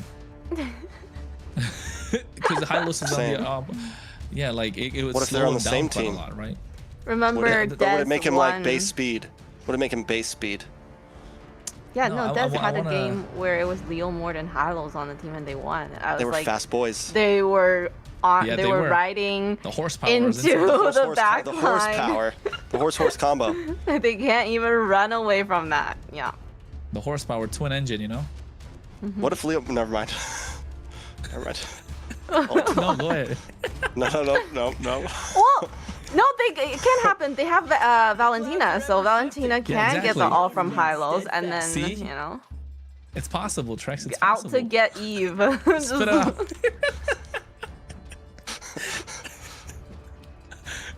So we get the sword, man. We get the grok. Kronos is breaking down over here. I'm sorry, guys. I'm sorry. I'm sorry. No, let's get back to it. Let's get back to it.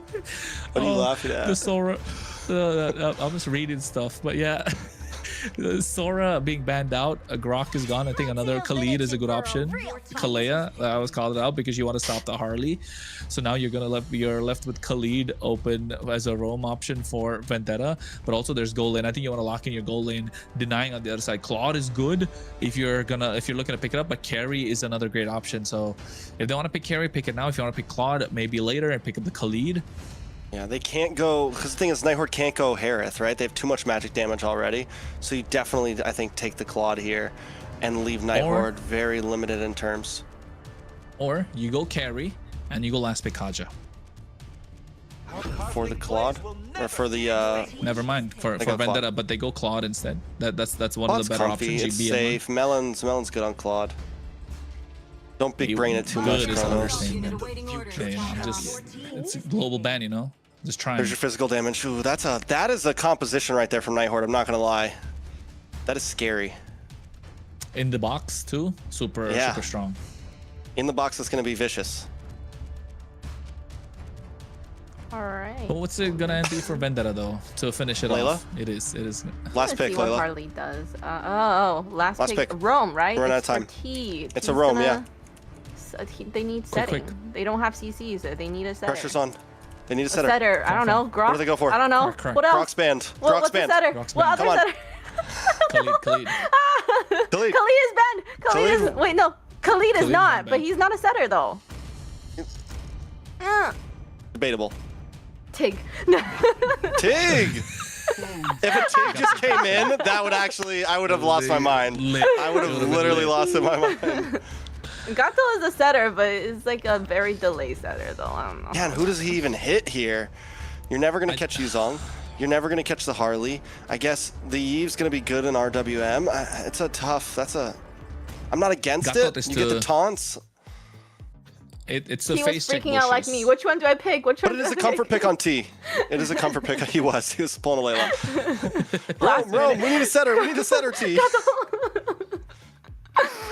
He's like, Grok's banned. Well, the Gato is to kind of face check bushes, right? Into the Harley. The Khalid would have got slightly melted down. The passive is going to help out quite a lot for the Gato Kache, but also able to taunt the Harley when Harley dives in with a hat trick with the help of the... Well, I don't know what the taunt's called, but yeah, we're going to help with the taunt, right? And then you have the Unbreakable to help out quite a lot. So yeah, Vendetta looks super solid, but hey, they already have 1-0. Is it going to lead to match point? We will see as Vendetta, after a long and grueling game, takes game number 1. Can they bring us to match point, or will Night Horde tie things up? If you're just joining, this is a best of 5, and Vendetta leads 1-0. 1-0 is the score. Night Horde have the Harley, so they definitely have a lot of pick-off potential and nothing to stop them at the moment. Just the soft counters, nothing hard. And Tarzan looking to maximize advantage in these neutral objectives with the help of the steed. But I feel like all eyes on the EXP side of things. Who's going to pop off first? Is it going to be Merciless? It's going to be RR? Are they going to get this Black Dragon Petrify Furious Dive combo? Or is it going to be Merciless that's just zoning out Shiro the entire game? Because Vendetta, they know how to pick their timings, right? Pick their poison, find the moments, and then pounce, right? They're not always hungry, or rather they are always hungry. They're just looking for the right moments. And look at the emblems, nothing crazy, nothing out of the ordinary. Both the marksmen choosing to go for a Festival of Blood, so you're gonna see a lot of sustain. Same thing with the Quantum Charge. Both the tanks similar, both the junglers, yes, magic emblem with the lethal ignition. Apart from that, you got the killing spree. Both the EXP laners, though, I think this is Brave Smite in the hands of Merciless. Nothing crazy, nothing out of the ordinary. It all comes down to how the execution is going to show, especially in these neutral objectives. Are they going to find a pick off before it happens? Oh my god, they do. That is huge. once you stopped talking, I was literally about to pump Merciless up and be like, he's got his comfort pick. He's on the Uranus. He normally is such a, he has a problem on the Uranus, and Night Horde knows it. They make an early pick down to EXP lane to set him back a pace. And with Turtle up now, Merciless still level 3.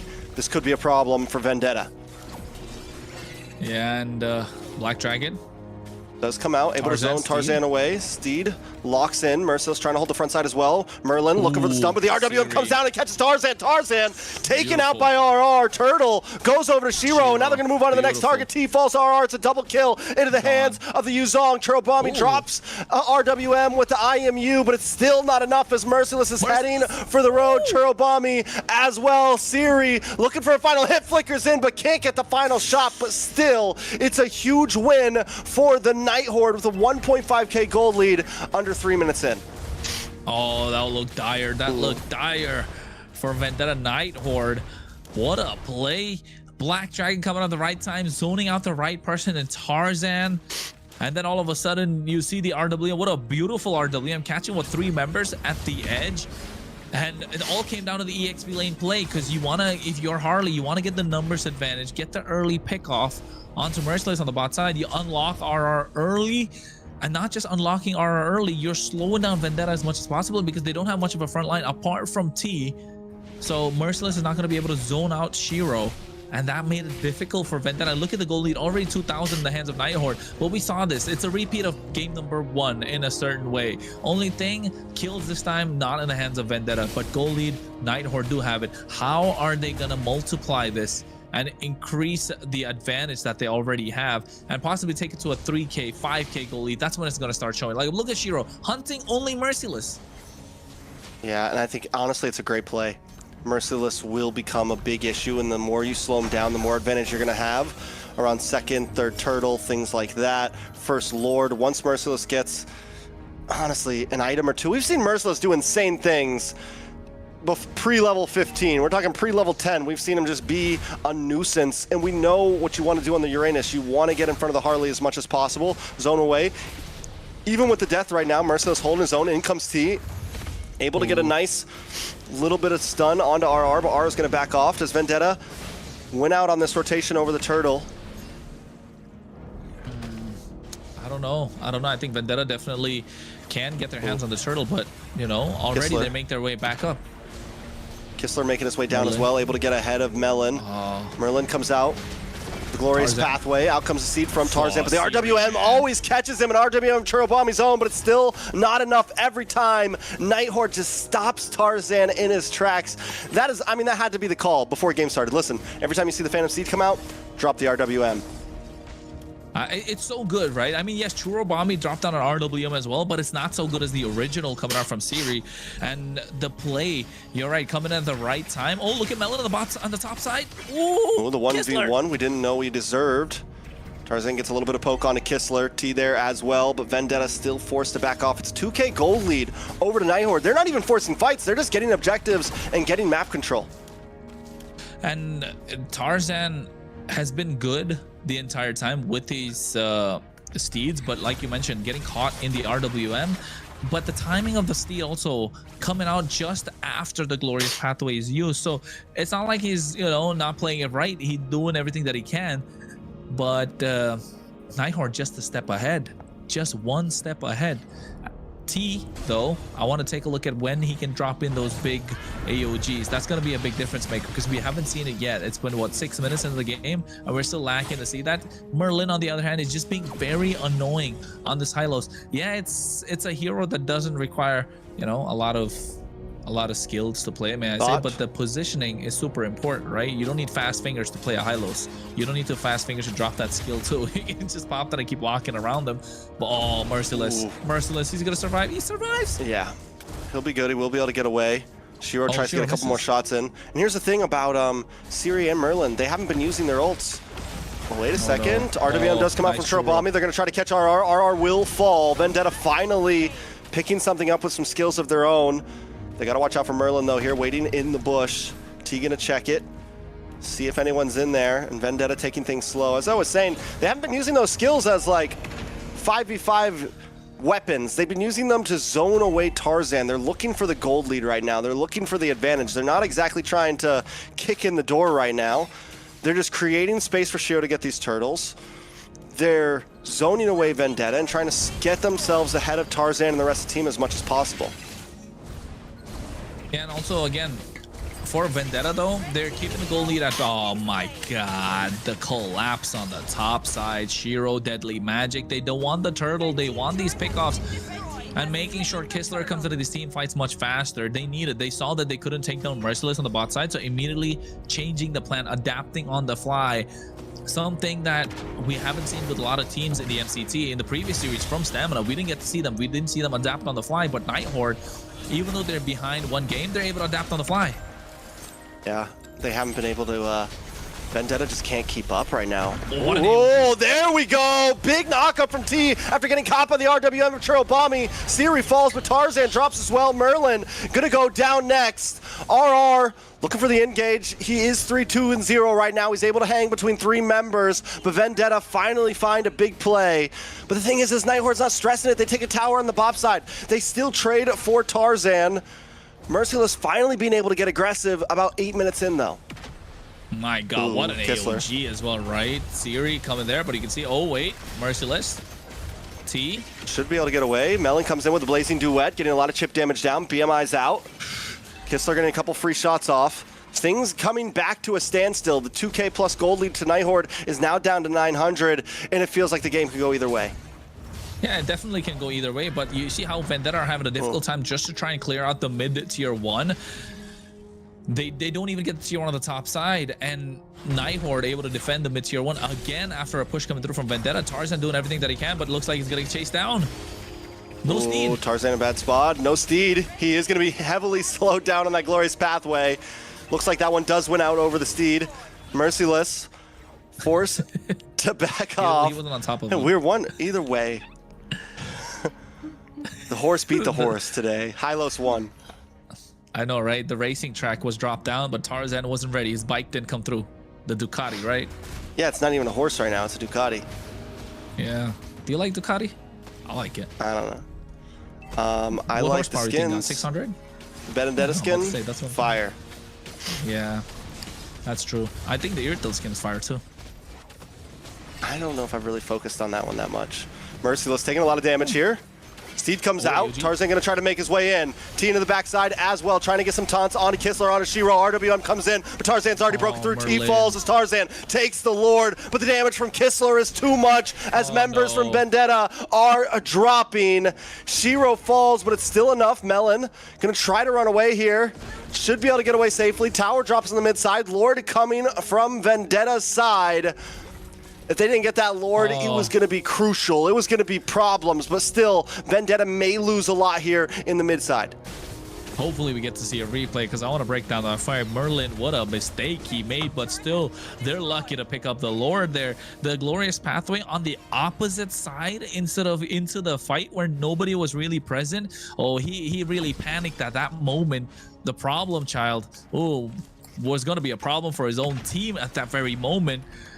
That glorious pathway could have made it a wipeout if it was in the right direction, but Vendetta able to get the Lord and now crashing in. They're making quick work of it. AOG to try to get the pincer on a Kistler. Here comes Melon though with the beautiful Blazing Duet, but the Black Dragon is responding, trying to get to the backside. Melon's low. Petrify doesn't need to lock on. He's just going to look for the kill, but RR can't seem to secure it. He does, but he falls for it as Merciless tries to run away. Churobami sets down the RWM of his own to keep Night Horde at bay. Tarzan looking for the re-engage, but Kistler is not playing around with Siri right now. The damage just way too much. Yeah, and I think the risk taken from Melon to go head-to-head against RR in that fight, well, that was dangerous. He didn't have the Petrify. Others would have been disastrous for Vendetta at that very moment. And he has been clean as well, RR, on this Black Dragon. This is a back-and-forth game. 11 minutes, 11 seconds in. You can see the advantage definitely on the side of Kistler in terms of the gold. 1,300. Looking to build into a Wind of Nature, not opting to go for a Malefic gun. But Melon opting to go the other route. I think it's a good play. Yeah, it is, because at the end of the day, I think Kistler definitely has true damage, so Melon's not going to be able to, you know, Wind of Nature that at the moment in those BMI Blazing duets. But he has been very clean in terms of when he's entering the fights, right? That's been important. And something that's gone under the radar the entire game is Churobami. 602, 8 kills on Vendetta, 100% KPA. He has been on point with the IMU RWMs. Yeah, it's just that it's kind of overshadowed by these big ticket ultimates like the Steed that's coming up, by the AOG, the Blazing Duets.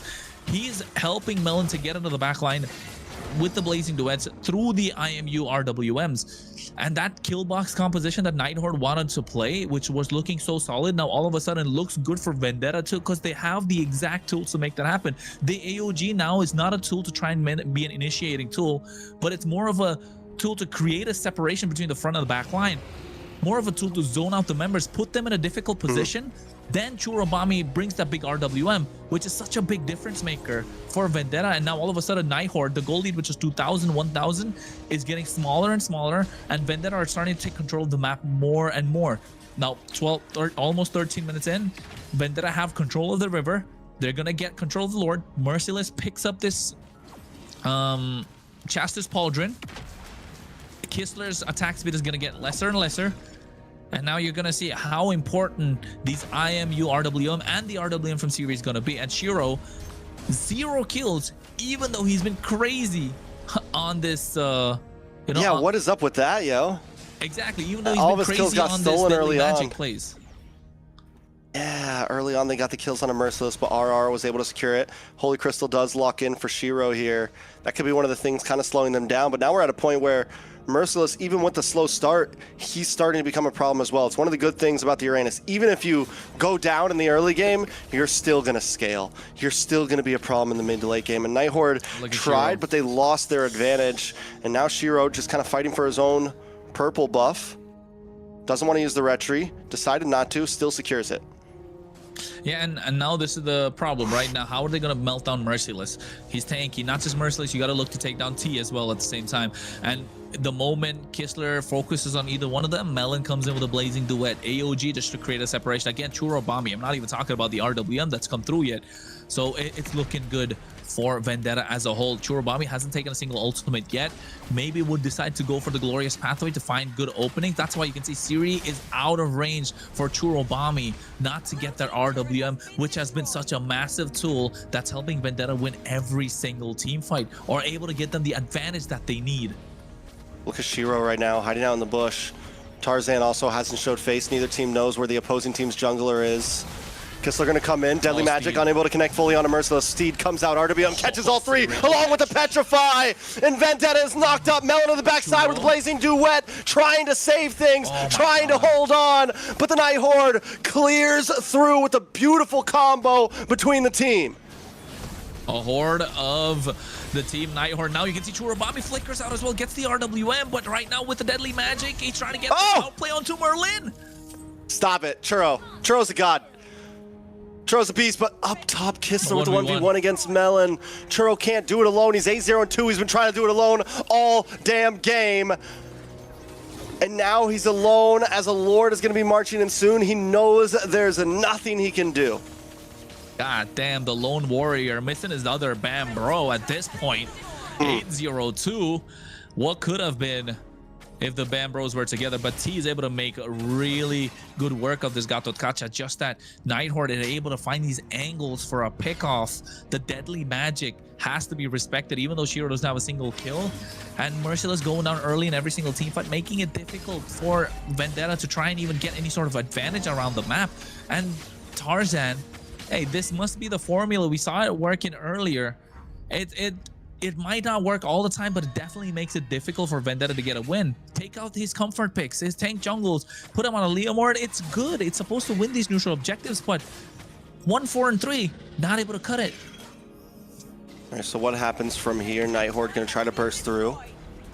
They will get the crash. There's no holy defense. Able to bring the mid tower down about half health. Vendetta finally clears things up. Night Horde playing the distance.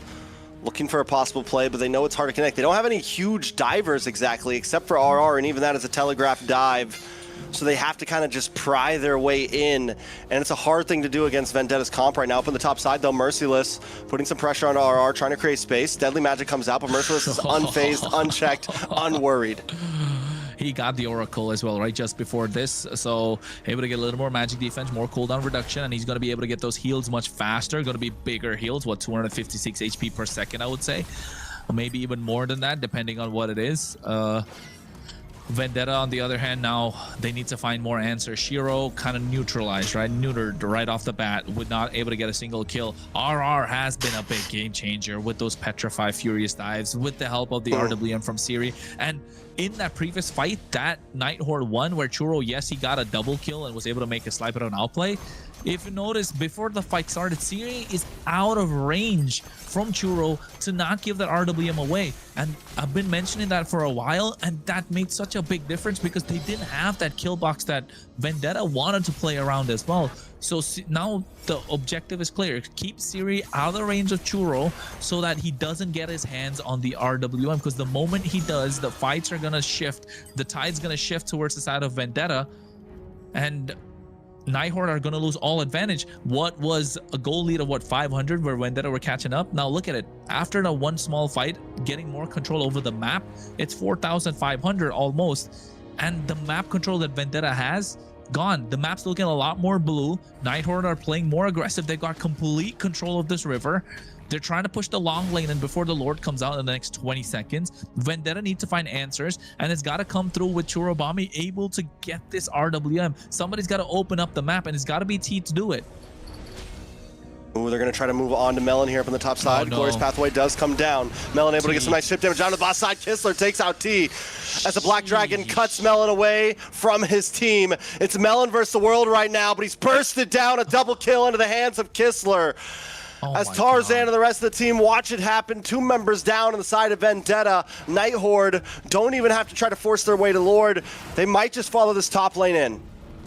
Oh, Kistler, the damage, right? Gasping, making Vendetta fans gasp for air. This carry is online. Tarzan tries. Ooh, Steve does come down. Merlin very, very low. Gonna get taken out. Churobami able to get the kill. Merciless low as well as Siri and Kistler try to clean things up, but Kistler's just too much to flicker in. God. Merciless and Churro back to base, back to get some health, back to fix the wounds. Night Horde gonna move on to the Lord now. Hey man, wounds healed, but scars show. That's what Kistler's trying to put through, a scar on the face of Vendetta. And now they're paying their attention to the Lord. But look at T comes in. Merciless is there as well. And Churobami. Oh my goodness, Vendetta. He's trying so hard. He's really trying. But Kistler, we were talking about the damage from Siri, the RWM. Shiro finally gets a kill on the board. RR is able to layer those skills, be the menace that he can with this crowd control. And then now all of a sudden, Kistler's damage is starting to show up, and T cannot frontline, can't go through. And Shiro finds another 1v1. Melon 1-5-3, just not where he wants to be on the Claude. Melon's having a bad game. A very bad day right now. 1-5-3 is unheard of. It's not something we see every day in the hands of Melon, and Night Horde are just giving the works. Tarzan brings out the steed. Another RWM comes from Siri. Merciless going to try to move in. Churobami getting some nice damage as well as the rest of the team moves on to the Lord. T trying to hold the distance. Up top side though, Kistler getting some free shots. On to Merciless. He is backed off, and the Night Horde will secure this Lord. So who stops Kistler now? That's the big question. You don't have any lockdown skill, right? You don't have a single target skill to kind of put Kistler in a difficult position. He doesn't have the Purify, right? That's the big thing. He doesn't have a Purify, so you should be able to pick him off. But Tarzan 1-5-4, Melon 1-5-3, unheard of in terms of what Vendetta can put out. And look at this. Oh, this is bad. Steed comes out. A lot of damage. Big Petrify to multiple members. Churobami brings out the RWM though in response. Nobody goes down inside of Vendetta on Vendetta just yet. Siri looking for an angle and has an RWM of his own. Kistler, RR, the rest of the team moving on to the mid side. Merlin holds the front. Shiro comes in with the hat trick, able to get some nice chip damage on Merciless. Backs off. Out comes the Steed. But once again, Siri brings down the RWM, forcing Tarzan over to the towers. Merciless, Melon, and Churobami just want to try to melt down on this Lord, but a big lazy duet from Melon along with a win. A lot of damage comes in, but T falls still. Merciless looks for Kistler. The immortality pops. And Vendetta still tries to fight it out, but they've locked onto the base, and that will be it. Night Horde should be able to tie this up. Not just yes, Siri down. Kistler, wait a second. Vendetta with the wipeout. I need the replay. I gotta know. Yeah, it happened. RR tried to go for the base crystal. The steed came out at the right time. The aggro of the Lord was on the minions, which spawned at the exact moment. Kistler had the Wind of Nature on the top side, went for the 1v1 play. They swapped it for the immortality. Yes, they can end. They swapped it for the immortality. They definitely can. Oh my god, Vendetta getting game number 1 off of a mistake, and now game number 2 as well. Night Horde, what have you done? One chance, one shot, one moment, one opportunity. Sees everything. You ever wanted. Mom spaghetti. Oh, no. Not letting it slip. They captured it. Oh no. Oh god. What a base defense. What a base defense. It was so clutch, right? The timings of everything. Siri using the RWM at the right time. Kistler, I think, making a mistake or going for a fight on the top side, was half HP, swapping out the items. Oh, everybody's like, oh, so close. What a waste. Yes. What hurts the most is probably everybody on the Night Horde team right now. Definitely hurts. You know, you can taste it. It was so close. You know, we all thought that was gonna end, and the fact that it didn't, and they were able to turn it around and end it for Vendetta was just. Hey, they got a taster. They didn't get the full menu. They had a chance. Night Horde. Oh Oof, my god, that's tough. I want to see that highlights, man. I want to take a look at those highlights I need as well. to see that. Again, yeah, and the Just itemization. replay that you know a what? few times. After all of that, Churro is still deathless. Insane on this Valentina. Churro Bomby, MVP 100%. And the one time Kistler goes down is the moment VTA get the entire game. Imagine that. Like, I think it came down to that. I think it was Kistler versus Churro on the top side, if I'm not wrong. And T as well coming in with the AOG clutch. The Lord was, what, 20,000 HP for like 10 seconds in the base crystal, which was enough opportunity for them to lock down the base. But Night Horde, I don't know, was it a call to end? Because after a while, we saw RR trying to take the base, but it just didn't happen. Like, was the Lord out of range? It felt like it definitely was within the range of the base, so you were able to take it down. So, in the end, what was the shot call? Was it to take the base? Was it to get the wipe? What were they thinking? It was like, to get the wipe and recall in front of them. I don't know. Lock the base. Always lock the base. Always.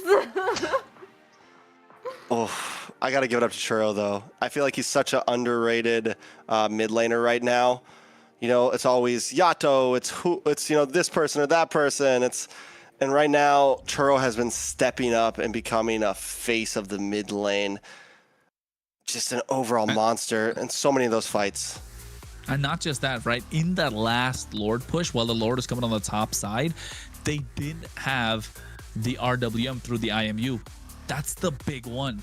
And it was perfectly played by Night Horde, because Churobami not having that means they're not going to have an easy time to defend. Yes, the Glorious Pathway was used up, but it's all right. You've got all the other tools in your arsenal to try and make it to the base, take the fight to Vendetta. But they wasted so much time to get to that point. Here, Melon having a terrible game where we saw him go at the 4th death and then the 5th one coming in later on. This is what I'm talking about. They didn't have the RWM. The Lord's already crashing in. They got it. They could have got the pick off. Shiro had the deadly magic. The minions are present. The steed comes out. RWM dropped down from Siri again. The Lord, they could have blocked the base crystal. They're not clearing. They get the way of the clear. The Lord is there. Look at the AOG on the top side. Kistler not able to take the fight. Shiro goes down, Churro lives, Immortalities come through left, right, and center. Now all of a sudden Kistler has to get out of harm's way. They're not able to lock down the base because RR is trying to take, but look at the Lord's HP, more than 20,000 the entire time. And Tarzan gets the steed again, enough spell went through the War Axe and the Queen's Wings to try and survive. Immortality of Kistler gets popped. What could have been a flicker into the base crystal, 2 basic attacks, turned around.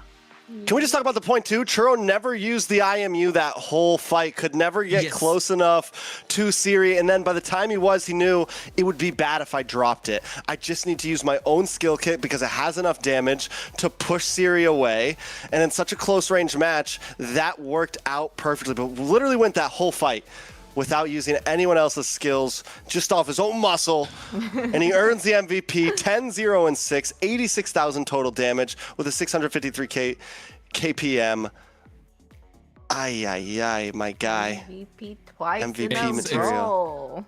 It's Clipper galore today for MCT AMER North. You guys gotta work overtime today, if I may say so. But this shows how much of a veteran the team Vendetta is, right? Into MCT, into the competition, into tournaments, into high-ranked games, high-ranked lobbies. I mean, in this case, not exactly high-ranked lobbies, but you know what I mean. It's difficult to I gotcha. Kind of get to the point. What a series. We get to watch this highlight again. Thank you, production. This is all we really want to see. Watch Churro the whole time. He makes his way around because he knows. Watch when Kistler locks onto him. Churro goes super low and is able to survive. Yeah, he tries to move on to Kistler. Comes through as well. Wind of Nature, he sells it and gets the immortality. Even Kistler. Churro still survives. Doesn't drop the RWM because he knows. Look at the Lord. The Lord is 20,000 HP. And Tarzan locked the base. And you know what? Yes, we look at Churro, but Merciless in that fight, able to zone out 3 members. Yeah, like we've said it before, Merciless is probably one of the best Uranus players in North America, and it shows why. In that fight, if he went down early, if he wasn't able to use those skills, the itemization wasn't right, that would have been an end, right? It came down to these small micro plays, and you can count on Vendetta to pull up because they've got the experience to show. And Night Horde, 2 games in a row where it's so close, you can taste it. You get the tasting menu, but you go to a you know what? No, at this point, they're just looking to they're window shopping at this point. They don't even get to taste it. Nah, man, they got the samples. They're getting stopped. Yeah. Like they're getting samples, but they're not getting nothing out of it. Dress code wasn't on point. They couldn't come in. This is. You gotta wear shoes, not slippers. Very devastating for the Night Horde on such a close win. So what's going on for game 3, right? Because they're gonna have to bounce back from that. I'm sure there's a lot of talking right now between the teammates, like what happened, who is calling the shots, why are we not in sync and doing what we're supposed to be together, So we're gonna hopefully for game 3 they're gonna figure that out and they're gonna have a better team comp here. Honestly, my opinion for Night Horde here, you don't point any fingers. You just listen. We had that game, guys. We had that game. We can beat them. Let's come in game 3. Let's get this reverse sweep. Let's make it happen. I agree. I think if you're Night Horde, you brush it off. It was a fantastic game. It's not like they made a crazy mistake. The plan was good. It was just the AOG wasn't used as a tool to try and create the fight. It was used as a zoning tool to zone out the rest of the members, and that's what they did in that fight, right? Kistler tried. He got the Wind of Nature, the quick item swaps with the immortality. Everything was present. Even Merciless swapped his items to get that immortality. So buying time, it just came down to these quick on-spot decision making, which was right from Night Horde. It's just that they wanted to be one more step ahead, which Vendetta didn't allow. Vendetta holding their ground, holding their line, and saying that you shall not pass. And Night Horde just trying their best to do so. Yeah, exactly. You shall not pass. Churro bomb. But the question now, it's expanding rivers. They ban out the Harley, they ban out the Eve. Do they give away the Fredrin? Because Fredrin is insane on this map. Zhuxing is open. Well, that's a great question, honestly. Night Horde is on blue side. They banned out the Fredrin in game 2. They have to ban it, right? 3 games blue side. 3 games blue side too. Yeah. They gotta ban it. They've been so scared of it. They gotta ban it. Unless they risk it on game number 3. And you know what? I was from the previous game, moving on to this one, I was gonna ask, like, game number 1, Siri played, 50-50. Game 2, he was good on the Siri played great. Yeah, Siri played great. So if they didn't, I was gonna ask, like, are they missing Colleen, right, with the changes that they made? Are you impressed, Doesn't Layla, exactly by Siri seem yet? like it. Second game definitely much better. I feel like we haven't seen full potential yet. Yeah, and like I think with Colleen present and Night Horde, what the play was for them, they were very messy, right? Very brawly, and you kind of expect the unexpected when it came to Colleen. But with Siri, more simple, more straightforward. It works. There's not a lot of risks involved. But with Colleen, the risks have a very high payoff, right? And it always worked out with them. He wasn't bad. He was on point. It's just that now Night Horde, a different play style. It's not the play style we're used to seeing compared to in the Swiss stages. That's a big difference, I feel like. Yeah, do we get cheesy here for Night Horde? It's match point. Jushin. We've seen nothing. We've seen nothing but straightforward drafts. Jushin is open.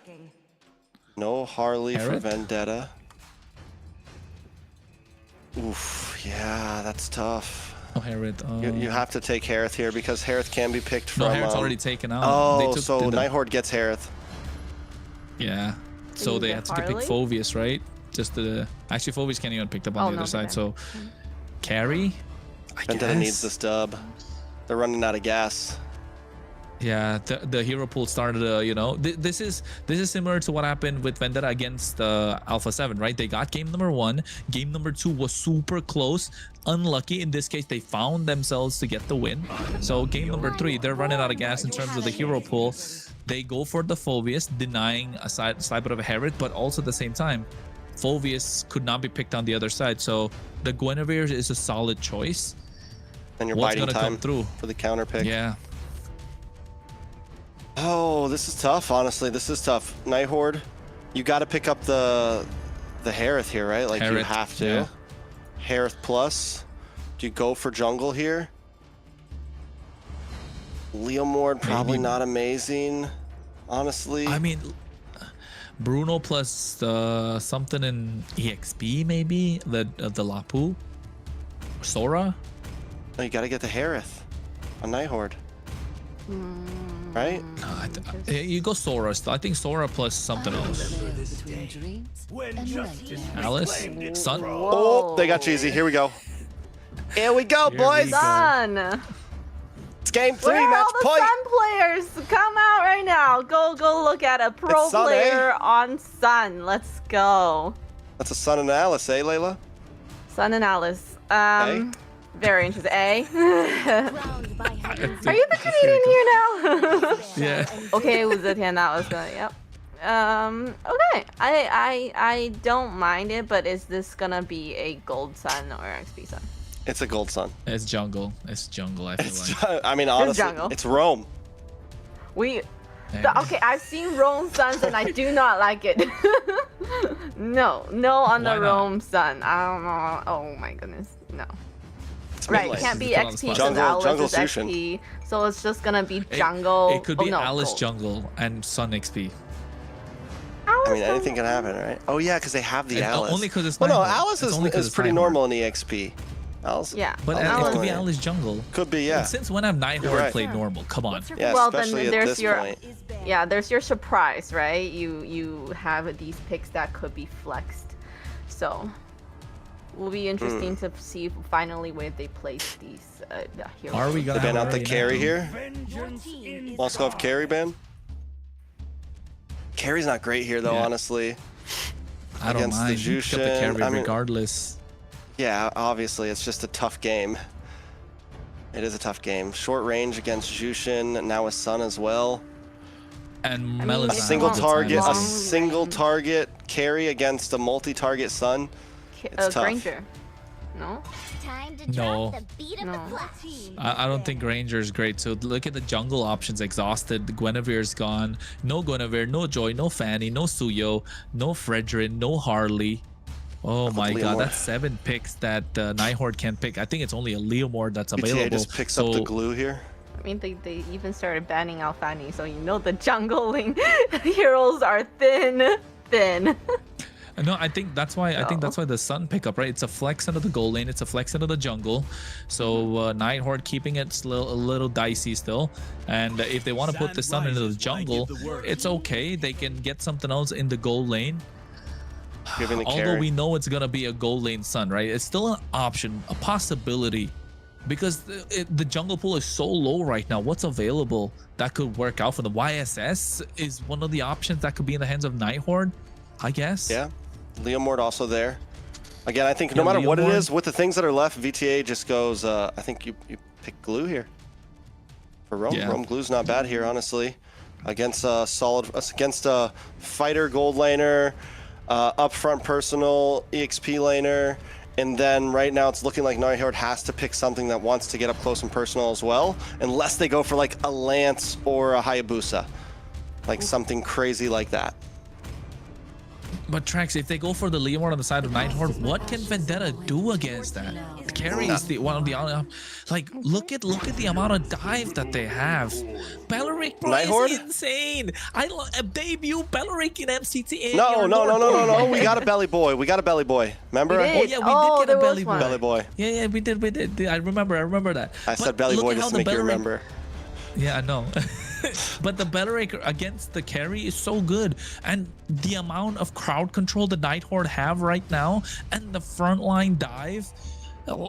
What is Vendetta gonna be able to answer with? They have to kite Phoveus. Merciless has to play a game out of his mind right now to unlock the potential that carry for Melon, because Melon's having a terrible series. What spell is the Possible. Belleric gonna carry though? Vengeance, Revitalize. What are the two? Or maybe Flicker. Flicker. I was gonna say, if you want to get to the carry, Hayabusa. you want to make sure you can lock her dive, down. You know? BTA, last pick. What's it gonna be? This is make it or break it. Like, what do they have? They put. Like I said, Jungle Glue Roam. Guinevere. Glue Roam is a possibility. It is. I think that's one of the better options that they have. But then again, like Grok open. Grok is open. Not really, know, bro. I don't Kalea, like I guess. Go Ruby. Kaja, no Ruby. Come on. Every time they dive you just. Kalea. I don't know. Hylos maybe, just because you can get to face tank quite a lot, but you don't have a lot of playmaking potential. Glue it is, because what else could they go for, right? Oh, but it's so difficult though if you're Vendetta. Yes, you have the damage. Yes, you have the, the win condition for Vendetta is much more slim compared to Night Horde. Night Horde, they just gotta button mash in a team fight, and Shiro comes in with the Ogi Shadow kill. I mean, but at the same time, there's such kiting capabilities from Vendetta. Like with the, they have a great front line with Mercy and T. They can kite with trail bombing, look for stuns. Tarzan can get knockups and still fight for objectives here. The major problem is going to be Melon. Melon just has to not go for Merlin, I think. But it's definitely a tough space either way. One big set from RR and it's GG's. It's tough. Layla, any final thoughts? Is it gonna be like they're gonna try to make it really difficult for Melon in the beginning and just try to do it that way? Because obviously Melon in the end, I feel like still will be able to dish out enough damage that he's gonna be just like Belleric who. Belleric who? The Sun needs to. Belleric who. Trex. Match point. Are we gonna call it an early night, or are we gonna go get the reverse sweep? Whether you're watching from Americas, whether you're watching from Europe or Philippines or Indonesia, Either way, the chance that this could end early is nigh. Vendetta at match point. Night Horde looking to try to turn things around here. It was in their grasp last time, Kronos. It was right there in front of them, but they couldn't get the final couple shots on that base. Can they change things around this time? Yeah, they're looking to turn things around. They had the advantage. And when I say, oh, what a spatial migration. Whoa. Beautiful. Tarzan able to land that first one. Gives a little bit of a confidence boost, if I may say so, for the team.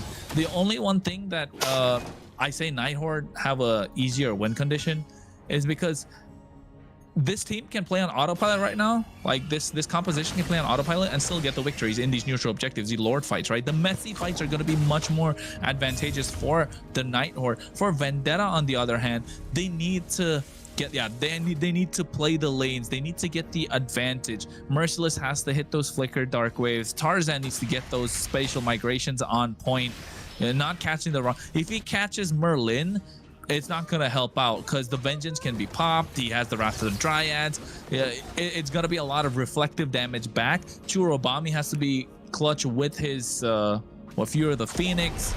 T has to find the right target to get on top of. So yes, but if everything works out right, it will look good. It'll look super good for Vendetta. Already forcing out a flicker from T before the turtle. So you know Night Horde are going to have advantage in this neutral objective and in this pit. So Vendetta make their way first there, of course, but Shiro, he won't be able to hang a lot in this turtle pit, looking for a steal.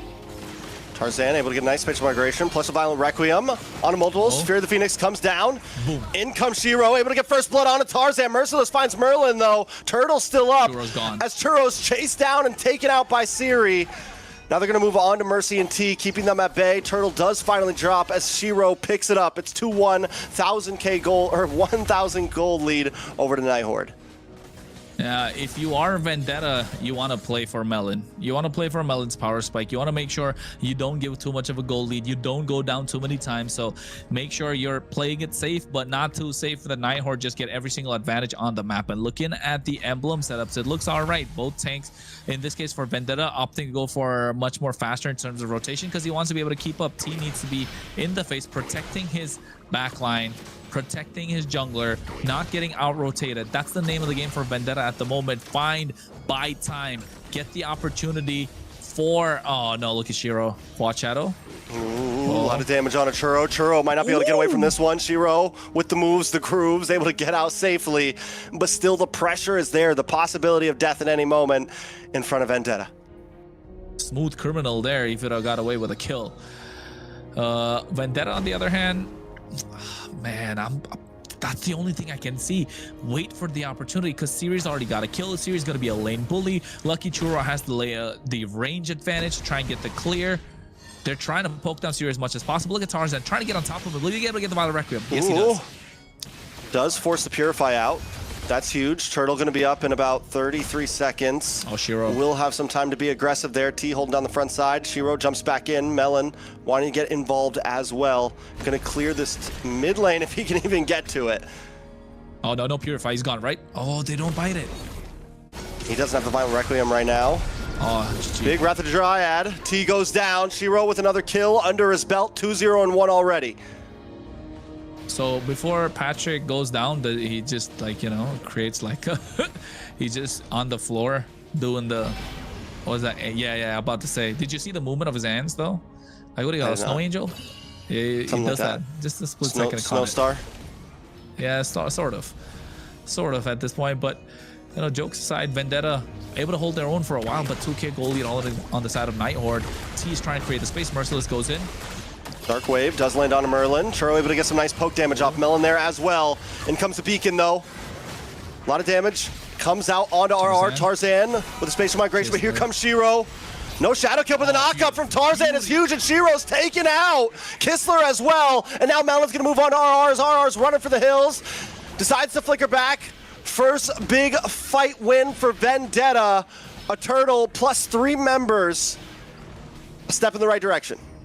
Beautiful. I want to take a look at the replay if we can get it, please, because that Violent Requiem coming out was clutch, but I don't know if it was through a spatial migration because it felt like he used it earlier, or was it through Merciless's Dark Wave? A slight bit of a knockup. I think it was the Dark Wave.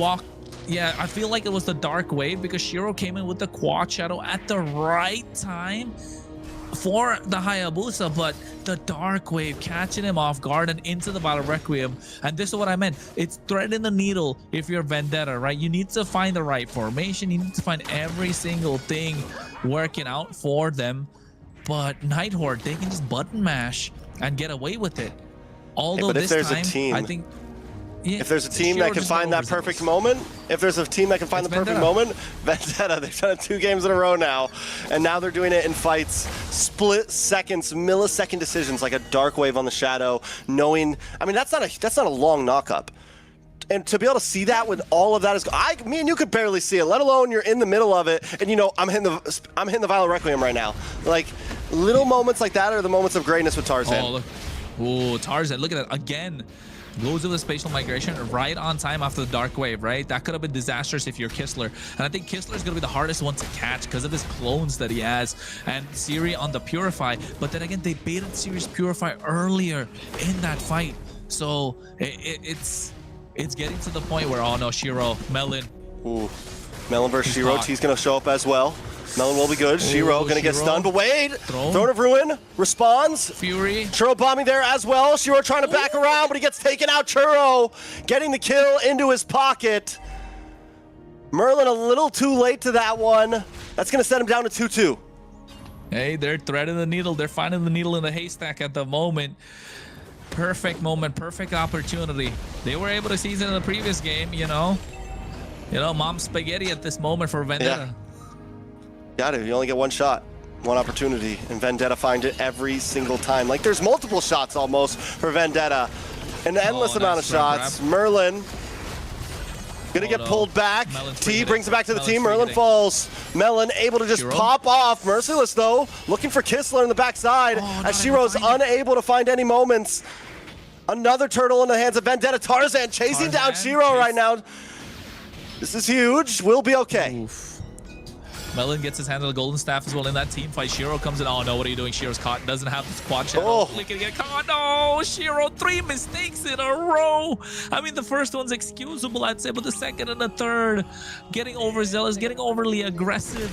I think this is where it comes into mentality, Trex. It's all about what happened in game number 1 and game number 2. It's starting to affect them at this moment, and they're starting to crumble a little bit under pressure. Okay, so Night Horde now. The composition looked interesting. It looked clean. Kistler not really having that many good moments. I'm telling you, the glue. The Merciless as well, just stopping them from being able to dive in and really apply the pressure. There's no way to get to Churro right now. Melon is able to free hit. Merlin getting caught up by T in that last fight. It's a problem, and Shiro's supposed to be one that can get back there, but they're just calling his shadow so cleanly right now. Oh, a lot of damage.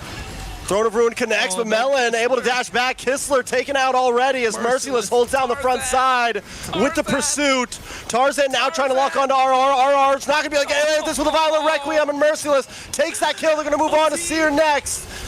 As RR as well. Merlin at least able to find T there. It's 2 for 1 right now. Back in the mid side, Tarzan looking for Shiro once again.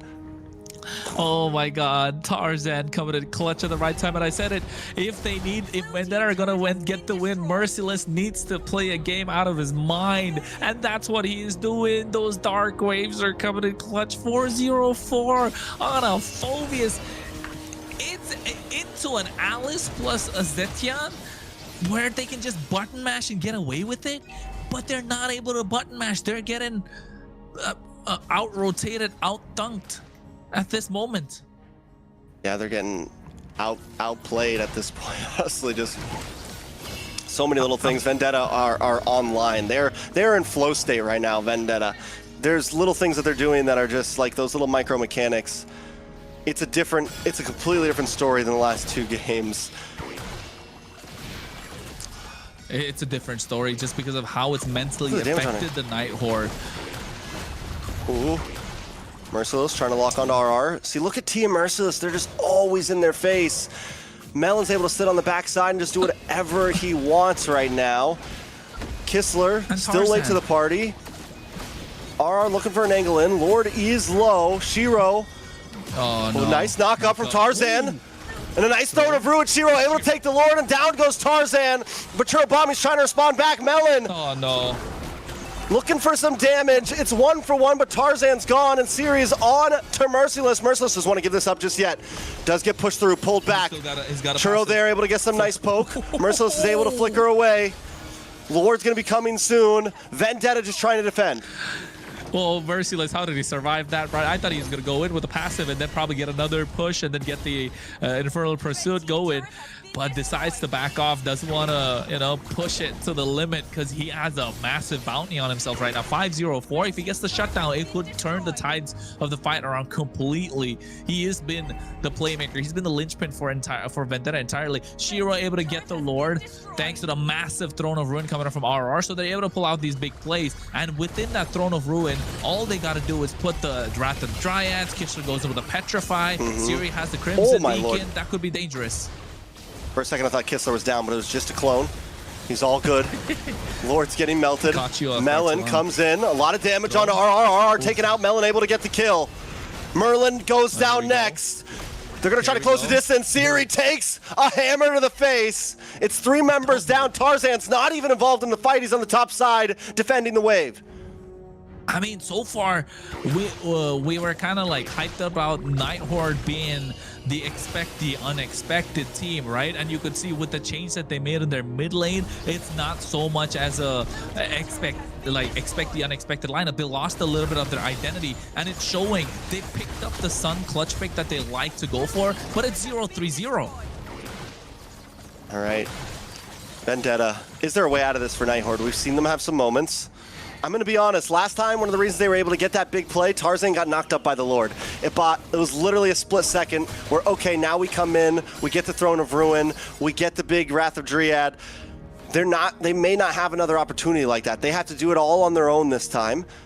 And Vendetta's doing such a good job at not staying grouped up. Melon's always on the backside. Tarzan's always waiting on the backside. It's just T and Merciless keeping Night Horde at bay. Merciless.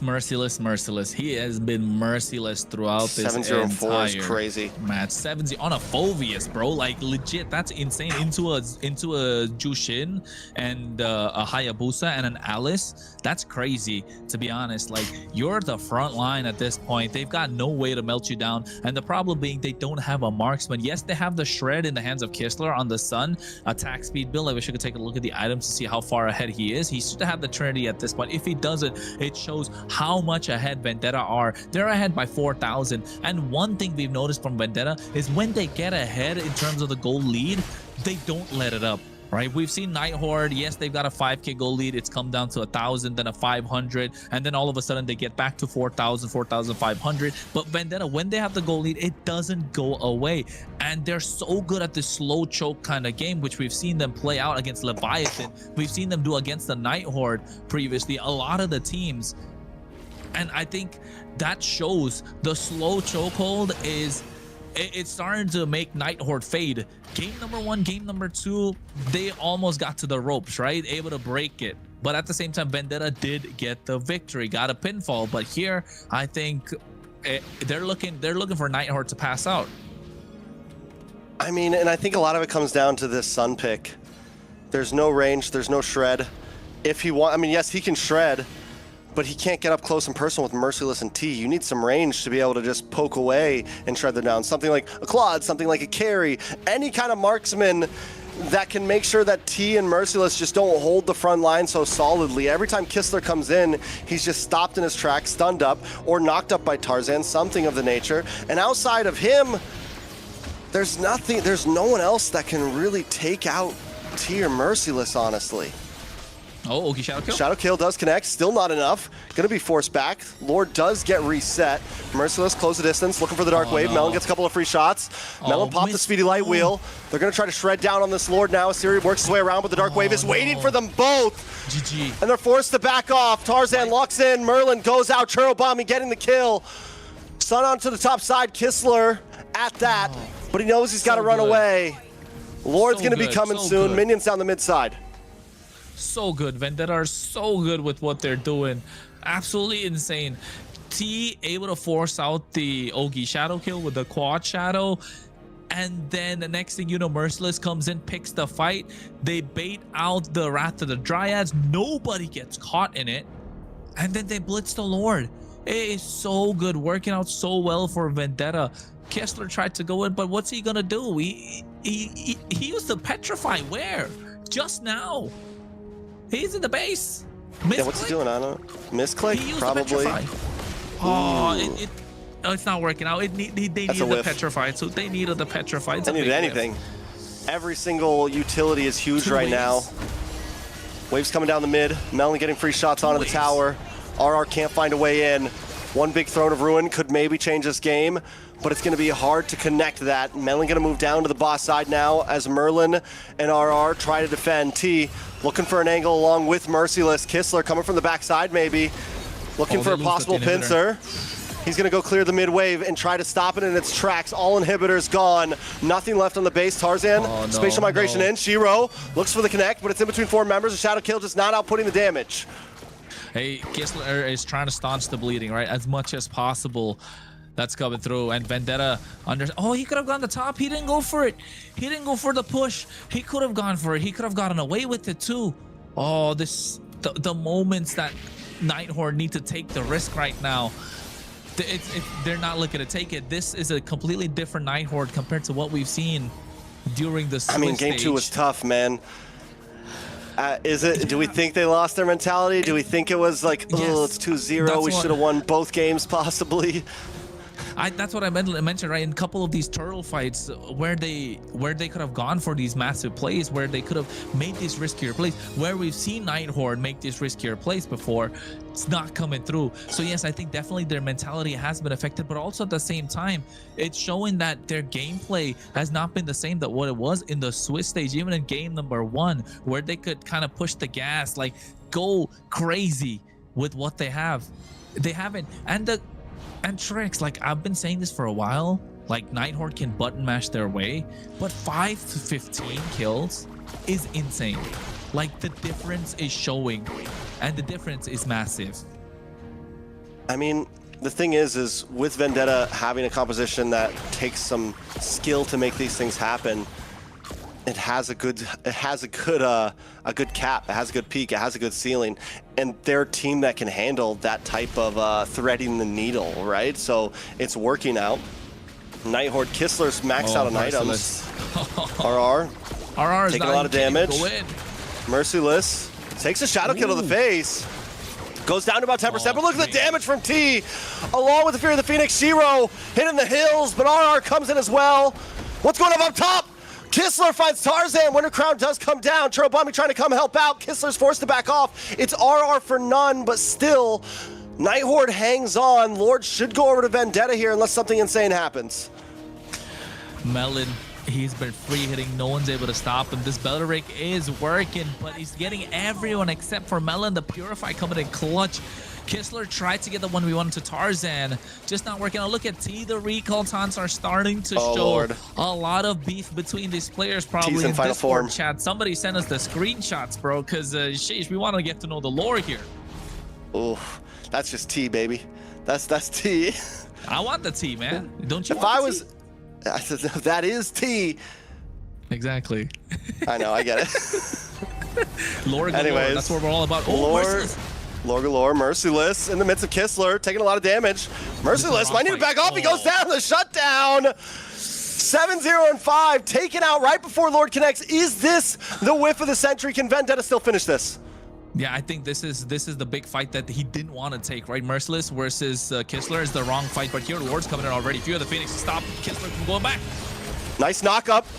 Violent Requiem, Tarzan's brought too low though. He's got to back off. Lord trying to make his way in, but Siri finds Tarzan. Melon just needs to lock onto the base, and that is it. Vendetta with a beautiful 3-0, a sweep, sending Night Horde to the lower bracket and continuing their run to upper bracket finals. Oh my goodness. Did we expect a sweep to happen between these two teams, Kronos? Hey, we kind of expected a sweep in the first series. Just not in this one. Number 1, game or 2. Not in this one. I expected this to go the distance, to be honest. And the layering of the skills, the thread in the needle, like I said. And you know what? Not just me saying this. Carl TZ said this in an interview, right, in MPLPH. Like, the meta has reached the point where button mashing is not going to help you. It's the best meta this game has had so far. You can, but before you could button mash your way to victory. Now you got to really think on how to use these skills. And not like Night Horde weren't thinking, but they weren't really thinking in these fights because they got, you know, they were outplayed the entire time. The mentality got affected with losing 2 games back to back, which was super close, which should have been theirs, to be honest. Both games in a row where they had the advantage. And it's showing that in this game, the difference came down to the mentality, definitely, and Vendetta, the experience, showing that they can play against the composition where they gotta climb up a hill, where they got a mountain to climb. If they're going up against the wall, it's okay. Everyone is pulling their weight, and you could see Merciless, definitely the star of the show for me. Churobami with those clutch Fury of the Phoenixes, and their team fights. When you take a look at the replay or the highlights, you can tell how telegraphed it is. I think Night Horde didn't catch it, but after looking at 2 or 3 of them, we could see it come through, right? Merciless goes in, gets the bit of a push. Shiro's the first one to go get that Ogi shadow kill. Then all of a sudden Merciless pushes through, and then you get the Wrath of the Dryads coming out, or you get an RR trying to make a play, and the moment RR makes a play, Tarzan goes in with a spatial migration, and then when they push back, when Night Horde are trying to get away, the Wrath of the Dryads is the disengage tool, the Fury of the Phoenix comes out, and then it's insane. It's a 19-minute game. The stats were shown, and you could see they had a great early game, but Shiro fumbling it in the bot side kill here in the river. This is what I'm talking about. This is the re-engage. Tarzan goes in, Shiro comes in, tries to get a kill, but look at the Dark Wave Violet Requiem tracks. Oh my god, like chef's kiss. Yeah, that play right, that was when we knew we're like, okay, wait, Vendetta came to play. That right there was just wait a second. This is unnecessary. This oof. Oh, Myth Bommy, not Myth Bommy, sorry, Churro Bommy here. Churro, great clutch moments where you would think that team fight was gonna go in favor of the Night Horde, and he comes in with an ult, and then that changed the whole team fight. I feel like, you know, what they really had to make sure that Bommy was not there or cannot be part of these team fights, or else he just turns it around somehow for them. Oh. I mean, it's tough. And you know I think at this point, Vendetta, what they showed here today is that they are honestly just a team to be reckoned with, like in so many ways. They are hunting right now. I think the only team that I think it is, you know, at this point we're looking at very possibly, you know, Alpha7 Vendetta. We're gonna get a little taste tester of it in the upper bracket, but who in the lower bracket? I think maybe if Leviathan gets it together, maybe we see Leviathan come through. Maybe Influence Rage, you know, there's a lot of teams down there that might be able to pull it together. But Vendetta just looks so good. So good, so clean, knowing what is required from each and every hero. That hero too, Merciless, look at that. He has a full passive stack. He has the Infernal Pursuit, but chooses not to go through with the basic attack. Flickers out of harm's way. And you know what? We've been talking entirely about Merciless, Churro, right? T played a great game. Melon showed up finally after 2 games in a row, having terrible games.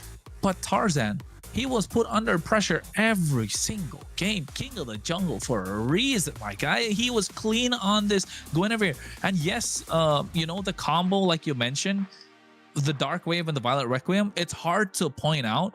Imagine popping the Violet Requiem at the right moment, right?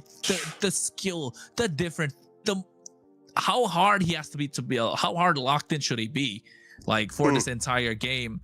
Every single micro decision that he made. And not just that, in this fight there was one point where Kistler got the better of him, right, in those team fights. Look at the re-engage. The Fury of the Phoenix comes out, they get Merlin, he goes back, Kistler trying to flank from the side. Oh no, it wasn't this, it was the previous Lord. And this is the one we won that, like, Merciless should not have picked. But at the same time, Kistler going ahead. Hopefully we get a little bit of extension of this. Kistler tries to get the push, goes on the top side. Look at that. Fury of the Phoenix coming out at the right time, cancel out Kistler's recall, and now they're -1 to try and get the defense. Kistler being delayed by a slight second is enough. By the time Melon did, base is gone. You know what Melon did, Layla? took the base. What? He locked on the base. He locked on. Yeah. He's not wasting any time. He's And not he going to make got the same. MVP for that. That recalls. base just got shredded. It dropped so fast in HP, right? The difference that we see. Oh boy. Yeah. Okay. What great play. What great play. Yeah, after such a rough game in game number 2, Melon comes back with a 5-0 and 8 game with the carry in his own hands, and just super MVP, definitely. The wind of nature coming in clutch towards the end there. And we were a little worried against the Belleric. We were a little worried against some of these things, but Melon always distanced so well in those games. MVP performance with the way that he played. Absolute beast on this carry. Had terrible game number 1, terrible game number 2. I mean, according to the standards that we hold Melon too. So showing up in game number 3, a rookie of the year, no more. I'm telling you, you can't call him Trek. You can't call him that. It's his second season. He's still a rookie. He's still the rookie of the year. That it doesn't feel like it to me. A veteran. We'll ask him. He's definitely seasoned at the moment, right? And 508 KDA, 62.6k total damage, 762 gold per minute. Played really well. Of course, it came down to the rest of the team to kind of open up the map for him. And to be honest, I feel like anyone who could have won the MVP, we would have been happy because it was overall a great team performance. But the one thing Melon had going for him is nobody was able to target him. The timing for him to get into these fights, there's a Jushin that can dive onto you. There's an Alice that can dive onto you. You can be picked off by the Sun from the side flanks. You got a Hayabusa that can pick you off, but never got picked off, not a single time. Choosing the right moments to get into these fights is the big difference maker and the mark of a great goal laner. Really well put. And I will, at the beginning I did say he was gonna say Belleric who at the end of that game, right? He was able to just really not get caught by any of these guys and really position himself well to be able to dish out all of the damage. So speaking of Melon, our MVP, we have Melon joining us from Vendetta, and we're gonna have some questions for him. Hi, Melon. Hello. So legendary Goldling himself. We call these two call you Rookie of the Year. So yes, you're relatively new to the pro scene, but you know, after this huge victory, first of all, congratulations on the win, and it was a very intense series. You know, they did the enemy did put up a fight. Unfortunately, it wasn't enough and you were able to get a whopping sweep. So my first question for you is, what do you think was the biggest factor that helped your team secure the series today? Probably just staying on our main plans and sticking to our draft on what makes us strong, what makes us, and yeah. So what is it that makes you? Oh, me? His hands are shaking. Nah. I'm about to say, yeah. Oh, see, told you, because they were not locked in game number 1 and game number 2, right? And Layla, go finish your question. Sorry to cut you off. What makes you think then is the strongest part of your team? What makes your team so strong? I mean, I've been playing with the members, I'm Mercy and T, and I think with the addition with Tarzan and Churro, they connect well. So we already have the synergy. We just need what do you call it? We just need to play and win. Oh yeah. What was the call in game number 2 for that defense? What was going on, bro? Like you got Trex called the game, all right?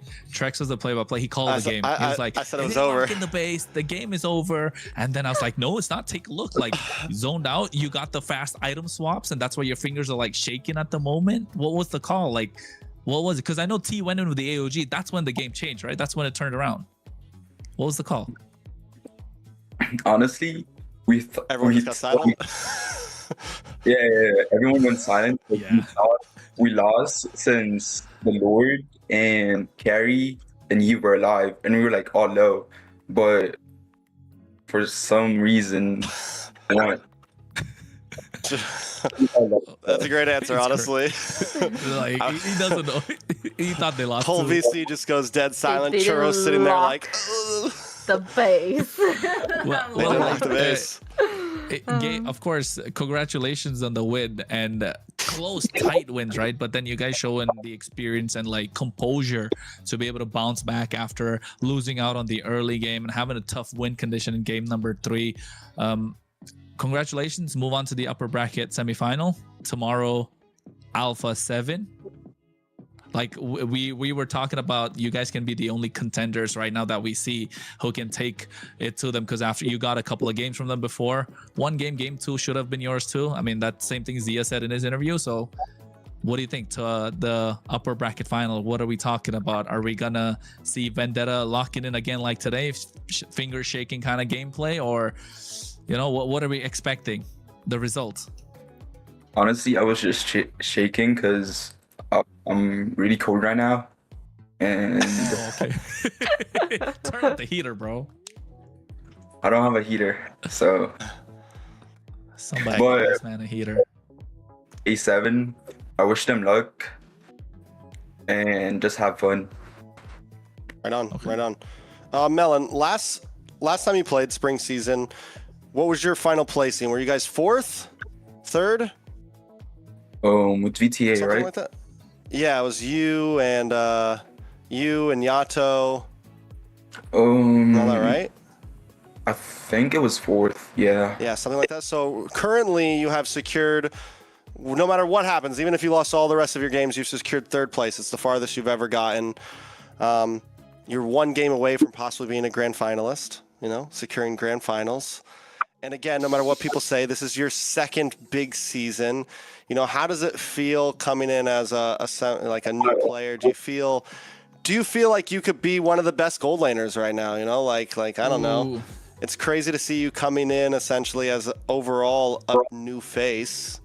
This is your 2nd season, and you're looking at a grand finals finish. It's essentially unheard of, you know. So that's why we hype it up so much. I feel like I can compete with the top gold laners on North America. I like it. Zia's watching. This is He's gonna watching. get clipped, bro. You gotta say something. Say nice gold lane you have there, Zia. Yep, that's what you're gonna have to go up against, right? So on the next match, you will be facing Alpha7 and their gold laner Zia, and we wish you the best. Any last message you want to give out to fans watching? Shout out to Yato, me, and Akira. I love you guys. And Mercy. All right. A shout out to these guys. Good job. Congratulations on the win, and we will see you in the upper finals. Good luck, Melon.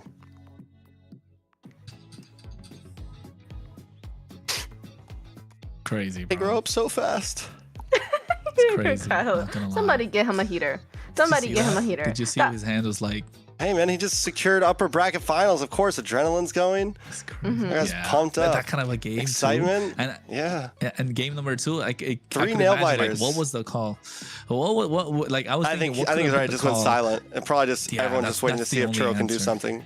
Churro and Like Merciless and everyone nothing was like that. quiet, like because everyone's so locked in at that moment. Like everyone's so quiet, like you get the dead silence. The only sound you hear is like the attacks and, like Breathing, of the I game know. sound. It's insane. But I bet when they got the wipe, they were like, "Oh, let's go, get the win." That would have hyped them up more for the 3rd game, you know? Yeah. To be able to just see who was it that ran down that mid lane to end it all. Tarzan, That's Tarzan and not Churro. Tarzan and Melon, I think himself. Yeah, Tarzan Melon. Yes, Tarzan and Melon was clocked. Yeah, he was. Yeah. He had to be there to like really shred down the base. What an amazing play, and this amazing series. All of this is brought to you by our amazing sponsor. So I want to give a shout out to our sponsor. Today's broadcast is proudly supported by Runestone.gg, esports infrastructure built for the people, shaping the future of competitive gaming. From real-time data to live fan tools, Runestone helps make esports more interactive, more insightful, and more engaging for everybody watching. Be sure to check out Runestone.gg and see how they're helping power the next generation of esports experience. And that's a little short go spiel. Runestone.